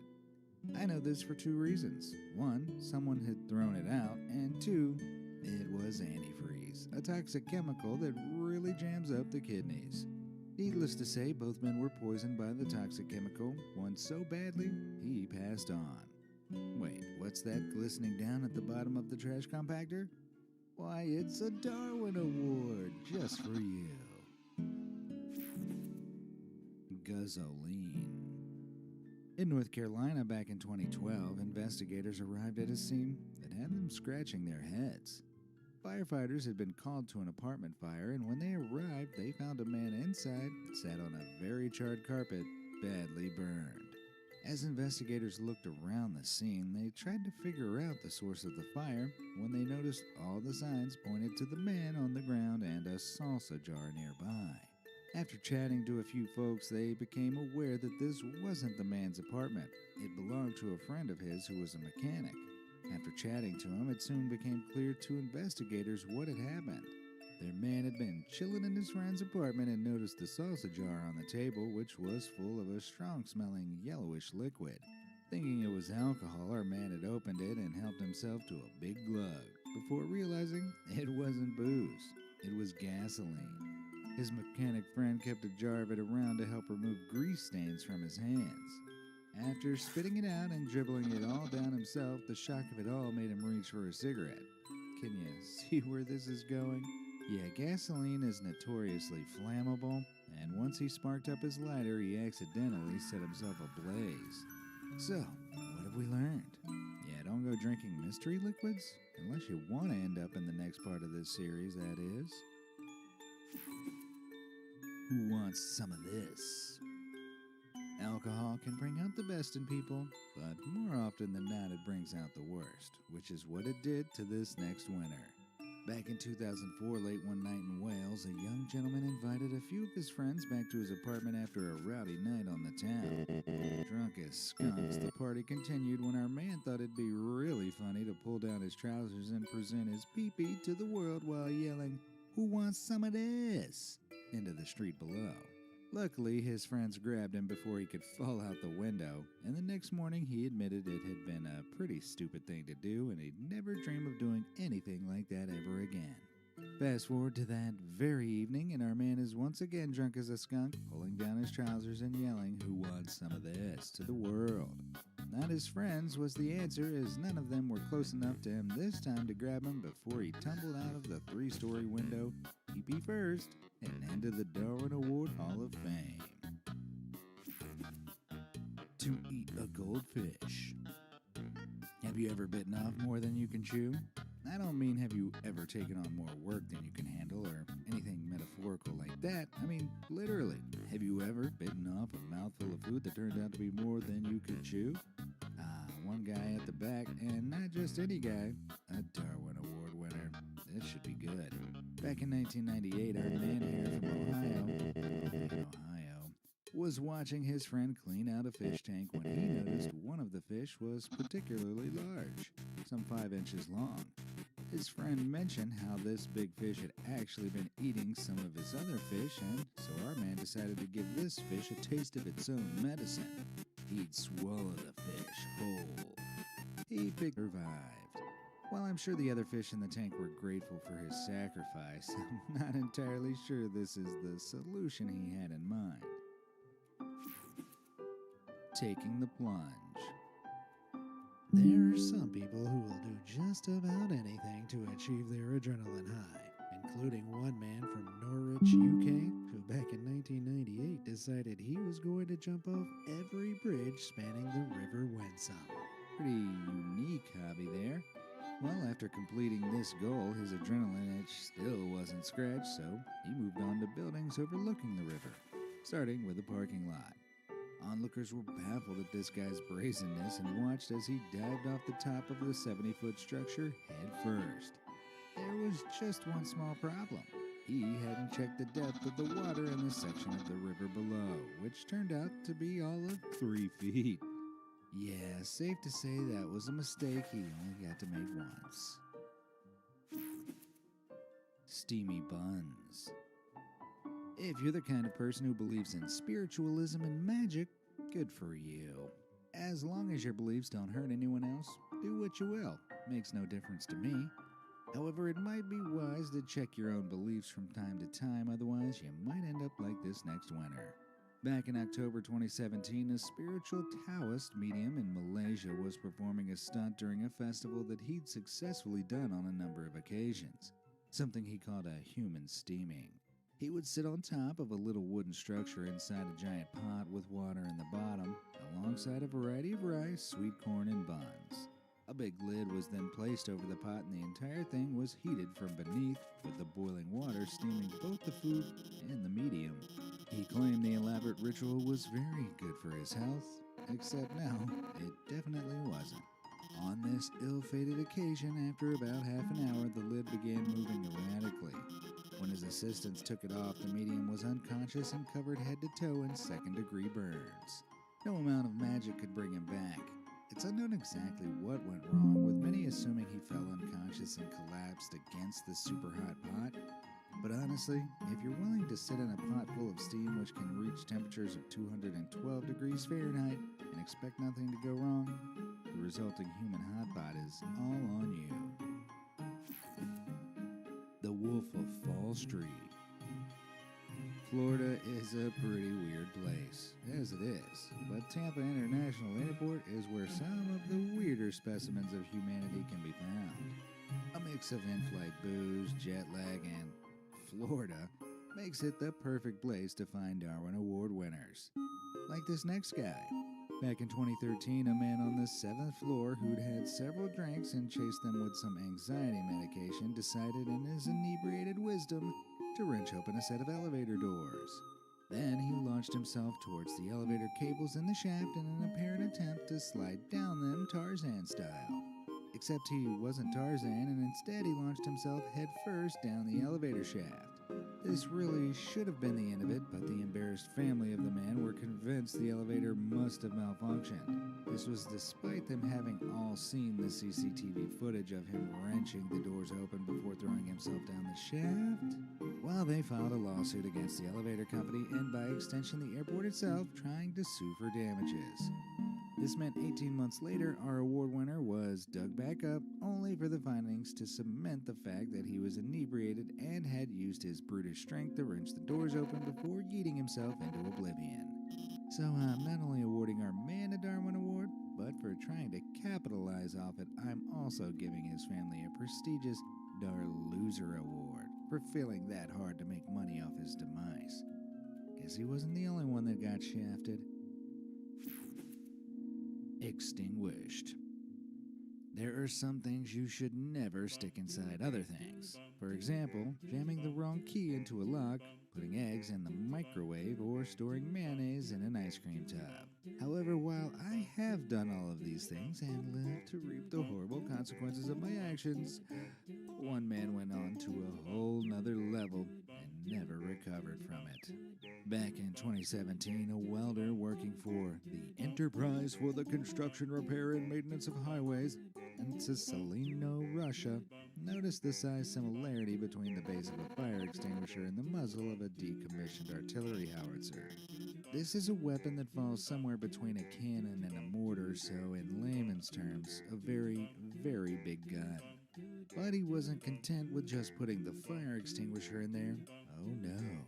Using his knowledge of welding fundamentals, he mixed some calcium carbide with water, the reactive combination of which produces acetylene welding gas. After it was mixed, he threw the combination down the muzzle along with the fire extinguisher. The explosion jettisoned the fire extinguisher out like a makeshift projectile, or at least that's what the welder thought would happen. What actually happened was the fire extinguisher exploded, busting the muzzle and the extinguisher into hundreds of pieces of shrapnel, most of which ended up in our welder's head. So, moral of this story, just because it can go in the hole doesn't mean you should put it in the hole. Good rule for life there. Trust me. For the gram. Every social media maven's dream is for a picture of theirs to take off online. But one selfie in particular, captured back in 2017, really took off in a different way. In March of that year, two young women in Mexico were excited to be at the racetrack in the sovereign state of Chihuahua. They decided to get a selfie for social media with the racetrack, but because it was built on flatlands, they needed some elevation to get the full track in the background. They found the highest point in the area they could and then clambered on top of a stranger's van before they began posing. The crowds were cheering loudly as they took several pictures, so neither of the girls heard the engines of the oncoming plane. Wait, plane? Like airplane? Yep. The racetrack wasn't the only thing built on these rural flatlands. There was a small runway next to the track, too. As the plane came in to land, it came down to the same elevation as the girls, hitting them with the wing and sweeping them both off the van. I'd say it was the high point of the day, but seeing as the plane was landing, it was probably a low point. One-way ticket. If there's one thing Germany has mastered above any other country, it's their train system. Not only can they get you just about anywhere in the country, they are always on time. And they're also outrageously cheap. Seriously, it costs as little as $20 to get a direct train from Hamburg to Munich. Literally one end of the country to the other. But this wasn't enough for one German man back in 2017. No, for whatever reason, he decided he had a vendetta against one of the ticket machines outside the Dortmund Shore Horse Station and set about planning to destroy it. So at around 2 a.m., after indulging in a few drinks, he began spraying cans of aerosol gas into the machine and clearly his sheer hatred of efficient public transport had clouded his judgment. Or maybe it was the booze, because then he ignited the gas while still stood in front of the machine. The resulting explosion apparently rocked the neighborhood, but not as much as it rocked this guy, who was blown back and landed on his head so hard that he earned himself a Darwin Award. Well, that's one way to punch your ticket, I guess. Rooftop rest. If you're a heavy sleeper like me, you can nap almost anywhere. In the car? Yep. At your desk? Oh yeah. On the roof? That sounds a little dangerous. I'll pass. But not everyone has my superior danger-sensing foresight. Back in the year 2000, a woman and her boyfriend in South Carolina had been smoking the devil's lettuce, street greens, the old hot broccoli, if you get my drift, and decided they wanted to sleep under the stars. Did they do this by camping out on the ground? Nope. Instead, they grabbed their pillows and blankies and headed out onto the roof of the hotel they were staying in. In the morning, the boyfriend was woken up not by birdsong, but by the boots of police officers. As he went to wake up his girlfriend, he realized she wasn't there. In fact, sometime before dawn, she had rolled over in her sleep and off the roof down onto the busy street below. Hence the police officer alarm clock. Well, I guess you could say that high didn't last long. Oh, Jehovah. If you've ever answered the door expecting to see a pizza delivery guy only to find a couple of Jehovah's Witnesses smiling back at you, you'll know it's a unique kind of awkward. This Christian sect is known for its outreach initiatives attempting to convert people by going door to door delivering religious material. However, this approach clearly wasn't effective enough for one splinter group back in the year 2000 as they decided to display just how strong their faith was by standing in the middle of a road.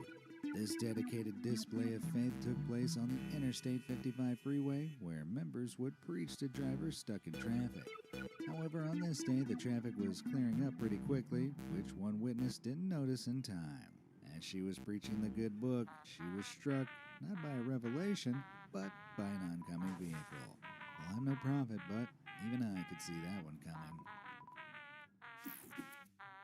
Backseat antics.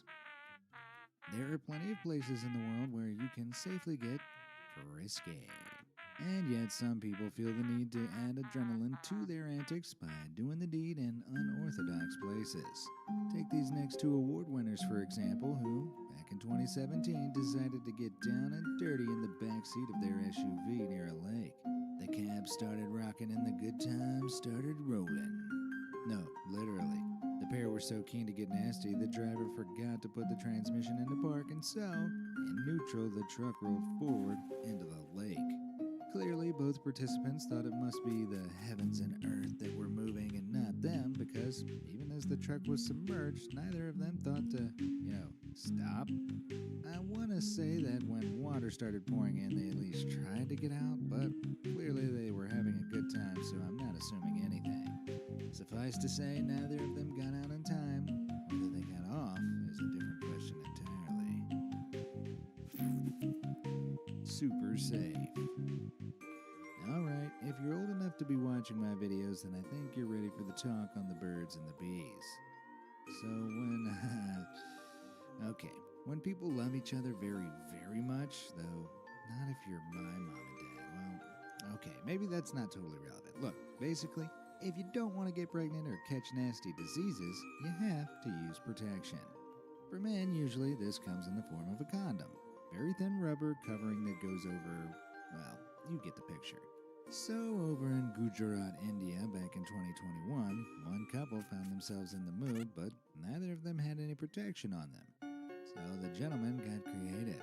After entering a hotel with his ex-fiancée, someone he definitely didn't want to get pregnant, our man decided that the best way to ensure this was to use glue. And not just any glue, a high-power epoxy resin. After pouring it on his private parts and then somehow doing the deed, he began to feel unwell. He was rushed to the hospital the next day. However, the toxic epoxy chemicals had seeped into his bloodstream and caused multiple organ failure, from which he earned his Darwin Award. I feel like school education videos usually have a catchy saying at this point.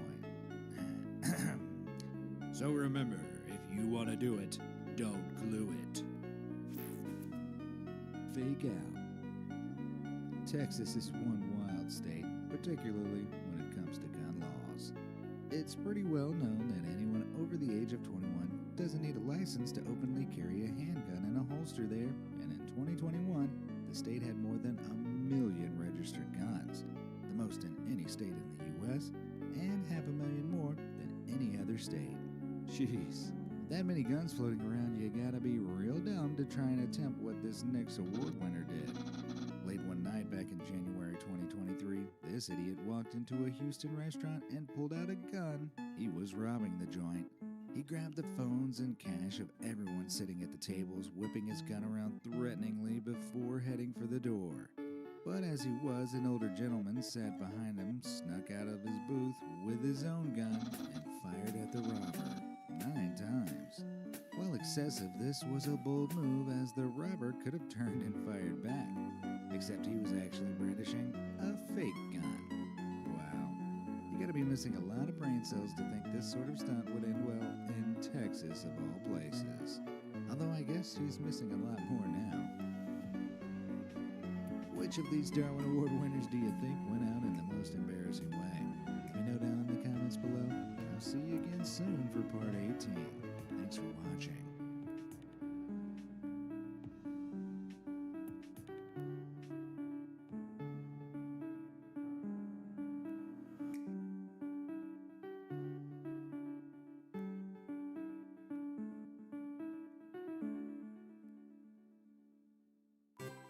Oh, you didn't think part 17 was the end of this series, did you?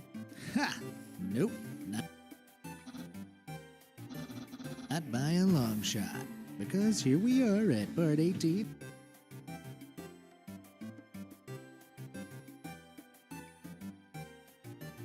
And trust me, I have plenty more stories of idiots who remove themselves from the gene pool in the dumbest ways possible. From using a book to stop a bullet for YouTube clout to the world's dumbest terror offense fails, it's time to get the podiums ready as I hand even more Darwin Award winners their well-earned trophies.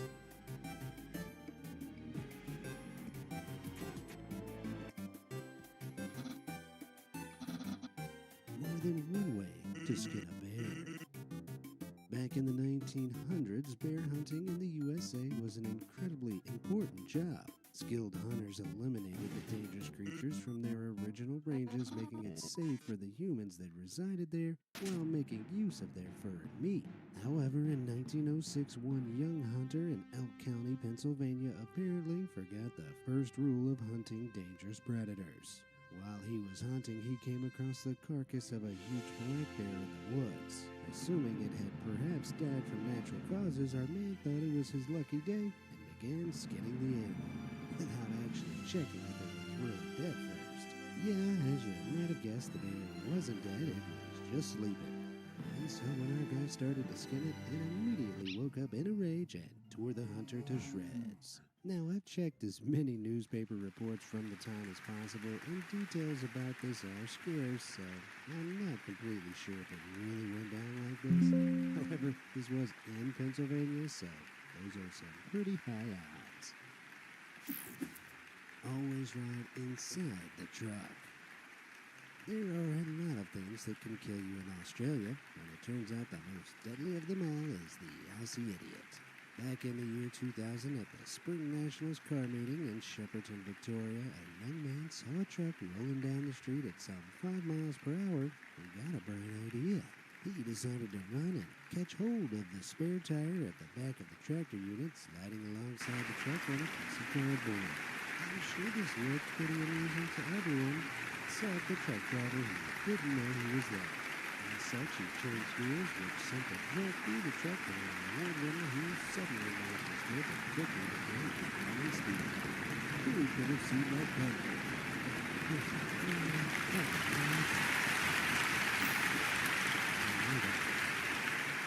Tire technicians don't have it easy. It's their job to repair, replace, and maintain the tires on all types of vehicles, which is pretty laborious when you think about it. However, trying to shortcut the process doesn't lead to faster results. It leads to Darwin Awards. as this next guy found out. Back in 2000 in Montezuma, Georgia, our tire technician had been working at a wholesale tire company with his brother for over 7 years. The customer came in one day complaining that he kept having to re-inflate one of his tires.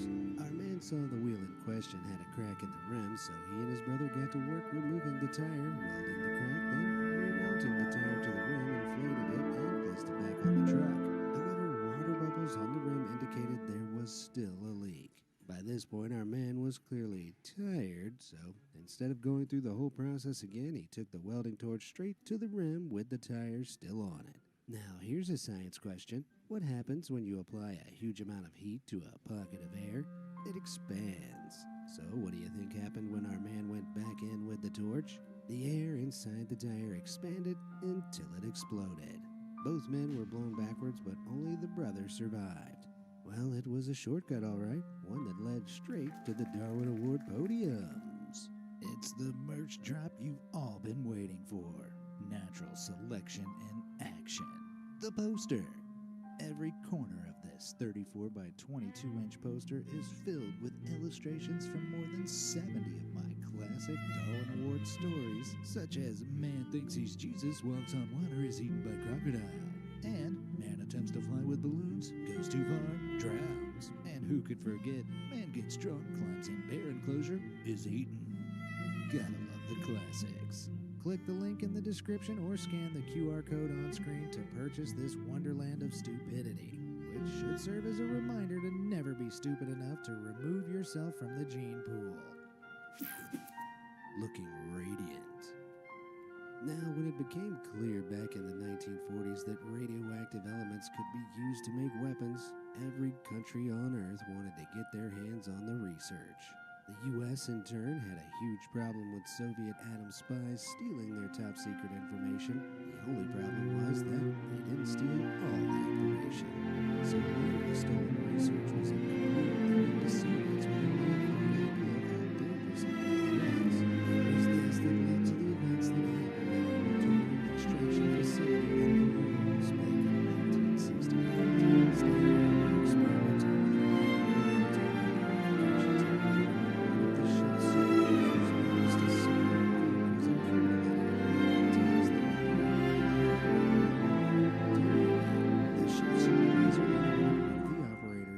vessel which wasn't a safe shape.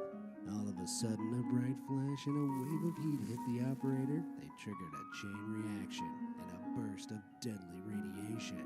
The operator dropped the vessel and ran out of the room, which is when the shift supervisor made the single craziest choice in human history. Instead of, saving himself, he tried to cover up the accident by pouring the rest of the Well, down the drain.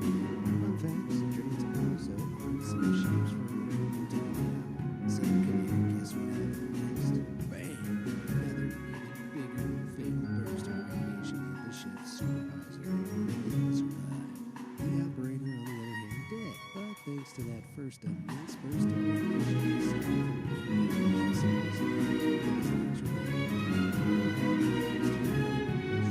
his legs were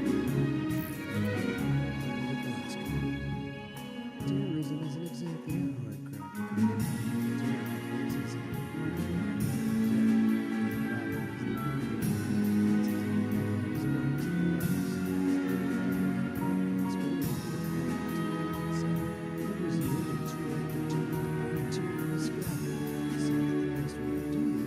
To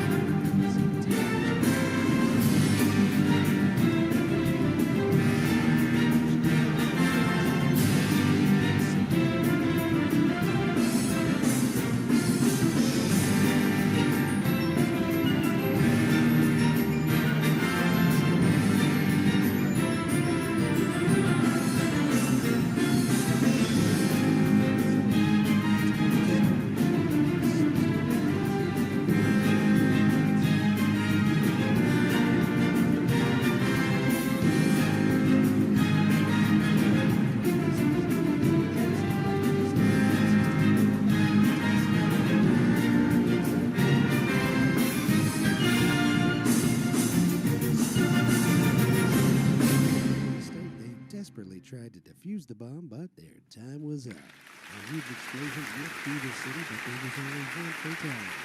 That's one of the idiots. They're living so far, they must be terrible. Spooky clean. Back in 2004, over in Taiwan, the country was in the grips of a SARS, or Severe Acute Respiratory Syndrome, epidemic, which is when one woman was found by her family in the bathtub, deceased. But they were confused. Her head was above the water, so she hadn't drowned. She didn't have SARS, and there was no sign of injury. What had happened? That was when they smelled the bathwater. Yeah, smelled. Because as tests later showed, it was made up of 40.5% ethanol, a type of very strong alcohol. Now, most people think you can only get drunk if you drink alcohol, but nope. While it can work as a powerful antiseptic, it can also be absorbed through the skin. So, as this woman took the single dumbest bath in history in an attempt to apparently cleanse her very soul of the possibility of SARS, she was actually poisoning herself. Her final blood alcohol concentration was 1,350 milligrams per 100 milliliters. For perspective, 400 milligrams per 100 milliliters is considered a fatal amount. Well, at least the world's also been cleansed of that stupidity.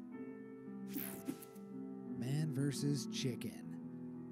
A lot of things are illegal for a good reason, usually because they're dangerous. Like cockfighting, for example, which sees metal spurs strapped to the legs of two fighting cockerels or roosters before placing them in a pit to fight to the death. Giving any animal a sharp blade is an incredibly dumb idea, which is part of why cockfighting is illegal in all 50 states in the U.S. Something our next award winner should have figured out much earlier than he did. Back in 2011, he was attending a cockfighting event in Tulare County, California, when one of the birds escaped from the pen and, flapping wildly, stabbed him in the calf. The blade nicked a major blood vessel, and after delaying seeking medical attention, seeing as he'd inevitably have to explain how he was stabbed by a cockerel, he passed on. Well, he may not have won his bet, but he has won this Darwin Award. Booked boyfriend.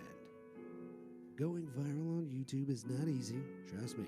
It's gotten so hard, in fact, that some people resort to making deliberately shocking or risky content just to get a reaction from the YouTube community. The only problem is that more often than not, it's idiots that attempt these shocking stunts, like one couple who ran a family vlog channel back in 2017. Their cutesy, wholesome family videos weren't getting them the views they wanted, so they changed it up a notch and started filming prank videos. They saw an increase in viewer numbers and so figured that to get more viewers, they needed to make their videos more extreme. How extreme? Well, they decided to get guns involved. A Desert Eagle handgun, to be precise. One of the most powerful handguns in the world. And what did they decide to do with the handgun? Test out how bulletproof a 1.5-inch hardback encyclopedia was. By having the boyfriend hold it in front of his chest and having the girlfriend fire at it from 1 foot away. Wow, they filmed the whole thing with an audience of people watching. Can you guess what happened? Consequences happened. The bullet went straight through the hook and into the guy's chest. The woman quickly called the police and claimed she'd accidentally shot her boyfriend. Amazingly, the stunt did go viral, as in the idiotic attempt made headlines worldwide. Not exactly the kind of fame they were gunning for. Losing your head. Back in 2008 at Six Flags Over, Georgia, our next Darwin Award winner was riding the Batman roller coaster when his hat apparently flew off. He was clearly very attached to that hat because as he left the ride, onlookers claim he saw it on the roller coaster's tracks and made a beeline for it. Did he stop when he scaled up the first 6-foot fence and saw a sign reading, "Do not enter"? Obviously not.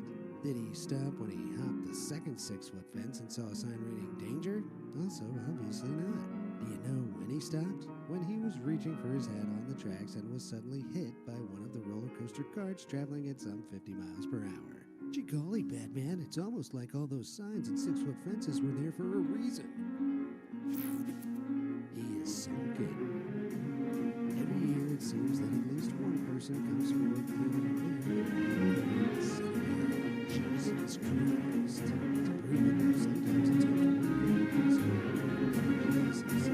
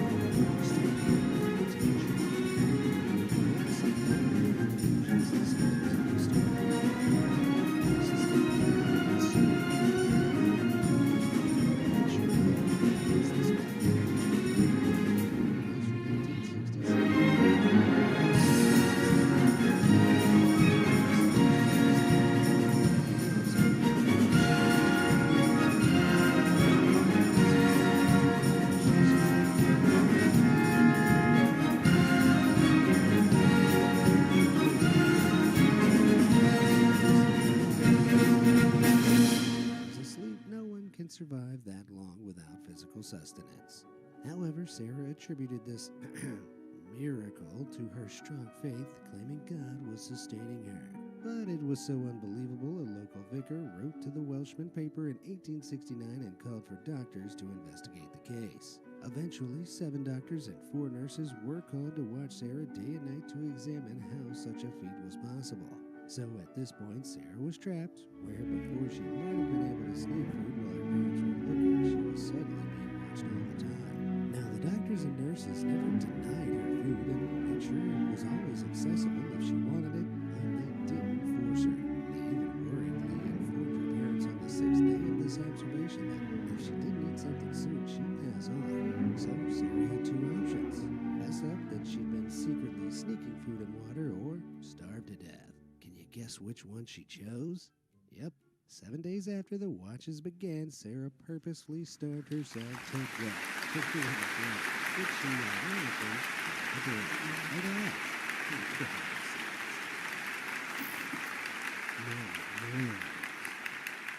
Why do we cook meat? Well, aside from improving the flavor and texture, cooking food kills harmful microbes and parasites, making it safe to eat.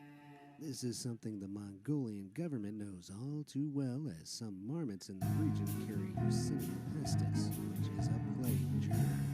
As such, they've issued a pretty rational health warning. Don't eat the marmots, or you may die. Sounds easy enough to understand. The only problem is, not all people think their beliefs are affected by science, as one Mongolian couple discovered.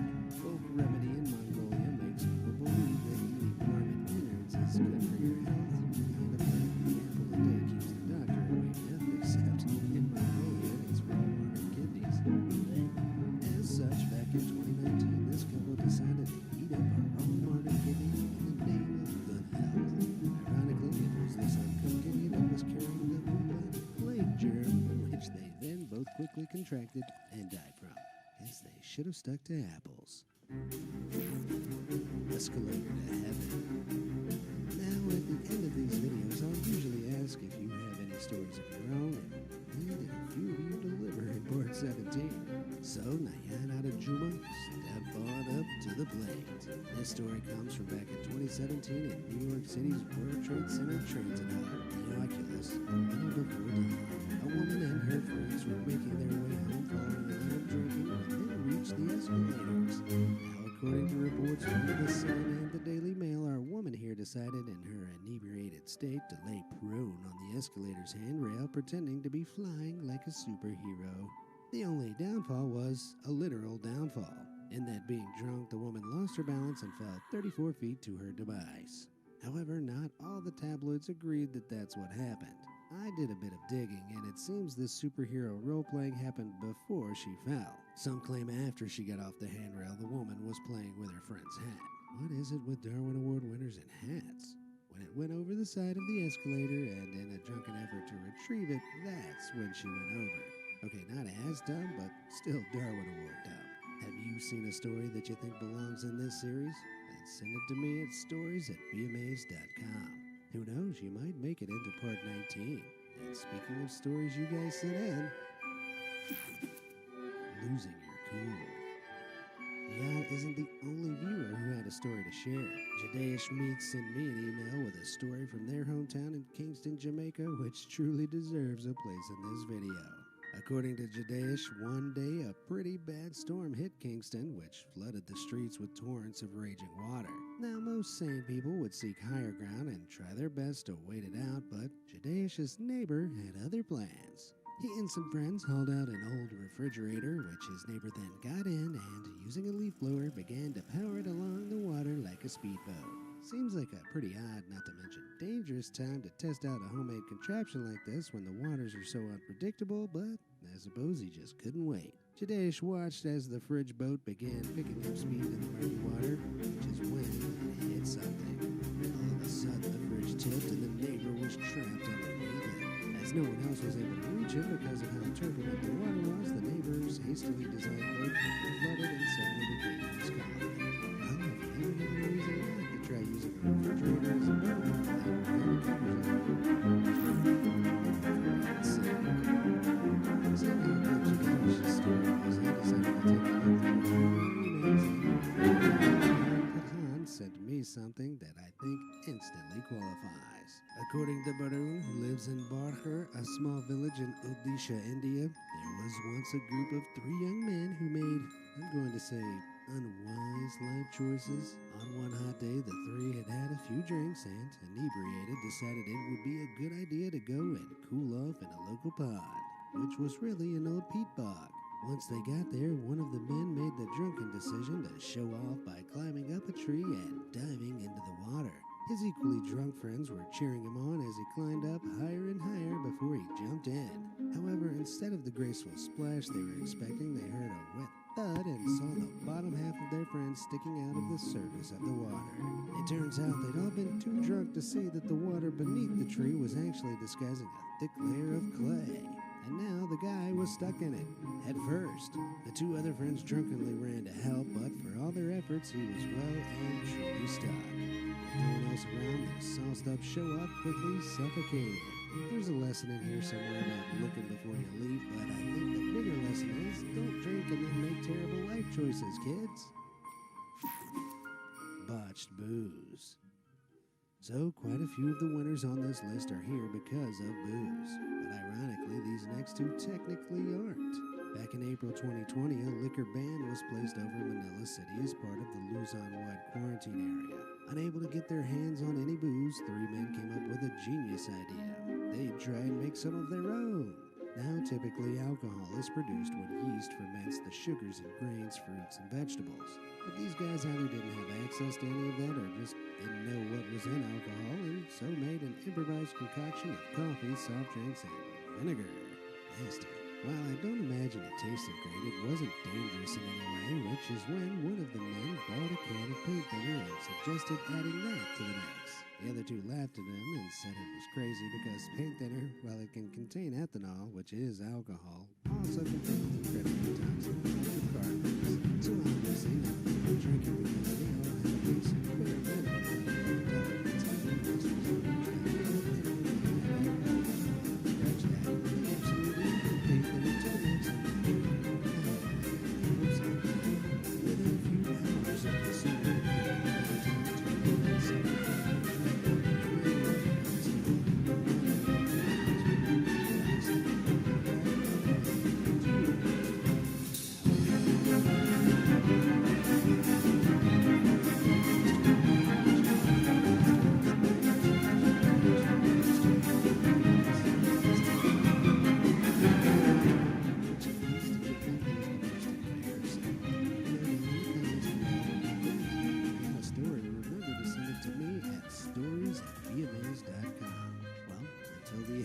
next time. Thanks for watching.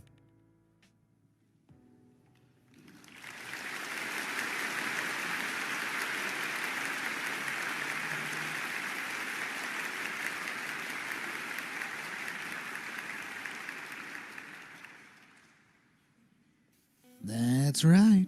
Darwin Awards is back again, baby. From a case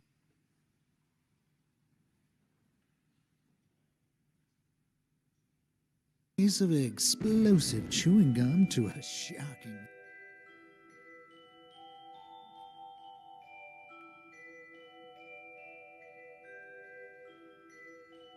virtual reality mishap alongside a fellow who got wiped out by a random flying cow. All this and so much more as we take a look at even more Darwin Award winners.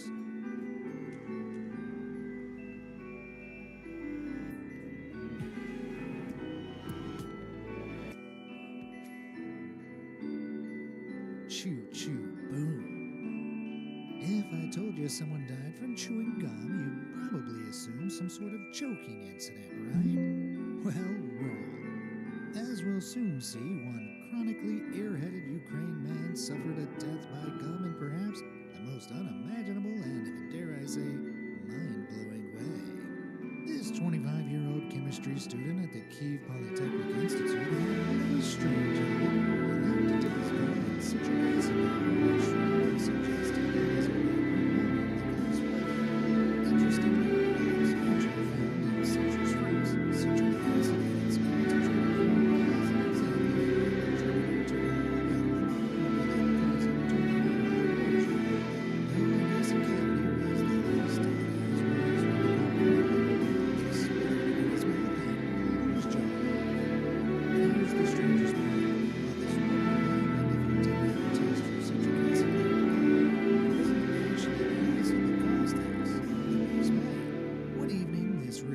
scientist was hard at work in his room experimenting with, quote, various chemicals. Only later forensic inspection would find that one of the chemicals was around 4 times more explosive than TNT. And with explosives like this, sometimes all it takes to set them off is a little pressure. With this, authorities concluded that the poor guy must have confused the powdered citric acid with the Bang Bang Boom Boom powder and mistakenly dipped his gum in the explosive. If extra flavor was what he craved, he got a whole explosion when he bit down on it, resulting in him exiting the human gene pool with quite the bang. We'll send your Darwin Award in the mail. Coming in from one of our viewers, Mojaz Shah, and verified by Indian news sources, this next story is so crazy and unbelievable that I'm still trying to process what I read. According to an Indian news outlet, Times Now, in 2023, a retired railway employee in Alwar, Rajasthan, was for some reason taking a tinkle on the railway track, which, while certainly a strange choice, would also later prove deadly, considering that this was the exact spot that he would be hit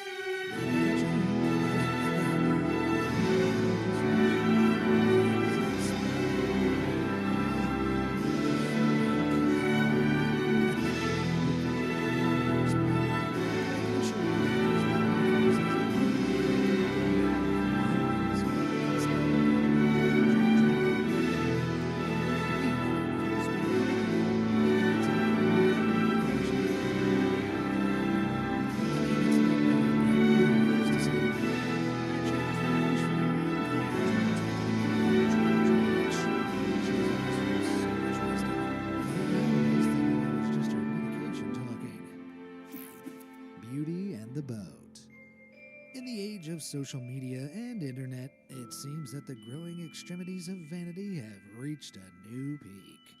So much so, vanity is now even proven deadly, as it cost 2 influencers their lives.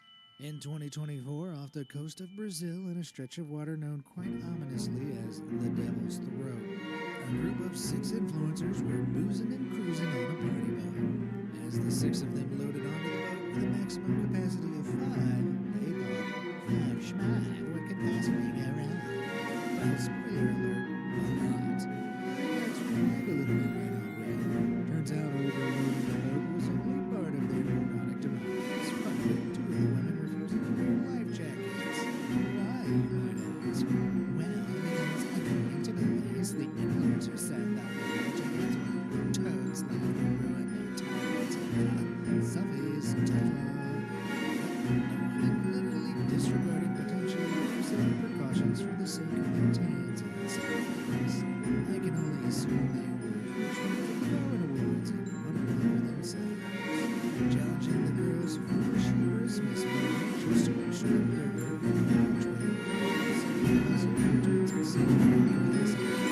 without life jackets, here's the punchline, the ability to swim. The jacketless giants just to recap, 2 women who couldn't swim, not only overcapacitated, but they refused to wear life jackets, all because they were with tans and sluggies. And the moral of influencers, I'm sure this is all just an occupation class for please, because we are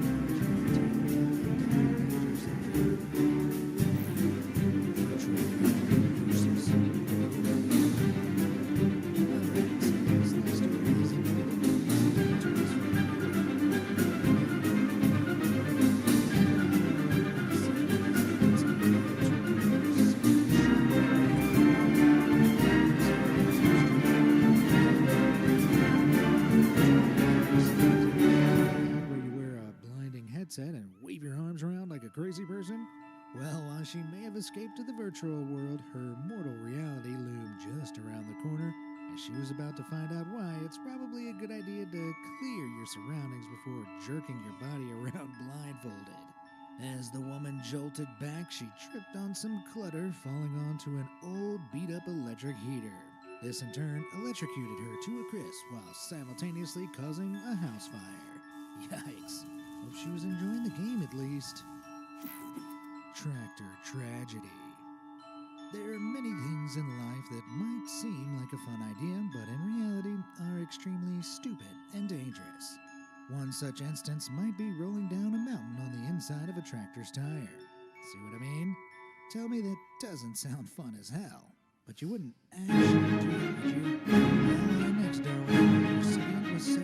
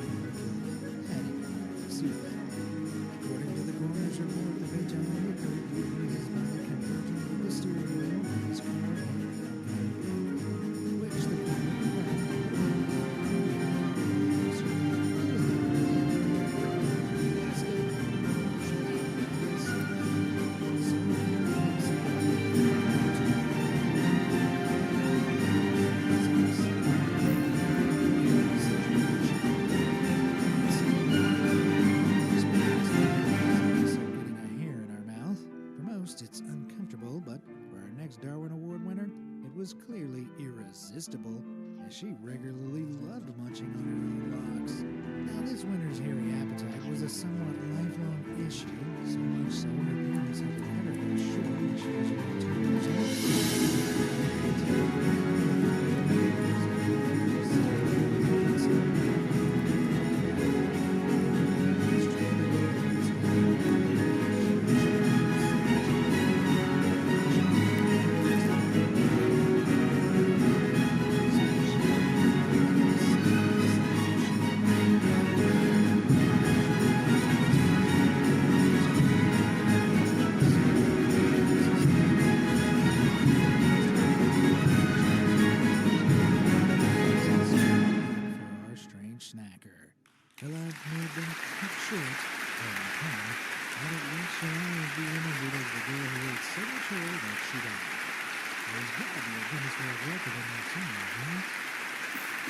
deliciously dangerous.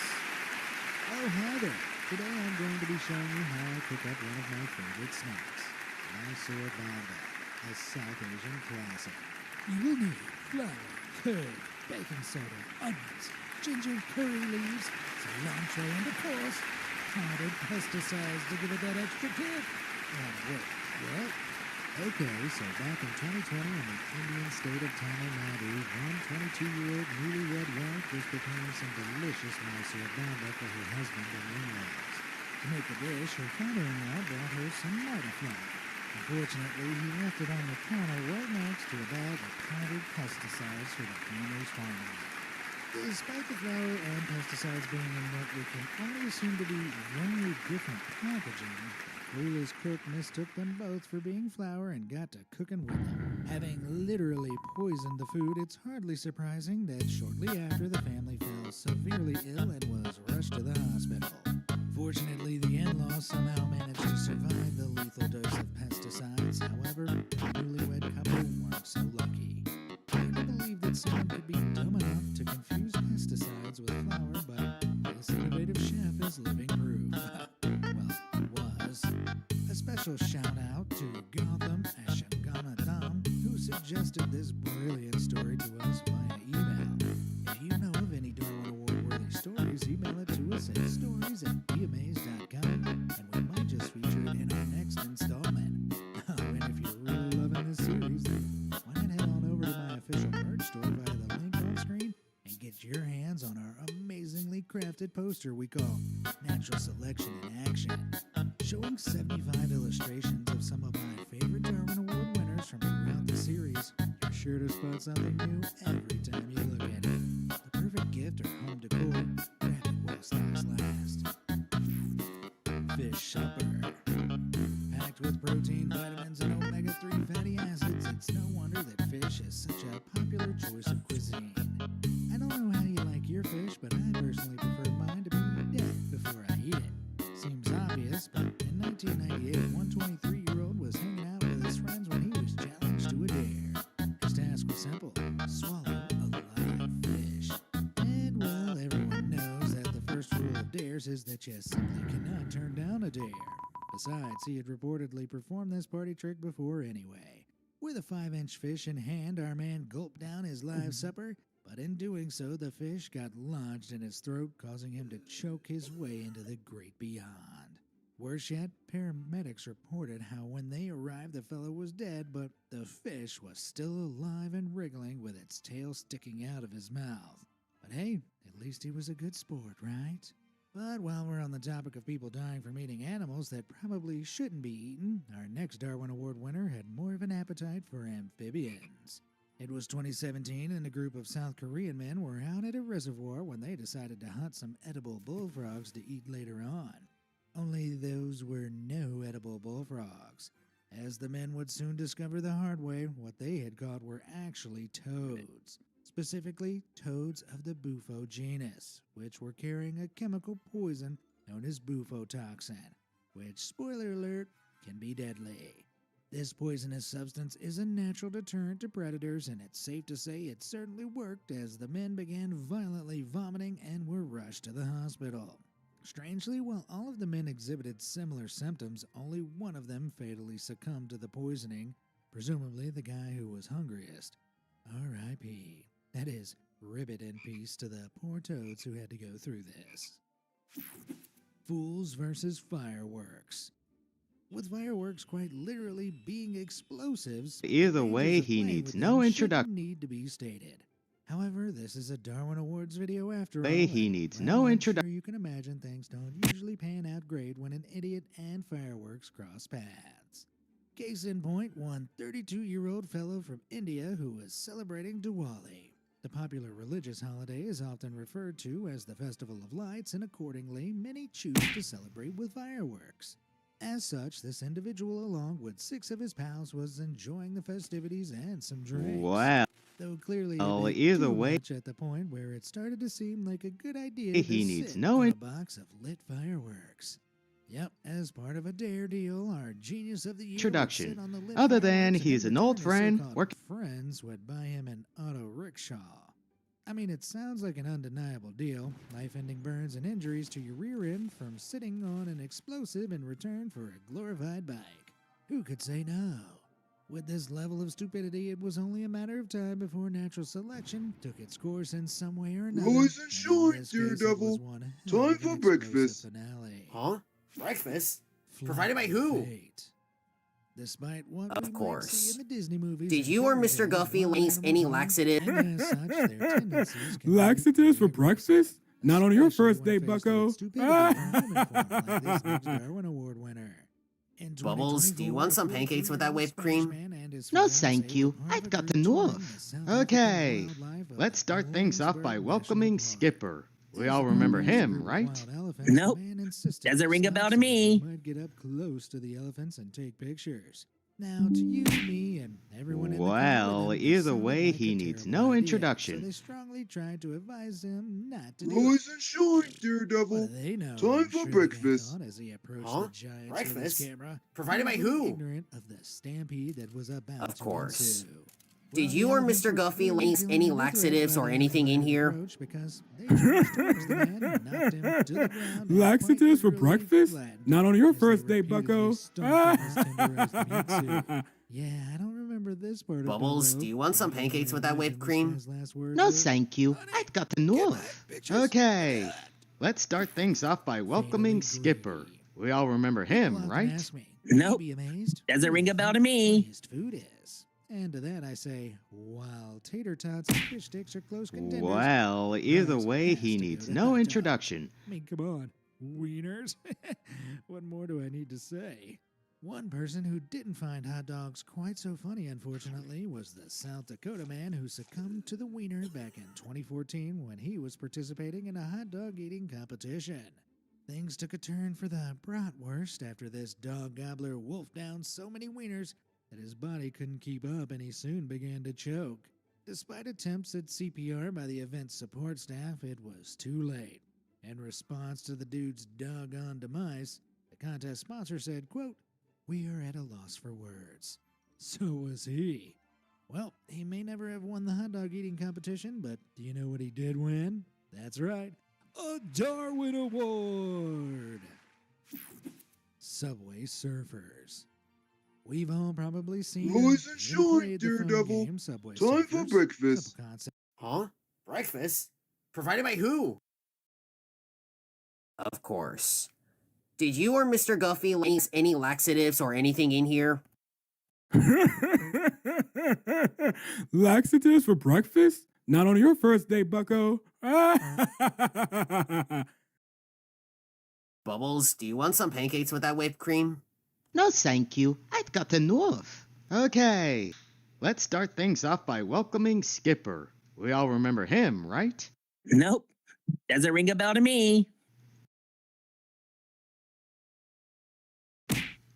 Well, either way, he needs no introduction. Rise and shine, Daredevil. Time for breakfast. Huh? Breakfast? Provided by who? Of course. Did you or Mr. Guffey lace any laxatives or anything in here? Laxatives for breakfast? Not on your first date, bucko. Bubbles, do you want some pancakes with that whipped cream? No, thank you. I've got enough. Okay, let's start things off by welcoming Skipper. We all remember him, right? Nope. Doesn't ring a bell to me. Well, either way, he needs no introduction.